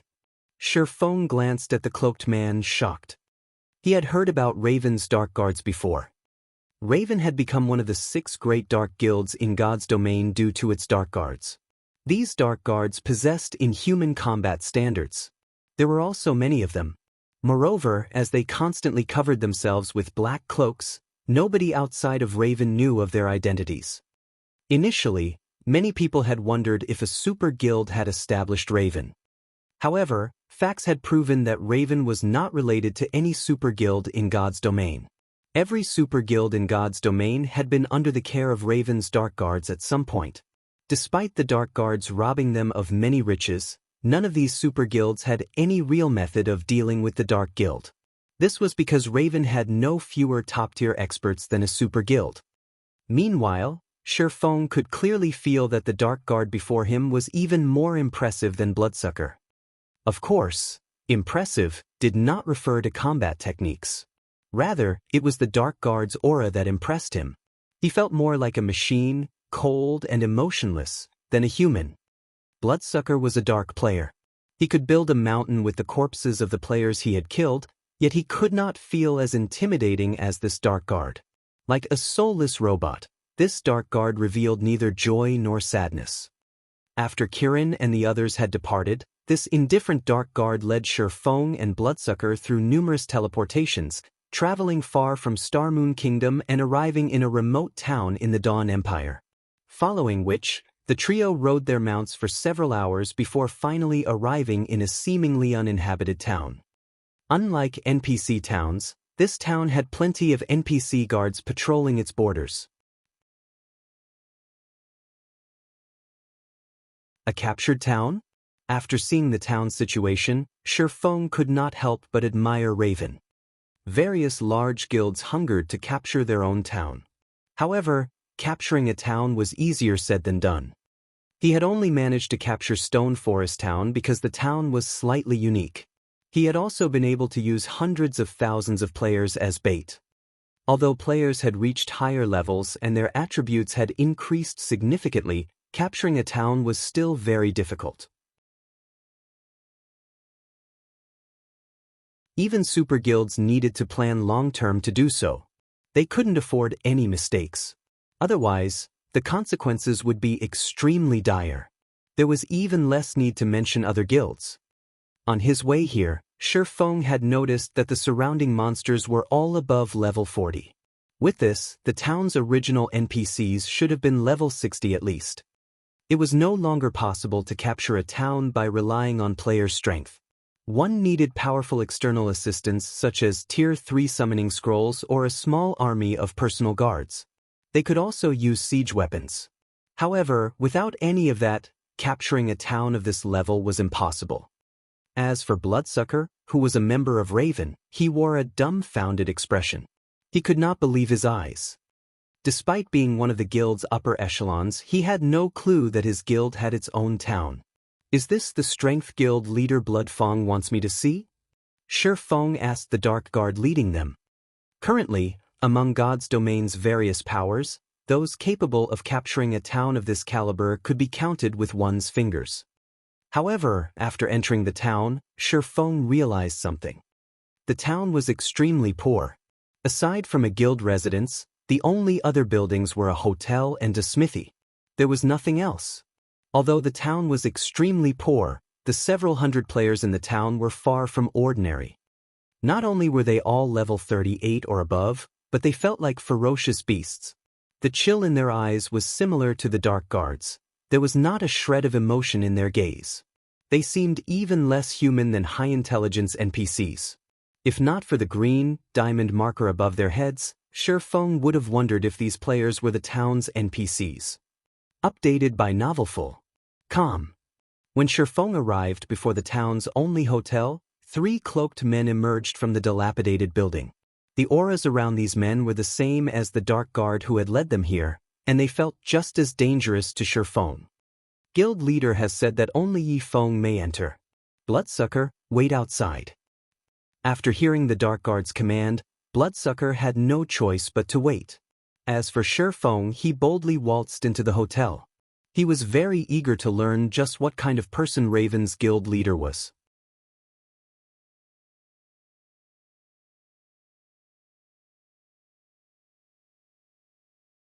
Chapter 956, Priceless Town.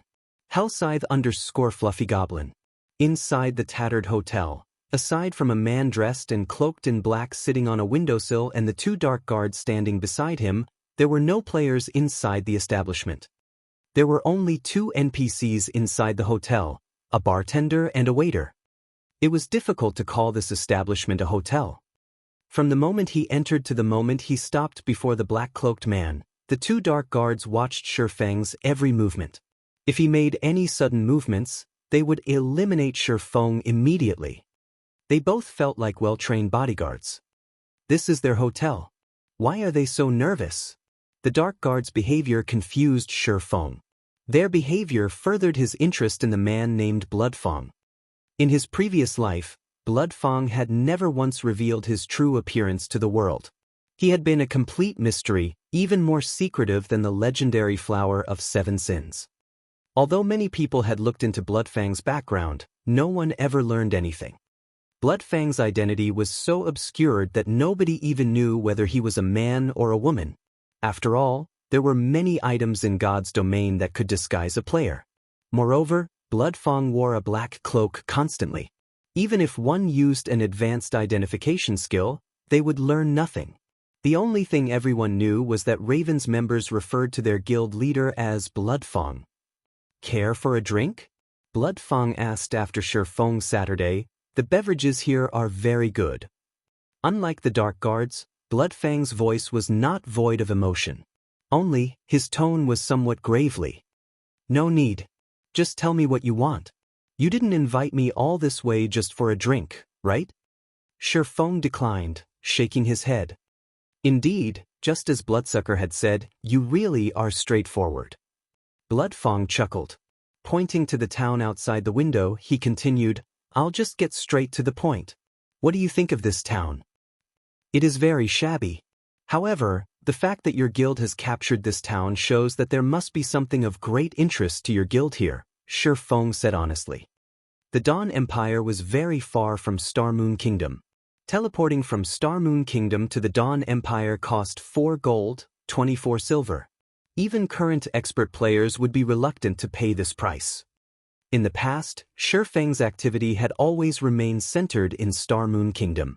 Hence, other than knowing their general location, Shifeng did not know much about distant kingdoms and empires. Of course, he still had some knowledge of major incidents. Although he had never personally visited these countries, the secret pavilion often reported major incidents that occurred in God's domain's various kingdoms and empires. However, as far as he could remember, nothing significant had occurred in the Dawn Empire at this stage of the game. Your senses are sharp. Indeed, as you've said, this town is quite shabby. However, Raven has paid a huge price to capture it. We've almost invested everything we've accumulated since joining God's domain to do so, Bloodfang said, sighing. I'm ashamed to say this, but although Raven has accumulated a lot of resources so far, constructing this town is too expensive. Shifeng revealed a surprised expression as Bloodfang explained the situation. He was very familiar with the town's construction. The construction's early stages required a hefty investment. However, to a power like Raven, it should not pose a problem. I don't expect you to believe me. However, I'm not lying. This town is somewhat special.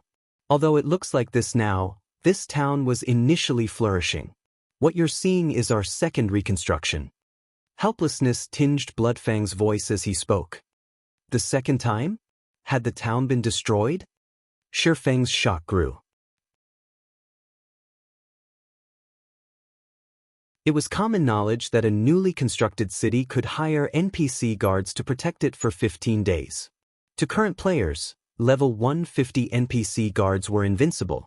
Even if the surrounding level 40+ monsters sought to cause trouble, Raven could take care of them easily. This town was indestructible. That's right. This town has been destroyed once before. Even after hiring so many guards, in the end, we failed to defend it. Raven has invested too much into this town during its early stages. As a result, we can't afford the reconstruction. Hence, I sought to cooperate with Zero Wing, hoping to convince your guild to invest into this town and develop it with us, Bloodfang said, nodding sternly. Confidently, he continued, no other guild knows about the town's true value. I only discovered it after reading through an ancient document.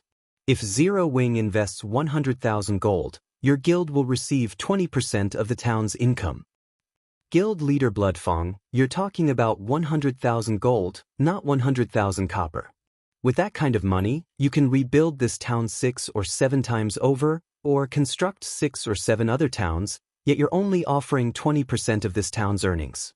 Even if there were a literal gold mine here, this town would never be worth that much money, Shifeng said, shaking his head. After hearing Bloodfang mentioning the words, ancient document, Shifeng more or less understood that this town was different. However, he could construct a city's basic structure with 100,000 gold, much less a town.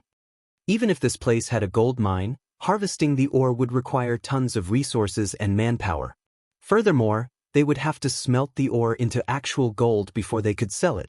Even if the harvest were high, if he only got 20% of the profits, who knew how long he would have to wait just to earn back his initial investment?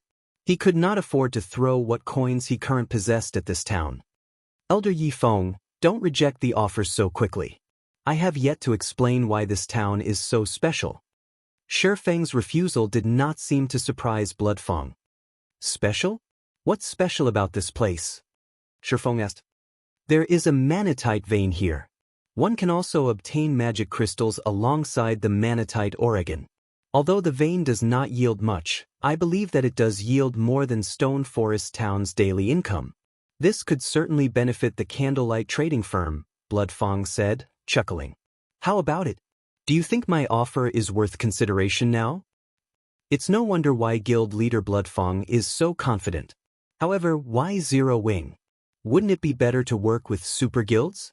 With the financial strength and manpower of a super guild, you would have more than enough to develop the town, Shifeng said. He had to admit that the offer was tempting. Manatite was one of God's domain's particularly rare minerals. As manatite ore contained dense mana, magic crystals formed as a byproduct in a manatite vein. Although one could collect more mana crystals by grinding monsters in the Stoneclaw Mountains, there was one benefit to harvesting magic crystals from a mine: the absence of danger.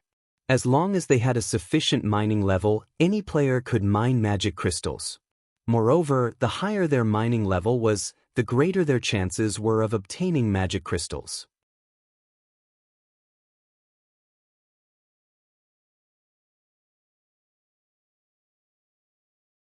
Chapter 957, Defense Turret.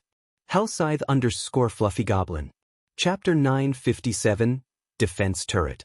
In God's domain, many players used mining and herb gathering to get rich. Ordinary players had very few income options. Generally, players relied on quest rewards as common monsters rarely dropped coins. Only elite rank and higher monsters had any chance of dropping money. Even so, the chances were only around 2 or 3%. Moreover, they dropped copper coins. As for monsters dropping materials, the chances were even lower. After first joining God's domain, players could mostly afford their repair fees with their earnings from grinding common monsters. However, as their levels increased and the quality of their equipment rose, the money they earned from common monsters wouldn't be enough to maintain their items. Usually, they had to grind elite monsters to cover their costs. If they were lucky and obtained a bronze weapon or piece of equipment, not only could they afford a day's worth of repair fees, but they might also have something to save. Unfortunately, that had only been the case after God's domain had first launched. Every time God's domain evolved, the main God system lowered weapon and equipment drop rates. Now that the game had undergone its fourth evolution, even elite monsters rarely dropped bronze weapons and equipment. One usually had to obtain such items from field bosses or dungeons. It was precisely this reason that lifestyle classes had become popular. Meanwhile, the lifestyle classes' development relied on various materials. As players moved through maps, they usually paid attention to their surroundings. However, they were not only doing so to avoid player or monster ambushes, but to find ores and herbs. A gathering player who was familiar with the environment could earn more money by selling the raw materials they gathered than what guild elite members could earn from fighting monsters. In the past, Shifeng had frequently heard about gathering players obtaining excellent weapons and equipment solely by gathering ores and herbs. Many guilds and trading firms had signed contracts with expert gathering players. As long as these players fulfilled their monthly quota, not only could they sell their materials at market price, but they would also gain bonus credits. Hence, for players in God's domain, both mining and herb gathering were usually very high-leveled.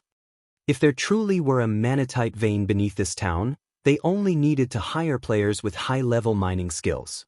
They could certainly earn far more magic crystals than Stone Forest Town. After all, Stone Forest Town only earned magic crystals from players' repair and hotel fees. The town didn't earn nearly as much as players did in the Stoneclaw Mountains. My initial plan was to earn a large sum in the Dark Arena.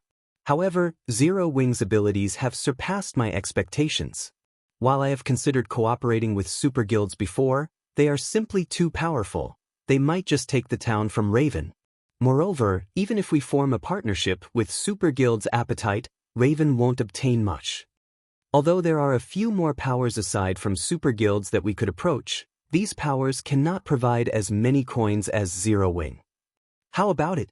By cooperating with Raven, not only would Zero Wing not lack magic crystals, but the Candlelight trading firm would also have plenty of manatite Oregon. You will certainly earn more than 100,000 gold. Bloodfang believed that the conditions he had proposed were quite generous. There was simply no reason for an upstart guild like Zero Wing to reject his offer. Currently, Zero Wing did not have many assets in God's domain. However, it was extremely difficult to invest in the real estate in other kingdoms and empires. The local guilds had long since claimed the available lands. As for kingdom and empire's main cities, although some golden lands were still available, without sufficient reputation in those cities, purchasing those lands was impossible. By the time someone from Zero Wing obtained the required reputation, others would have claimed those lands. In other words, Zero Wing should have a lot of money lying around right now, yet it could not effectively utilize the coins, spending money to make money. However, this could not be helped. After all, Zero Wing was merely an upstart guild. Its income couldn't even compare to a veteran second-rate guild, much less a super first-rate or super guild. If Zero Wing continued to hold on to its funds, it would eventually depreciate. This was also why, despite earning boatloads of gold, super guilds had very little liquid funds. This was because these super guilds had long since invested the money into something more valuable, particularly various cities' lands with high potential. If Zero Wing invested its excess coins into Raven, it could kill two birds with one stone. Guild leader Bloodfang, as I've said before, 100,000 gold coins are not 100,000 copper coins. Even super guilds can't hand over such a large amount, not to mention Zero Wing, Shifeng said, shaking his head. And again, you're only offering 20%. It will take ages to earn back our initial investment. God's domain changes each day. Zero Wing cannot make such a huge gamble. Why don't we change our method of cooperation? Bloodfang shook his head, responding, if you wish to invest manpower, forget it. Current players cannot defend this town. With the number and level of monsters attacking this town, we can only rely on NPCs to defend it. In fact, we need a small army. We also need to construct extremely powerful magical arrays and defense turrets before the 15-day protection period is over, all of which requires a large sum of coins. If not for his urgent need for money, he wouldn't have considered cooperating with Zero Wing at all. He very much preferred to have the town's profits to himself. There was not a single power in God's domain that would complain about having too much money, not to mention an essential item like the magic crystal. As expected, these monsters must be unusual. Hearing Bloodfang's words, Shi Feng could faintly discern the true reason the town had been destroyed, and he could not help the corners of his lips curing up. In the past, towns with rare mineral and herb fields nearby were often harassed by the local monsters. Needless to say, a town with manatite would be assaulted once every few days. During God's domain's early stages, the various large guilds had headaches over these towns. After all, most of the money they earned had to be spent on the town's defense, with some towns needing additional investment. As Bloodfang had said, constructing one Tier 3 defensive magic array to defend a town would cost 32,000 gold. Although the magic array would block any monsters below Tier 4, level 200, it required a lot of mana to operate. As for the defense turret, each one cost 7,000 gold to construct. Generally, monsters would come from all directions when raiding a town. Even if they placed only one defense turret at each of the 4 cardinal points, they needed at least 4 defense turrets. Moreover, the turret's artillery shells were very expensive. At market price, each shell cost 5 gold, with higher quality ones costing dozens. Furthermore, a single defense turret at each corner wasn't nearly enough. They would need at least 2. With this, the total cost was around 88,000 gold. It was no wonder why Bloodfang wanted a 100,000 gold investment. However, players' wisdom was infinite. In the past, after the various large guilds had experimented countless times, they had finally found a method to not only save on the high construction cost, but also resist against the swarms of invading monsters.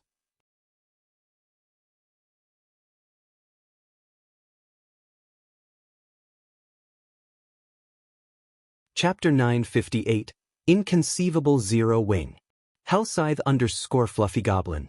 If you can't make a decision right now, you can return after discussing it with your guild leader. However, I can only give you a day to consider. Bloodfang did not believe that there was another option for cooperation. He believed that Zero Wing could not afford to hand over that much money in such a short time. 100,000 gold is no small amount. I do not believe that Zero Wing can collect that much money in so little time either. You can pay 40,000 gold up front and the remaining 60,000 in the next 5 days. Raven was currently broke. They had used almost all of their money to reconstruct the town and hire the necessary NPC guards. However, these NPC guards were still not capable of standing against all those monsters. If they wanted to defend the town, they needed to construct the defensive magic array. With the magic array and the NPC guards, they should survive through the 15-day protection period. As long as they constructed the defense turrets during the protection period, they could begin mining the manatite vein without issues. Guild leader Bloodfang, 100,000 gold is just too much. Even Zero Wing can't spend that much money. Shi Feng again rejected Bloodfang's offer. Why don't we try a different method of cooperation? Zero Wing will be responsible for protecting the town. However, you will pay us 30% of the vein's income. He still needed a large sum to construct his own city. How could he possibly give Raven his coins? Moreover, even without the defensive magic array and NPC guards, it was possible to prevent monsters from trampling the town. He could simply head to Blackwing City and purchase a monster repellent scroll. The monster repellent scroll was an item that could disperse monsters within a certain area, preventing low-intelligence monsters from actively approaching. Although the effect was temporary, the scroll was very cheap. Each scroll only cost 5 gold. It was much more cost-effective than constructing a defensive magic array or defense turrets. In God's domain, the defensive magic array and defense turrets were mainly used during monster raids. When dealing with players, however, they were not as effective as NPC guards, yet they cost far more. Rather than wasting money on that particular plan, Shi Feng would be better off investing his money into his own guild or somewhere else. Generally, the monsters that raided towns and cities possessed very low intelligence, so the monster repellent scroll could chase them away. As for using the scroll against the Abyss invasion, very few abyssal monsters possessed low intelligence. Hence, the scroll wouldn't be as effective. Let Zero Wing defend the town? Bloodfang could not help but laugh at Shifeng's proposal. It's not that I am looking down on Zero Wing, but rather, these monsters are over level 100. There are thousands of them. With players' current strength, it is impossible to defend against such an onslaught. And even if you succeed, why should I give you 30% for defending the town when I can ensure its safety for 100,000 gold? Wouldn't that be more of a loss? If this is your offer, I would rather contact several other major powers. I believe that they will be more than willing to cooperate. Zero Wing was not Bloodfang's only option. The only problem was that none of the major powers could afford a 100,000 gold investment. However, he did not necessarily need 100,000 gold. As long as he had the initial 40,000 gold, he could construct a sufficient number of hotels during the 15-day protection period. With a place to replenish their stamina in, his subordinates could mine for magic crystals continuously. He could earn enough money to construct the required defense turrets before the protection period ended. However, Raven would have to be particularly frugal during this period. If so, I have another suggestion. For each monster raid Zero Wing stops, Raven will pay 6,000 magic crystals. What do you think of that? Shifeng casually suggested. Are you serious? Bloodfang asked in surprise. If they utilized this method, the town's income would belong to Raven fully. As long as they could begin their mining operation, Raven wouldn't have any financial problems. They could quickly construct a powerful defense. Only, the initial period would be the most difficult.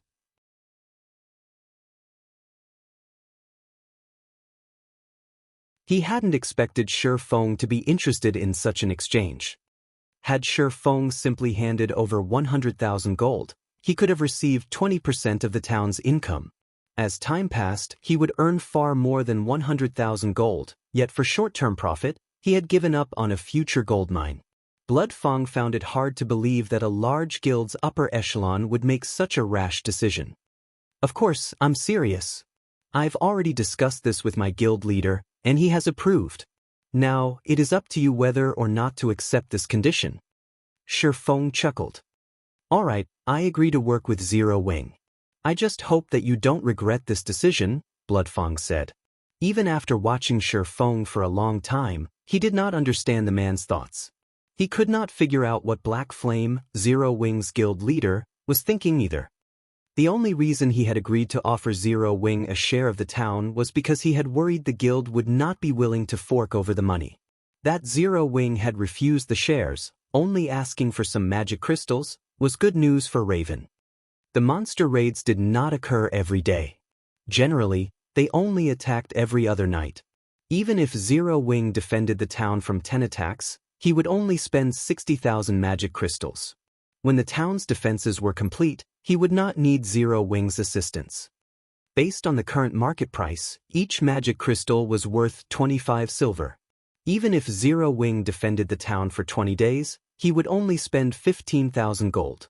No matter how he looked at it, he would profit from this trade. Following which, Shifeng signed a contract with Bloodfang. As long as Zero Wing helped Raven defend against a monster raid, Raven would pay 6,000 magic crystals. Moreover, the payment could only be made in magic crystals. If Raven could not pay up, it would have to pay 5 times the value of the magic crystals with coins or other products. Aside from that, Raven must also allow Zero Wing to construct a guild residence in the town so that Zero Wing's members could travel here easily. Of course, if Zero Wing failed to defend the town, it would have to pay Raven a reconstruction fee of 30,000 gold. It is highly likely that the next raid will happen tomorrow night, but I can't say for sure. I hope that you will be prepared before then. Although Bloodfang had signed the contract with Shifeng, he was still worried. Could Zero Wing really defend against that many monsters? Rest assured, once Zero Wing's residence has been constructed, you won't have to worry about monsters, Shifeng replied confidently. Now that they had signed the contract, he was in a great mood. Although it seemed as if Raven had just secured Zero Wing's help, dealing with the Dark Guild's biggest concern, Zero Wing would gain far more than 20% of the town's income. However, Bloodfang didn't know this. While the monster repellent scroll was very convenient, it also had a huge flaw. The scroll could only chase monsters away, not exterminate them. As they fled, the monster army would grow. When players stopped using the monster repellent scroll, the subsequent raid would be intense, even horrific. As long as the army grew 4 or 5 times, the town would fall even if they had 30 turrets.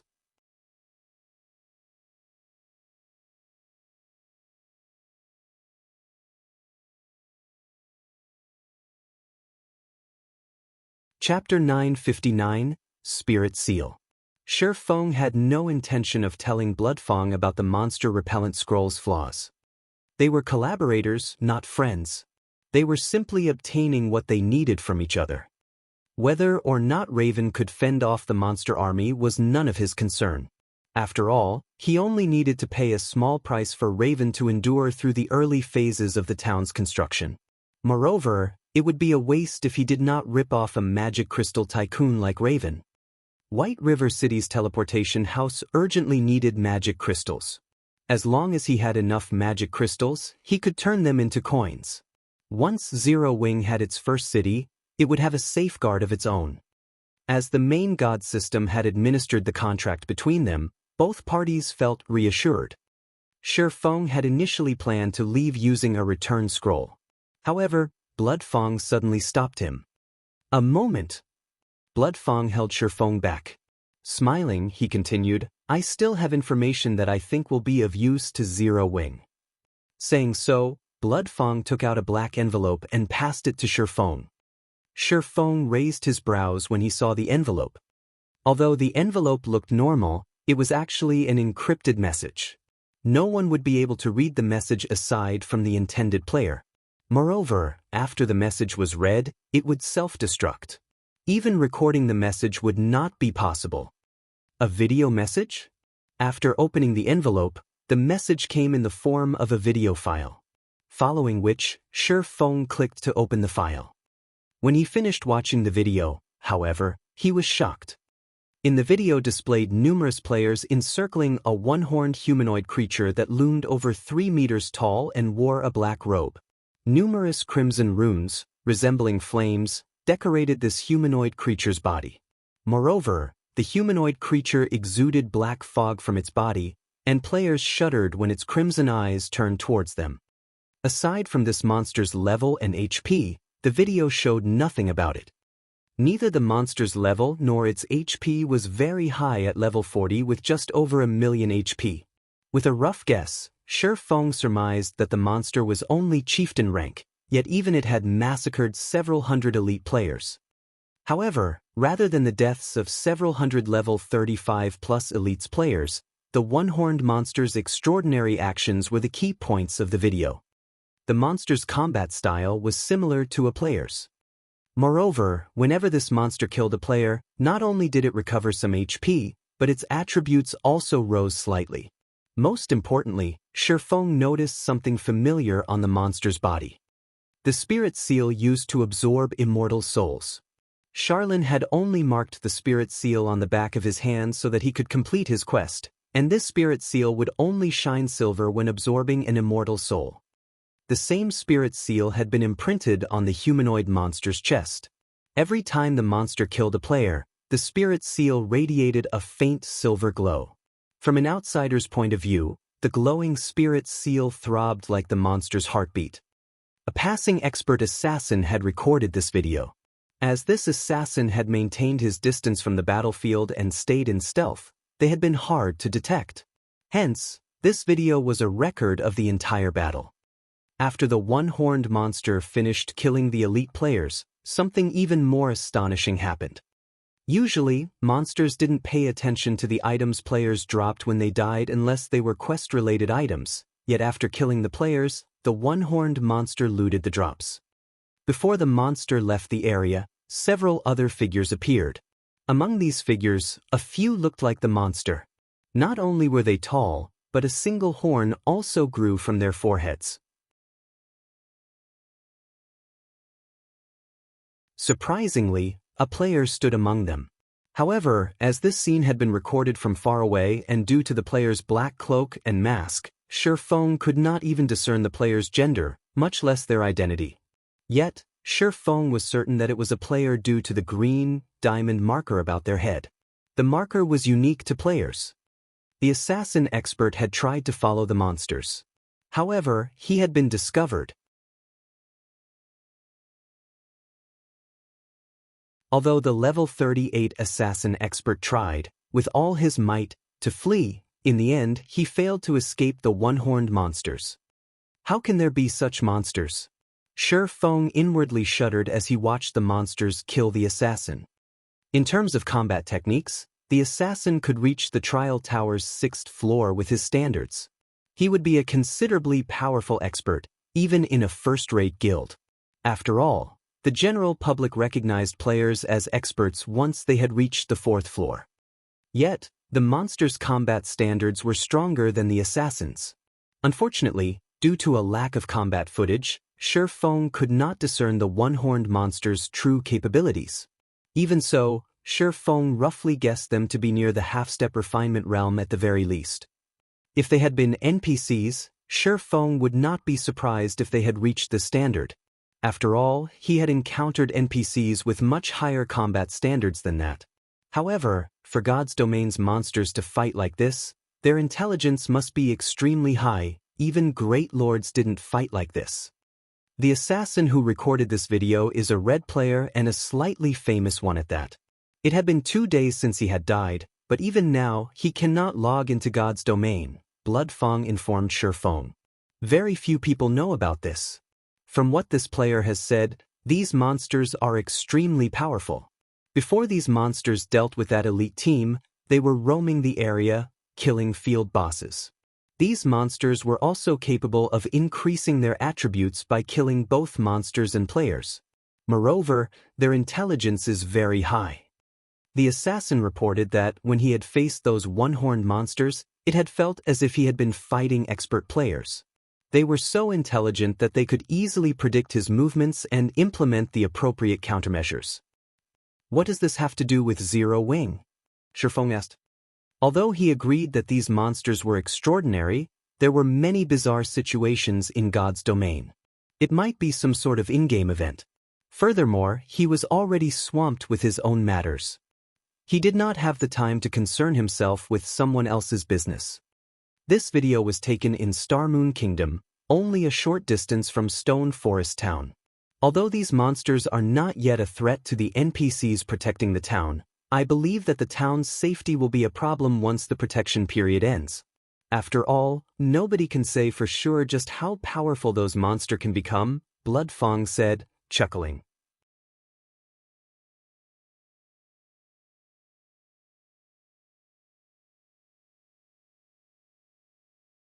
Chapter 960, Evil God Appears. They are near Stone Forest Town? Shi Feng fell quiet as he pondered the situation.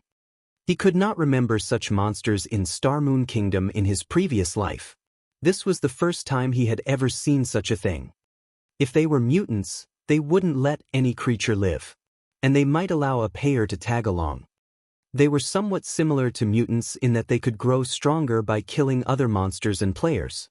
Indeed, just as Blood Fang had said, while there was nothing to worry about right now, as the monsters grew stronger, they would become very dangerous. Before I sent Bloodsucker to negotiate with you, I sent him to investigate. Based on Bloodsucker's report, not only was every field boss in the area dead, but he couldn't find a single common monster either. Moreover, he discovered a similar situation in the nearby level 60 map, Blood Fang said. He then shared several pictures with Shi Feng. Bloodsucker took these images in the level 60 area. With the monster's growth rate, it won't be long before they're a threat to Stone Forest Town or NPC towns. When Shi Feng saw one of the pictures, he could not believe his eyes. The originally lush forest had become a scorched land pocketed with craters. Bloodsucker had also captured the corpse of a level 63 Great Lord that had been over 30 meters tall. The corpse had withered like a mummy. What was more frightening was that common monsters stopped spawning in the locations the one-horned monsters had visited. This was the equivalent of crippling an entire map. Although the effects were barely noticeable right now, if this continued, there wouldn't be any leveling spots left in Star Moon Kingdom. Thank you for your information, Guild Leader Bloodfang. I have some matters to deal with, so I'll be leaving. Shi Feng frowned deeply as he finished looking through the pictures. After saying his goodbyes, he retrieved a return scroll and activated it.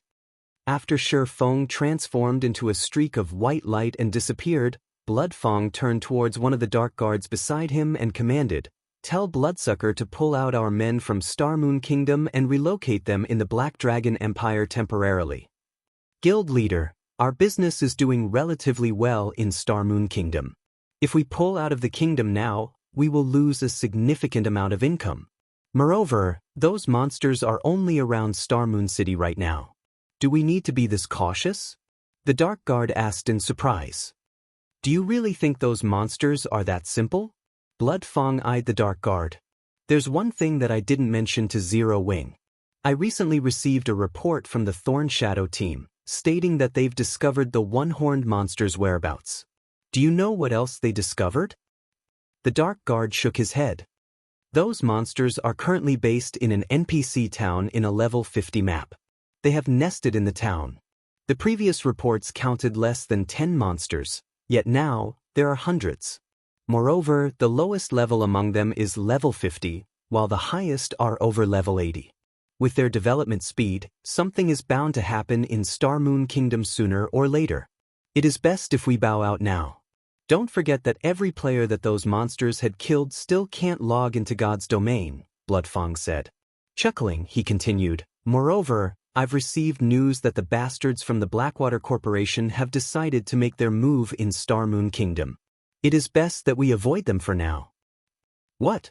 Blackwater Corporation has finally joined God's domain? Why are they starting with Star Moon Kingdom? When the Dark Guard heard Bloodfang mention the Blackwater Corporation, his indifferent expression changed as fear flashed in his eyes. I'm not sure. However, my guess is that it is likely due to this new class. After all, throughout God's domain, it is the easiest for players to obtain the new class through Star Moon Kingdom. A batch of players with this new class would benefit their development in the game, Bloodfang said, shaking his head. Among the many major corporations, I hate Blackwater the most. They always use unscrupulous means to achieve their goals, and they never follow the rules. Zero Wing will have to rely on its own power to weather this coming storm.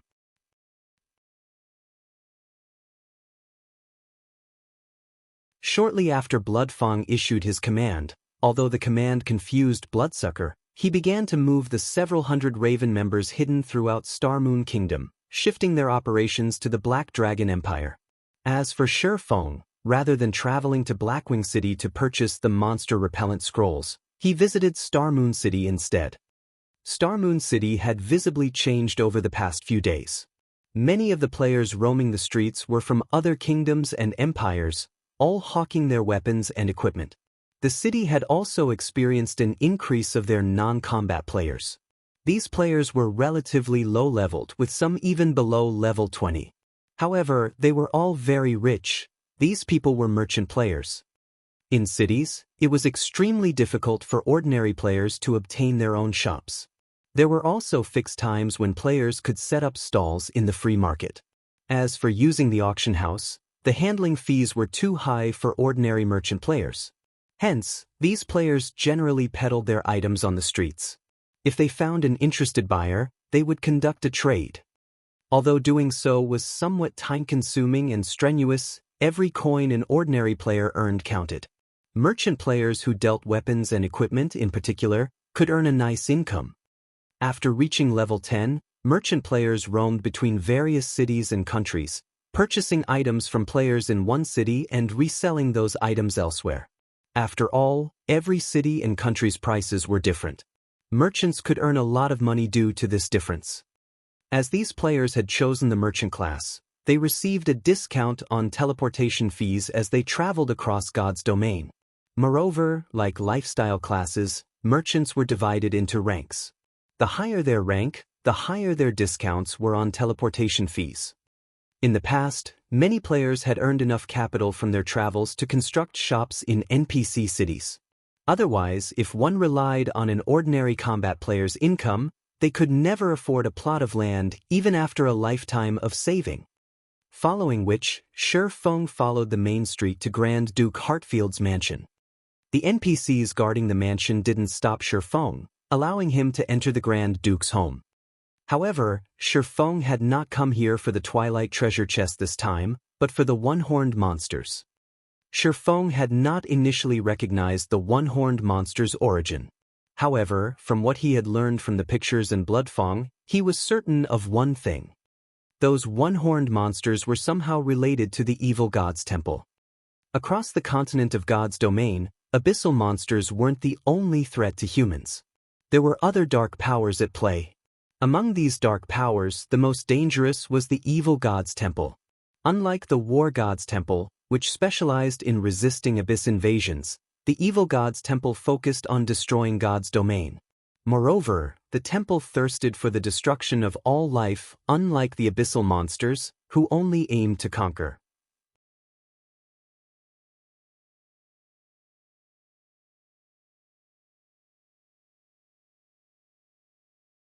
Chapter 961, Sword Emperor Ryan.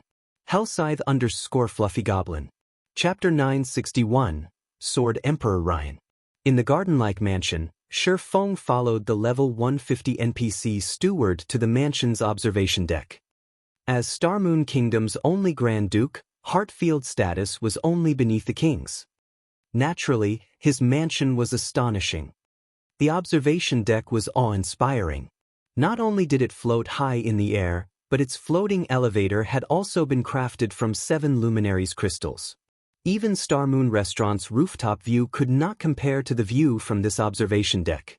Furthermore, only the palace and Starmoon auction house were higher up than the Grand Duke's observation deck. Shi Feng felt as if he were standing atop the clouds as he looked out. He had an unobstructed view of Starmoon City. The gentle breeze touching his face relaxed him.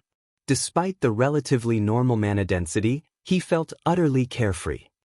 Enjoying a meal here would be the epitome of luxury. In the past, many major guilds had attempted to construct similar observation decks in their own cities, not excluding Shadow. However, only after the attempt did people realize how expensive it was. The floating deck required incomparably precious materials. Although they were not as rare as the 7 luminaries crystals, the floating stones were rare throughout God's domain. On the market, a fist-sized floating stone would sell for dozens of gold. One could imagine just how much it would cost to construct an observation deck the size of a basketball court. Crafting the necessary floating elevator also required 7 luminaries crystals. Those crystals were the core components of mind spaces, and players were more than reluctant to part with them. Very few people could afford to use them to craft a floating elevator. Moreover, the moment the floating elevator was complete, other players would likely attempt to steal it. Next to the level 200, Tier 3 Grand Duke Hartfield stood a middle-aged man in silver armor. A white mantle had been draped over the man's back, and a sword with a gem-encrusted hilt hung from his waist. Golden, divine runes had been engraved on the sword's scabbard, giving it both a sacred and magnificent appearance. Seeing this treasured sword, Shi Feng had no doubt that, when this man walked down the street with that blade, he attracted a lot of attention. Countless female players and sword enthusiasts would hover around him like flies. Oddly enough, Shi Feng recognized this man. The man's name was Ryan Ryder, and he was the captain of Starmoon Kingdom's Royal Guard. He was also a level 200, Tier 4 Sword Emperor. He was even stronger than White River City's powerhouse, Weissman, and was known for being the closest person to becoming a sword saint in Starmoon Kingdom. Although there were Tier 5 NPCs in Starmoon Kingdom, none of these NPCs were affiliated with the kingdom.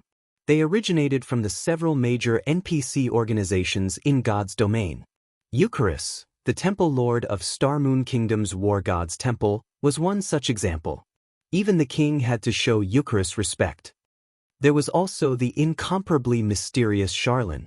Although Shi Feng did not know which NPC organization Charlene belonged to, he was certain that she did not belong to Starmoon Kingdom.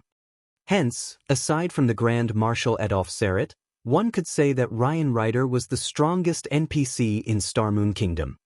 In front of the Grand Duke and the Royal Guard captains standing side by side, any ordinary player would be petrified. Surprisingly, Shi Feng approached them casually.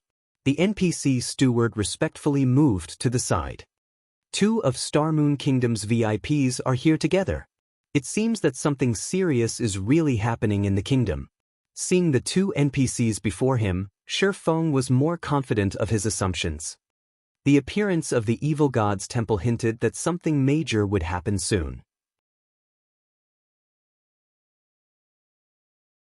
This was practically a natural law in God's domain. Shi Feng could remember that nearly half of Lion's Heart Empire had been destroyed in the past due to the evil god's temple's appearance. Even the ruling super guild in the Lion's Heart Empire had suffered severe losses, not to mention the empire's smaller guilds. This incident had shocked all of God's domain. No one had expected an NPC dark organization to be so powerful.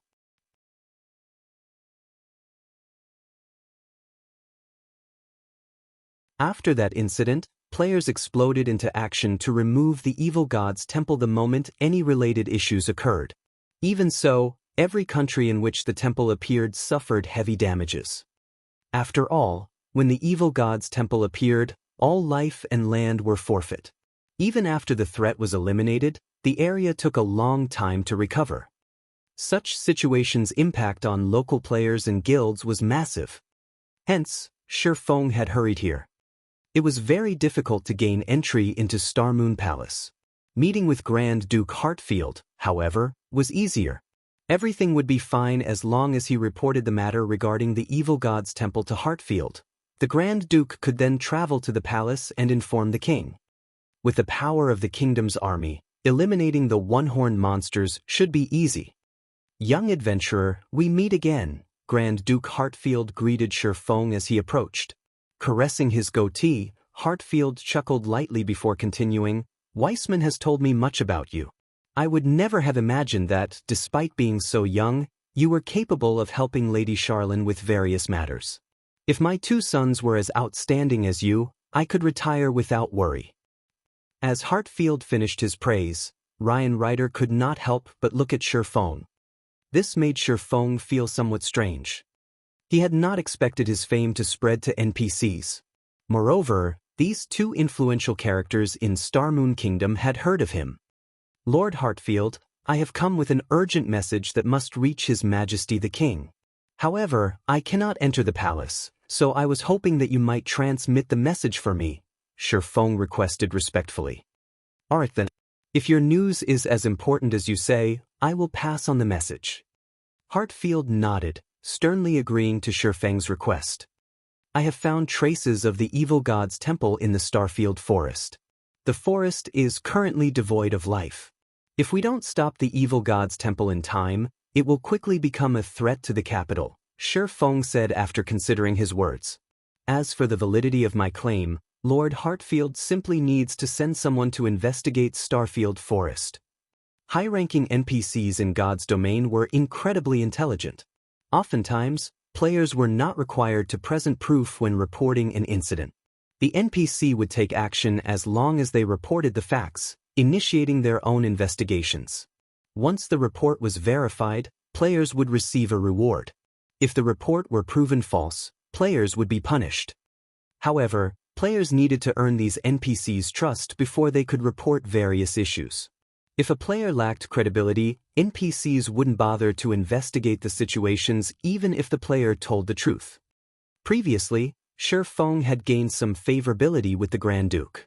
His words alone could prompt an investigation. If he were dealing with any other NPC, however, they wouldn't even give him the light of day. The evil god's temple? The evil god's temple has appeared so close to the capital. When Hartfield heard evil god's temple, he tensed. The energy around him also changed. Captain Ryan, like the report you've recently received, it seems that those damnable evil cultists are on the move again, Hartfield said, anger filling his eyes. After their failed attempt 15 years ago, they are going after that item again. This time, I will erase them from Star Moon Kingdom. After the Grand Duke's statement, the sound of a system notification reached Shifeng's ears, with Star Moon Kingdom system announcement following closely.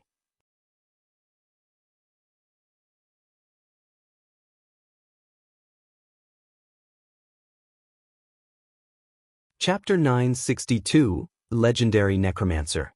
System, congratulations. You have accepted the epic ranked main storyline quest, Evil God's Birth. Quest content, exterminate the evil god's believers in the Star Moon Kingdom. If you fail to exterminate the evil god's believers before they summon the evil god, Star Moon Kingdom will fall into ruin. As the system was notification repeated 3 times, Shifeng was momentarily stunned.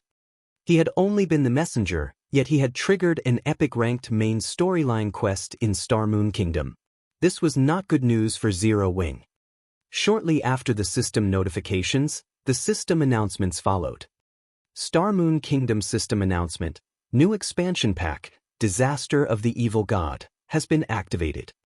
Star Moon Kingdom system announcement, ruins of the Evil God's temple has been discovered in the Undead Gorge. Azura Mode Regional Dungeon, the Undead Gorge, has been activated. Players level 35 and above may enter the dungeon. The system announcement also repeated 3 times, creating a stir in Star Moon Kingdom. Awesome! Who triggered the new expansion pack? An Azura Mode Regional Dungeon? The loot will be amazing. It's actually an Azura Mode Regional Dungeon. I bet the dungeon's monsters will drop magic crystals. I won't have to continue fighting for kills in the Stoneclaw Mountains. The majority of the kingdom's players were incredibly interested in the new regional dungeon. Originally, the only regional dungeon that offered magic crystals was the Stoneclaw Mountains. However, it had become a haunt for Star Moon Kingdom's various large guilds. Even though the area provided abundant resources, ordinary players' share was very small. Moreover, the competition for those resources grew with each day. The new Azura Mode Regional Dungeon's appearance was definitely a cause to celebrate for the majority of Star Moon Kingdom's players. At the very least, there was now another area in which they could obtain magic crystals. Moreover, the Undead Gorge was much closer to Star Moon City than the Stoneclaw Mountains. Only a single map separated the gorge and the capital. The only problem was that the monsters in said map were somewhat high-leveled, all above level 50. If one crossed the map without being strong enough, the risk of death would be quite high. However, this could also help disqualify some players, reducing the competition in the regional dungeon. The only downside was equipment repairs. Unlike in the Stoneclaw Mountains, none of the Undead Gorge's adjacent maps had a town. It would take 4 hours to run there from the nearest teleportation point. While this was a huge problem for independent players, the various large guilds found this acceptable. At the very least, they wouldn't have to pay Zero Wing with magic crystals if they grinded in the Undead Gorge. Moreover, once their guild members obtained mounts, they could save time when traveling. For a time, Star Moon Kingdom's various large guilds began to prepare to garrison troops in the Undead Gorge. A new regional dungeon hinted that there would be undiscovered resources. If they entered the Undead Gorge immediately, they could obtain more than their competition. Young adventurer, I would like you to help me with something, Heartfield sternly told Shifeng. Now that the evil god's believers have appeared, I suspect that Burn, the legendary necromancer from 15 years ago, is up to something new. I want you to locate him for me. If Burn is trying to hold a summoning ritual, he will need to slaughter many to gather enough power to summon the evil god's doppelganger. I have a tracking crystal that has recorded the evil god's power.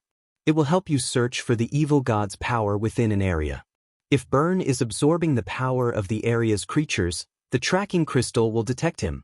Once you discover their nest, all you need to do is report back.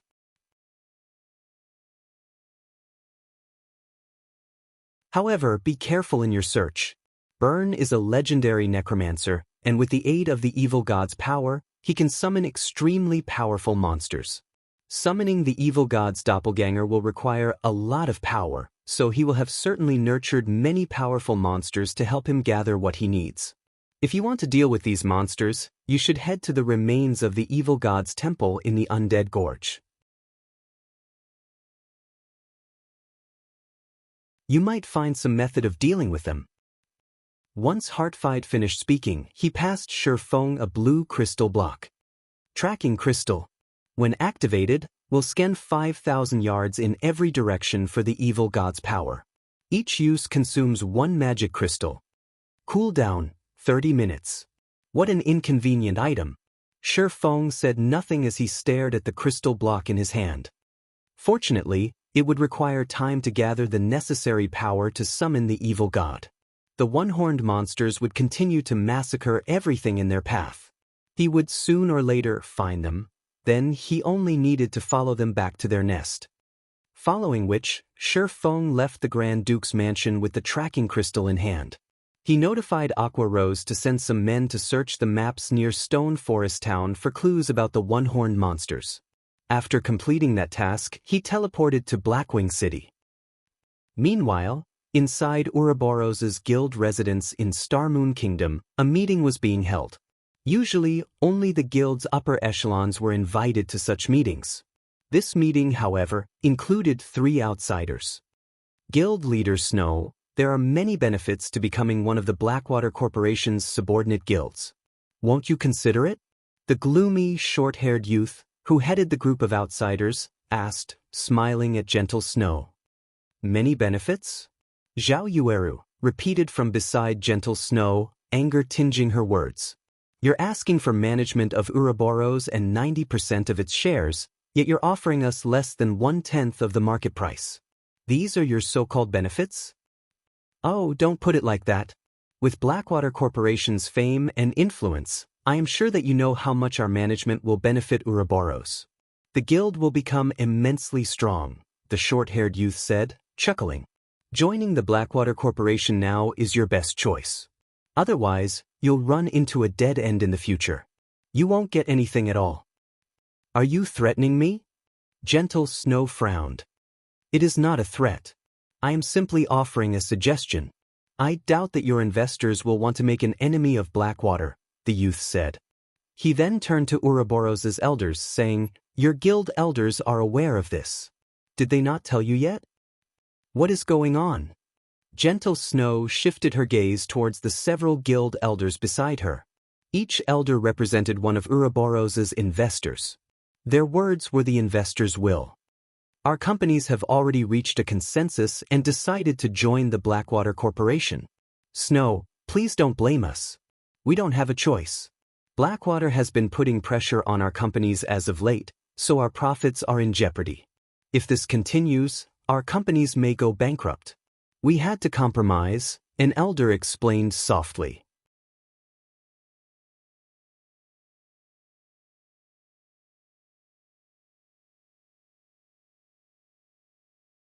Chapter 963, 3 Days. The Blackwater Corporation employs impressive tactics. Gentle Snow glanced at the short-haired youth sitting opposite of her listening to several elders' explanations. In the virtual gaming world, third-rate or greater guilds typically split their shares among multiple shareholders. Zero Wing was unique in this as guilds were rarely under the control of a single entity, much less first-rate guilds. Although a first-rate guild was the equivalent of a corporation and capable of earning its own money, when a guild of such caliber joined a large-scale virtual reality game, it needed a lot of capital to begin developing. God's domain was peculiar among large-scale virtual reality games. Even with a first-rate guild's financial strength, investments from various companies were needed for a guild to spread its influence throughout God's domain as it attempted to dominate one, or multiple, kingdoms. This was precisely the reason that multiple companies held the majority of Ouroboros's shares. If these companies came to an agreement, even she, the guild leader, was forced to accept the decision. However, Gentle Snow had never imagined Blackwater to be despicable enough to force Ouroboros into submission. Generally, major international corporations disdained such tactics as doing so would only make them a laughingstock. Guild leader Snow, what is your decision? The short-haired youth ignored the snow goddess's ridicule. On the contrary, he sneered and said, I know this is a very difficult decision to make. How about this? We'll give you 3 days to consider your options. If you insist on rejecting our offer in 3 days, we'll be forced to put someone else in the guild leader's seat. After making his threat, the short-haired youth left the meeting room. The 2 level 39 expert players followed him closely. Big Brother Wave, why don't we just get rid of Gentle Snow? It would make it easier to take over Ouroboros. Now that you've given her 3 more days, she might persuade those on the fence or purchase their shares. If she does, it'll be harder to occupy the guild. The 2 robust men asked the gloomy, short-haired youth. The Blackwater Corporation's goal from the very beginning was to take control of Star Moon Kingdom. After turning Star Moon Kingdom into the corporation's playground, they would use it as a stepping stone to dominate the Black Dragon Empire. Even if Gentle Snow agreed to their conditions, they would not let Ouroboros survive. Rather, Blackwater would establish its own guild and absorb Ouroboros, gaining complete control. Hence, they did not need Gentle Snow's consent. Do you really think I will give her 3 days to make a decision? The short-haired youth clicked his tongue. Sneering, he continued, I am just giving Ouroboros's members time to adapt. If I remove Gentle Snow from her position suddenly, it will cause quite a stir in the guild. Not only will it decrease the guild's morale, but I will also have a lot of trouble rectifying the problem. Now that I am giving Gentle Snow 3 days, however, news of this matter will spread throughout the guild. We'll encounter less resistance when we take over the guild's management. Most importantly, young Master Jing has not yet sent me enough experts to take Ouroboros over. In 3 days, we should have enough personnel to assume control. At that time, we will gain control of Star Moon City, and it won't be long before we possess all of Star Moon Kingdom. Big Brother Wave, what about Star Moon Kingdom's number 1 guild, Zero Wing? Are we not negotiating with them? I've heard that Zero Wing is particularly stubborn, and the guild leader alone controls the guild. It will be more difficult to take over. We won't need to worry about that. Young Master Jing has other plans for Zero Wing. The youth named Abandoned Wave responded nonchalantly.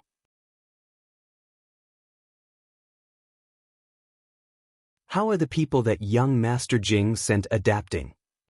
Big Brother Wave, rest assured, with our guidance, they're improving each day. I believe they will adapt to God's Domain's combat style very quickly with the help of the battle videos we procured and the Trail Tower. As long as their levels are brought up to speed, they will be the guild's greatest trump card, one of the robust men reported excitedly. The Blackwater Corporation was not like other corporations.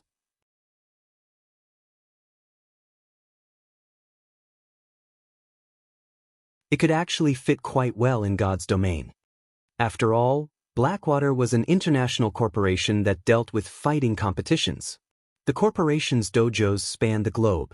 Moreover, the corporation was also one of the world fighting competition's main hosts.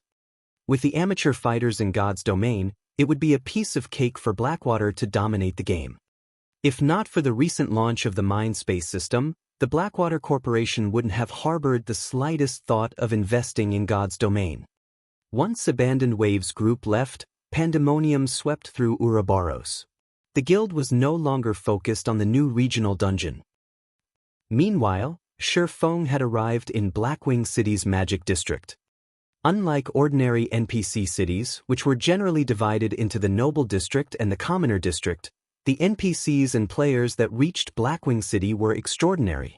Moreover, even if other kingdoms and empires' nobles ventured to this city, they were ordinary here. In the Magic District, NPC-owned magic shops were everywhere. There were at least 100 such shops in the district. Not only did these shops sell all kinds of daily-use magic items, but they also sold magic scrolls. Some even sold rare magic scrolls that could not be found in ordinary NPC cities. The Monster Repellent Scroll was one such magic scroll. Initially, players had assumed that the Monster Repellent Scroll had no particular value. After all, it was only capable of driving off low-intelligence monsters. Moreover, as players reached higher levels and explored higher-leveled maps, they encountered fewer low-intelligence monsters. Hence, there was rarely a need for the Monster Repellent Scroll. Furthermore, the scroll was expensive. The monster repellent scroll had only gained popularity after players discovered its ability to protect towns. However, as one of the rare magic scrolls sold in Blackwing City, the monster repellent scroll was not infinitely available. Only a limited quantity could be purchased each day. Moreover, only one magic shop sold the scroll, so it wasn't easy to obtain. Overall, only 20 monster repellent scrolls were available in Blackwing City each day. When Shifeng entered the magic shop that sold the monster repellent scrolls, he discovered numerous waiting players. These players turned towards Shifeng. Why are people from the sacred temple here? Shifeng was somewhat surprised when he saw these players.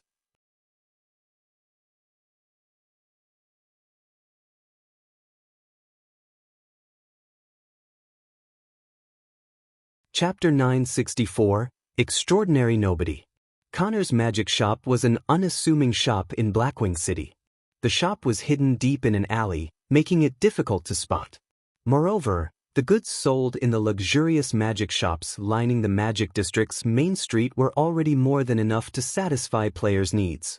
Hence, very few went out of their way to look for Connor's magic shop.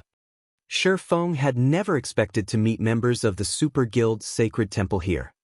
Aside from the glaring Sacred Temple members, a familiar woman chatted with the NPC shopkeeper. "Sister Melody, should we chase this player away?" A male summoner wearing light blue mage robes asked quietly. This male summoner looked relatively young, around 20 years old, yet he was already at level 39. The aura of strength and arrogance he exuded revealed him as more than an ordinary expert. Moreover, his staff was a Tier 1 weapon unique to summoners, the Illusion Staff. Tier 1 weapons were the most suitable for Tier 1 classes, aside from epic weapons. They could maximize a Tier 1 player's combat power, which even the best Dark Gold weapons could not accomplish. At the moment, even first-rate guild only had 1 or 2 epic items. Some had none at all. Although super guilds were slightly better off in this regard, they could not arm every one of their apex experts with epic items. Generally, these experts only used Dark Gold items. Wielding a Tier 1 weapon in the Sacred Temple spoke volumes of the youth's combat standards. "No need. It just so happens that I have a reason to seek him out. Since he has presented himself, things couldn't be better." When Quiet Melody saw Shifeng, a faint smile appeared on her beautiful, charming face, her smile mesmerizing several of the Sacred Temple members. "Seek him out?" The summoner youth was slightly stunned. Doubtful, he turned to look at Shifeng as he wondered, who is he? Quiet Melody was the Sacred Temple's Vice-Temple Master. She was also one of the guild's apex experts. Very few in the virtual gaming world could attract her attention. Seeing the summoner's confusion, Quiet Melody chuckled as she explained, "Fantasy, you might not know of him since you've recently graduated from the newcomer's training, but he is none other than Zero Wings Yifeng." "So, you're the Yifeng that defeated Sirius." The youth named Lonely Fantasy addressed Shifeng, envy blooming in his heart.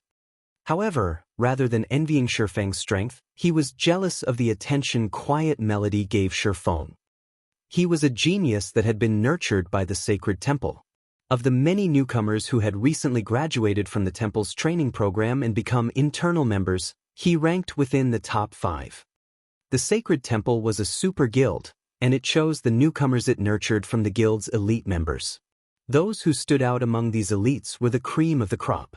In any first-rate guild, these individuals could easily become the strongest combatants. These individuals were the virtual gaming world's blue blood experts. Yet, a lowborn individual like Shifeng had defeated one of the Battle Wolves Guild's old monsters. Moreover, Shifeng received Quiet Melody's attention, whom he admired. Why wouldn't he be jealous? Unknowingly, a hunger for battle filled Lonely Fantasy's gaze as he watched Shifeng. "Yifeng, we meet again." Quiet Melody took the initiative to greet Shifeng. "If not for your loan to Hidden Cloud, I might have been unlucky." During the last Blackwing auction, the Nine Heavens Pavilion's Hidden Cloud had beaten her in the auction for the Golden Tablet. In the end, however, a mysterious NPC had assassinated him for that tablet. Moreover, Hidden Cloud had not been able to log into God's domain for a long period after that incident. He had become a laughingstock among the super guilds.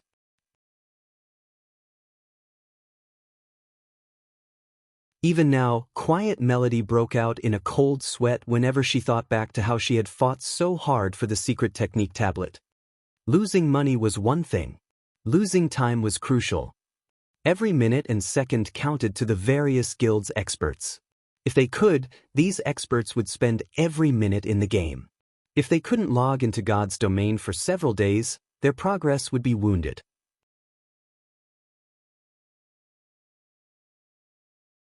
The damage might be less severe for someone like herself, who had lost interest in the battle for the guild leader's seat and was content as a vice temple master and holding some shares of the guild. However, for an ambitious person like Hidden Cloud, who vied to become the Nine Heavens Pavilion's first hallmaster, the damage was tremendous. "You must be here for some rare scrolls, right?" Quiet Melody said, her gaze shifting towards the magic scrolls filling the display cabinets. Smiling faintly, she continued, "Unfortunately, I have purchased all of the rare scrolls here. If you wish to buy some, you will have to wait until tomorrow." Temple Master Melody is quite impressive. "I'm surprised that you found this place," Shifeng said as he swept a glance over the display cabinets. Indeed, just as Quiet Melody had said, the rare scrolls were gone. Even the monster repellent scrolls, which had no apparent use at this stage of the game, were sold out. "It's nothing. I just stumbled upon this shop," Quiet Melody replied casually. She then revealed a few of the rare scrolls she had purchased. Looking at Shifeng, she said softly, "Which scroll are you looking for? If you are in a hurry, I can sell a few to you at cost." The Sacred Temple members were shocked. They thought that they were hallucinating. Quiet Melody was the Sacred Temple's vice temple master. Even if one disregarded her status, her appearance was enough to make countless men and women swoon. Aside from the required respect for the guild leader and the guild's older generation, she almost never expressed goodwill towards anyone. Yet, she was doing exactly that for Shifeng. Even if Shifeng was a particularly skilled fighter with astonishing strength, that shouldn't warrant Quiet Melody's warmth. After all, they belonged to different guilds. Moreover, their guild possessed many experts who were stronger than Shifeng. "Sister Melody, we need these scrolls urgently. If we sell them to someone else," Lonely Fantasy quickly interjected. "It's fine. We purchased a few extra as a precaution." Quiet Melody smiled, responding to the summoner youth's advice with indifference. However, Lonely Fantasy knew that these rare magic scrolls were crucial to complete their quest. On the off chance that they ran out during the quest, they may fall on the very edge of success. If that happened, their previous efforts would go to waste. He could not understand why Quiet Melody wanted to befriend Shifeng. What was so good about this swordsman? "Many thanks. I only need 4 monster repellent scrolls," Shifeng stated, not beating around the bush. His agreement with Bloodfang was extremely important. If the monsters raided the town before he was prepared, without the monster repellent scroll, he would have to pay 30,000 gold. Moreover, a person of Quiet Melody's status had no reason to trick him and no need to use this opportunity to learn why he had come to this shop. Since the woman wanted to befriend him and there was no enmity between him and the Sacred Temple, he saw no reason to reject her offer. Afterward, Quiet Melody gave Shifeng 4 monster repellent scrolls in exchange for 20 gold. After receiving the scrolls, Shifeng turned to look at Quiet Melody, who had been smiling all this time. Sighing, he said, "Temple Master Melody, just state your business. I'm assuming that you didn't waste so much time talking to a nobody like me just to sell a few unprofitable scrolls."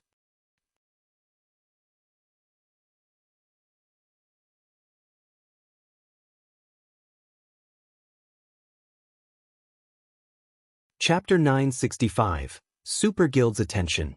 Hellscythe_Fluffy Goblin. "It's nothing major. I just wish to purchase an item from Zero Wing." Quiet Melody chuckled at Shifeng's question. "What item are you interested in?" Shifeng began to grow curious. Generally, any items that Zero Wing sold could be purchased from the Candlelight trading firm. With the Sacred Temple's capabilities, Quiet Melody could even easily afford the limited intermediate mana armor kits. Rather than seeking him out personally, she could simply issue a command, and her subordinates would fetch the items and deliver them to her doorstep.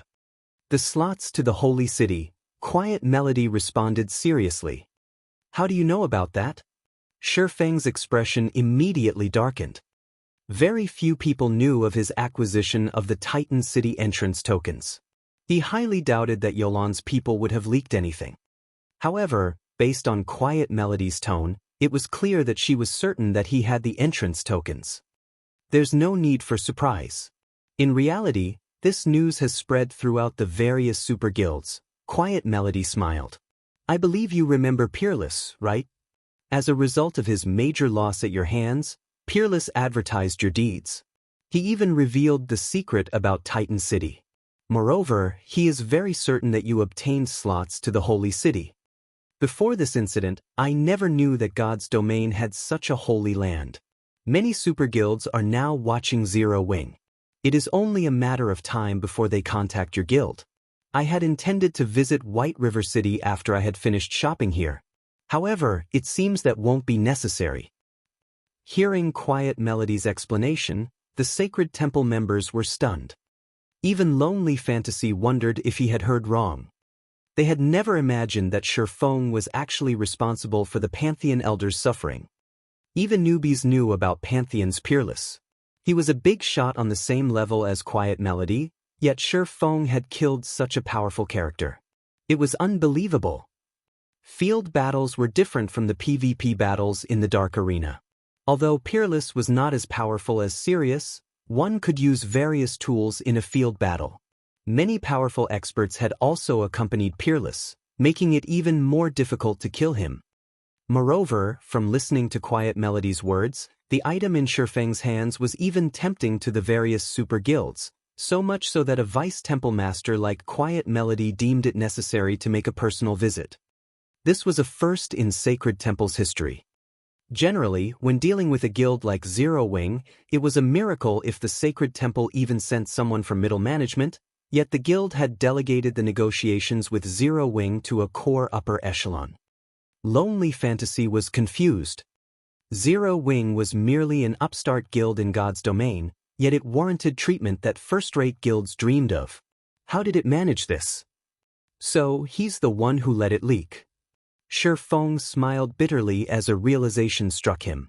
It seems that had been his final chance. He now, more or less, understood Peerless' actions during the entrance trial. It was no wonder why the high and mighty Peerless of Pantheon had tried to negotiate halfway through the battle. Without a doubt, that had been his last chance to challenge the entrance trial. After losing that chance, he would have to wait a long time before he could try to enter the Holy City again. He might not even get another chance. Since he had lost this opportunity, he wouldn't let the culprit behind his failure get off scot-free. Hence, he had spread the news and pointed the various super guilds towards Zero Wing. Our Sacred Temple also knows how valuable the slots are, so we won't ask for too many. 10 will be enough. I believe that with how many slots Zero Wing obtained, trading 10 shouldn't be an issue.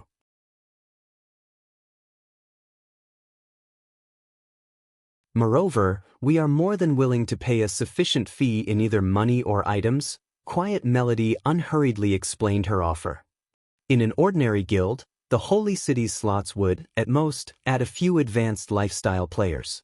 However, it was a different story for super guilds.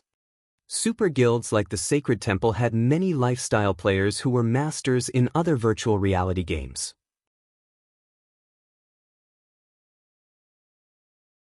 Unfortunately, as these masters were still unfamiliar with God's domain's lifestyle classes, they could only utilize a small fraction of their true abilities. However, with access to the Holy City of Titan, these past masters would rapidly become true lifestyle masters in God's domain.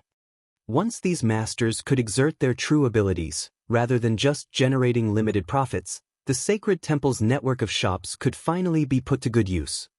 Hence, to obtain the slots to the Holy City, the Sacred Temple was willing to pay a massive price. If Zero Wing is willing to sell the slots, the Sacred Temple is willing to trade epic items or golden lands in major cities for them. Since Shifeng had remained silent, Quiet Melody decided to use the Sacred Temple's trump card. One needed more than just money to afford epic items and major cities' golden lands. It was especially true for the lands. Even a fool knew that these lands' value had room to grow. If not for how important lifestyle masters were to the Sacred Temple, the temple would never have considered these bargaining chips. Although I want to agree to your offer, the Holy City's slots are too precious. I believe that you know just how important they are. Moreover, to tell you the truth, Zero Wing has already used many of our slots. Even if I wanted to trade them to you, Zero Wing doesn't have many left. If you wish to buy them, I'll have to discuss your offer with my guild leader.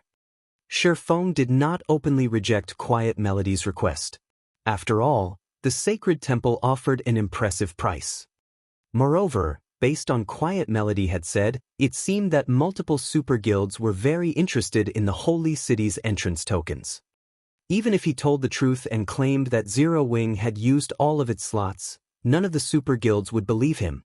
At which point, Zero Wing would have earned many new enemies for no reason at all.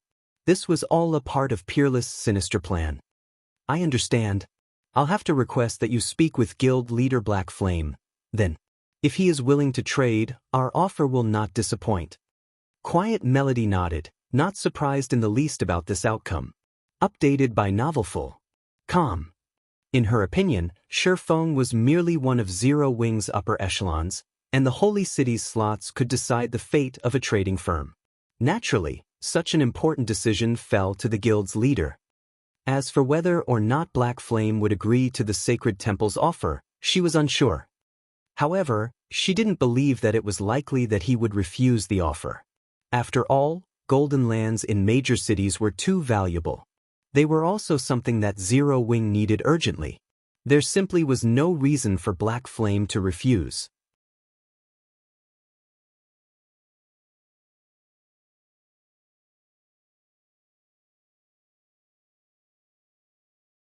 Chapter 966, Candlelight Auction. Hellscythe_Fluffy Goblin. After Shi Feng finished his conversation with Quiet Melody, he pretended to contact Black Flame. In reality, though, he contacted Fire Dance. After all, he was Black Flame. How could he possibly contact himself? He had only said something about it to hide his identity. Had he made the decision as Yi Feng, he would have roused Quiet Melody's suspicions. Shi Feng had to admit that the Sacred Temple's offer was tempting. At the same time, it served as a reminder. Zero Wing's number of lands couldn't even compare to a first-rate guild's, not to mention super guilds. It had fewer than an ordinary second-rate guild. However, this could not be helped. These guilds had far stronger foundations than Zero Wing. These guilds had joined God's domain with plenty of starting capital. Their members also spanned across many cities. Moreover, these guilds had invested almost all of the coins they earned from their money-farming teams into purchasing various cities' lands. Now players had been developing in God's domain for quite some time. These guilds' advantages were beginning to manifest. In stark contrast to these guilds, Zero Wing had started in God's domain with absolutely nothing. Its possession of lands in so many cities was already impressive. Now that God's domain had been operating for so long, even if Zero Wing had a lot of money, the various large guilds had already bought out the lands in the various NPC cities. These guilds treated their lands like their babies. It was practically impossible for Zero Wing to purchase these lands at a reasonable price without presenting something that these guilds hungered for. The Holy City slots provided a golden opportunity. Currently, the Candlelight trading firm had only spread its influence to a few major cities. By the time the lifestyle players in Titan City reached the advanced rank, the firm's small corner of the market wouldn't be enough to display its true prowess. If the trading firm obtained a few plots of land in Empire's top 10 major cities, it would secure a far larger customer base. If he took into account the strengthening device and the designs unique to Titan City, Candlelight trading firm's profits would make the income from Stone Forest Town look pitiful. At the moment, however, Shi Feng did not have any Titan City entrance tokens on hand. Even if he did, he had no intentions of selling them to Quiet Melody right now.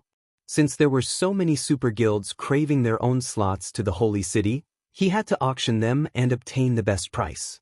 Moreover, by doing so, he wouldn't invoke these super guilds' ire, preventing peerless plans from coming to fruition. Currently, his only method of entering Titan City was the Holy City's emblem. However, the emblem had a 7-day cooldown. He had used the emblem recently, so if he wanted to enter the Holy City, he'd have to wait. He could use these 7 days to prepare. After all, purchasing lands was a significant expenditure. Even if the Holy City slots were more valuable, he could not trade a single slot for a major city's golden land unless the Super Guild had lost its mind. In the past, a single Holy City slot only sold for several hundred gold. Even if it sold for more than that at the moment, the most anyone would pay was roughly 1,000 gold. On the other hand, major cities' golden lands were worth over 10,000 gold. With the slots he had on hand, he could afford, at most, one plot of land. This was not the desired outcome. He planned to trade the Holy City slots for lands in major cities, offering one slot and coins to make up the cost difference. This way, he could purchase 10 plots of lands by selling 10 slots. Hence, collecting enough coins was now a priority. Fire, prepare the main force and both the Dark God's Legion's official members and reserve members to advance on the Undead Gorge.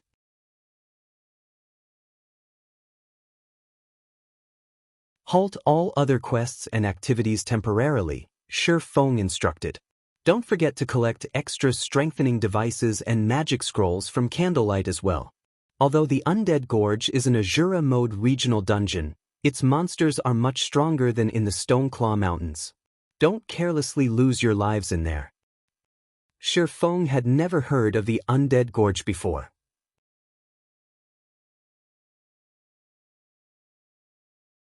However, as it was related to the new expansion pack, it was definitely not an ordinary regional dungeon. It should offer an abundance of resources, particularly magic crystals. Currently, there were too many players in the Stoneclaw Mountains. There weren't enough monsters to go around. On the other hand, not only was the Undead Gorge a new regional dungeon, but it also required more to enter than the Stoneclaw Mountains. Guilds wouldn't be able to dispatch as many members to the dungeon. With this, Zero Wing could farm magic crystals far more efficiently. As long as he had enough magic crystals, he could use the teleportation house to turn them into mountains of glittering gold coins. With this, he could earn what he needed to purchase lands during the next 7 days. Understood. Fire Dance nodded. After Shi Feng finished issuing his orders, he smiled as he turned back to quiet melody. Communication between players could be set to private mode. This way, unrelated parties would not overhear the conversation. Naturally, the surrounding Sacred Temple members had heard nothing Shi Feng had said, so these people assumed that he had been speaking with Black Flame. Temple Master Melody, I have told our guild leader about your offer. Our guild leader has considered this problem, hence, he has already prepared and decided to auction off the slots. In 7 days, the Candlelight trading firm will hold its first auction. Not only will the Holy City slots be available, but many other unimaginable items will also be for sale, Shi Feng said. To participate in the Candlelight auction, you will need to hold at least one deed to a major city's golden land. These lands will be used to bid for the Holy City slots. Of course, Zero Wing will supplement the cost for each land with coins. However, Zero Wing will only announce the auction to the public in 3 days. This is all I can say for the moment. As for who obtains the Holy City slots, that will depend on the strength and capital of the various guilds attending. Updated by Novelful.com. The moment Shi Feng finished talking, Lonely Fantasy, who stood beside Quiet Melody, flew into a rage, growling, "What do you guys take those Holy City slots for? Do you really think our sacred temple can't obtain our own?" Fantasy, that's enough. Quiet Melody reproached her subordinate. Although Lonely Fantasy tried to continue, when he saw the fury in Quiet Melody's eyes, he snapped his mouth closed. Since Zero Wing intends to sell the Holy City slots, we are lucky. The sacred temple will certainly attend the auction, Quiet Melody said, her eyes carrying a silent apology. She then departed from the shop with Lonely Fantasy and the others.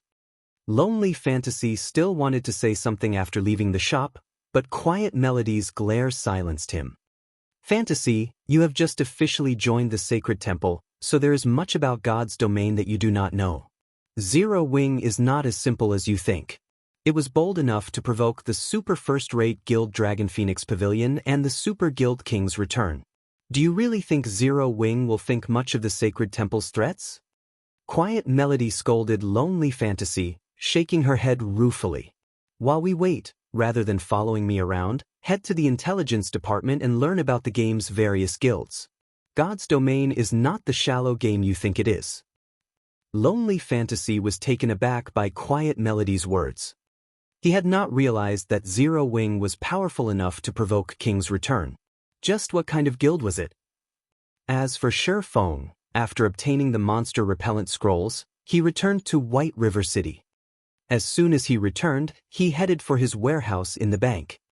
Previously, too many things had demanded his attention. He hadn't yet had a chance to use the damaged god crystal he had obtained during the entrance trial.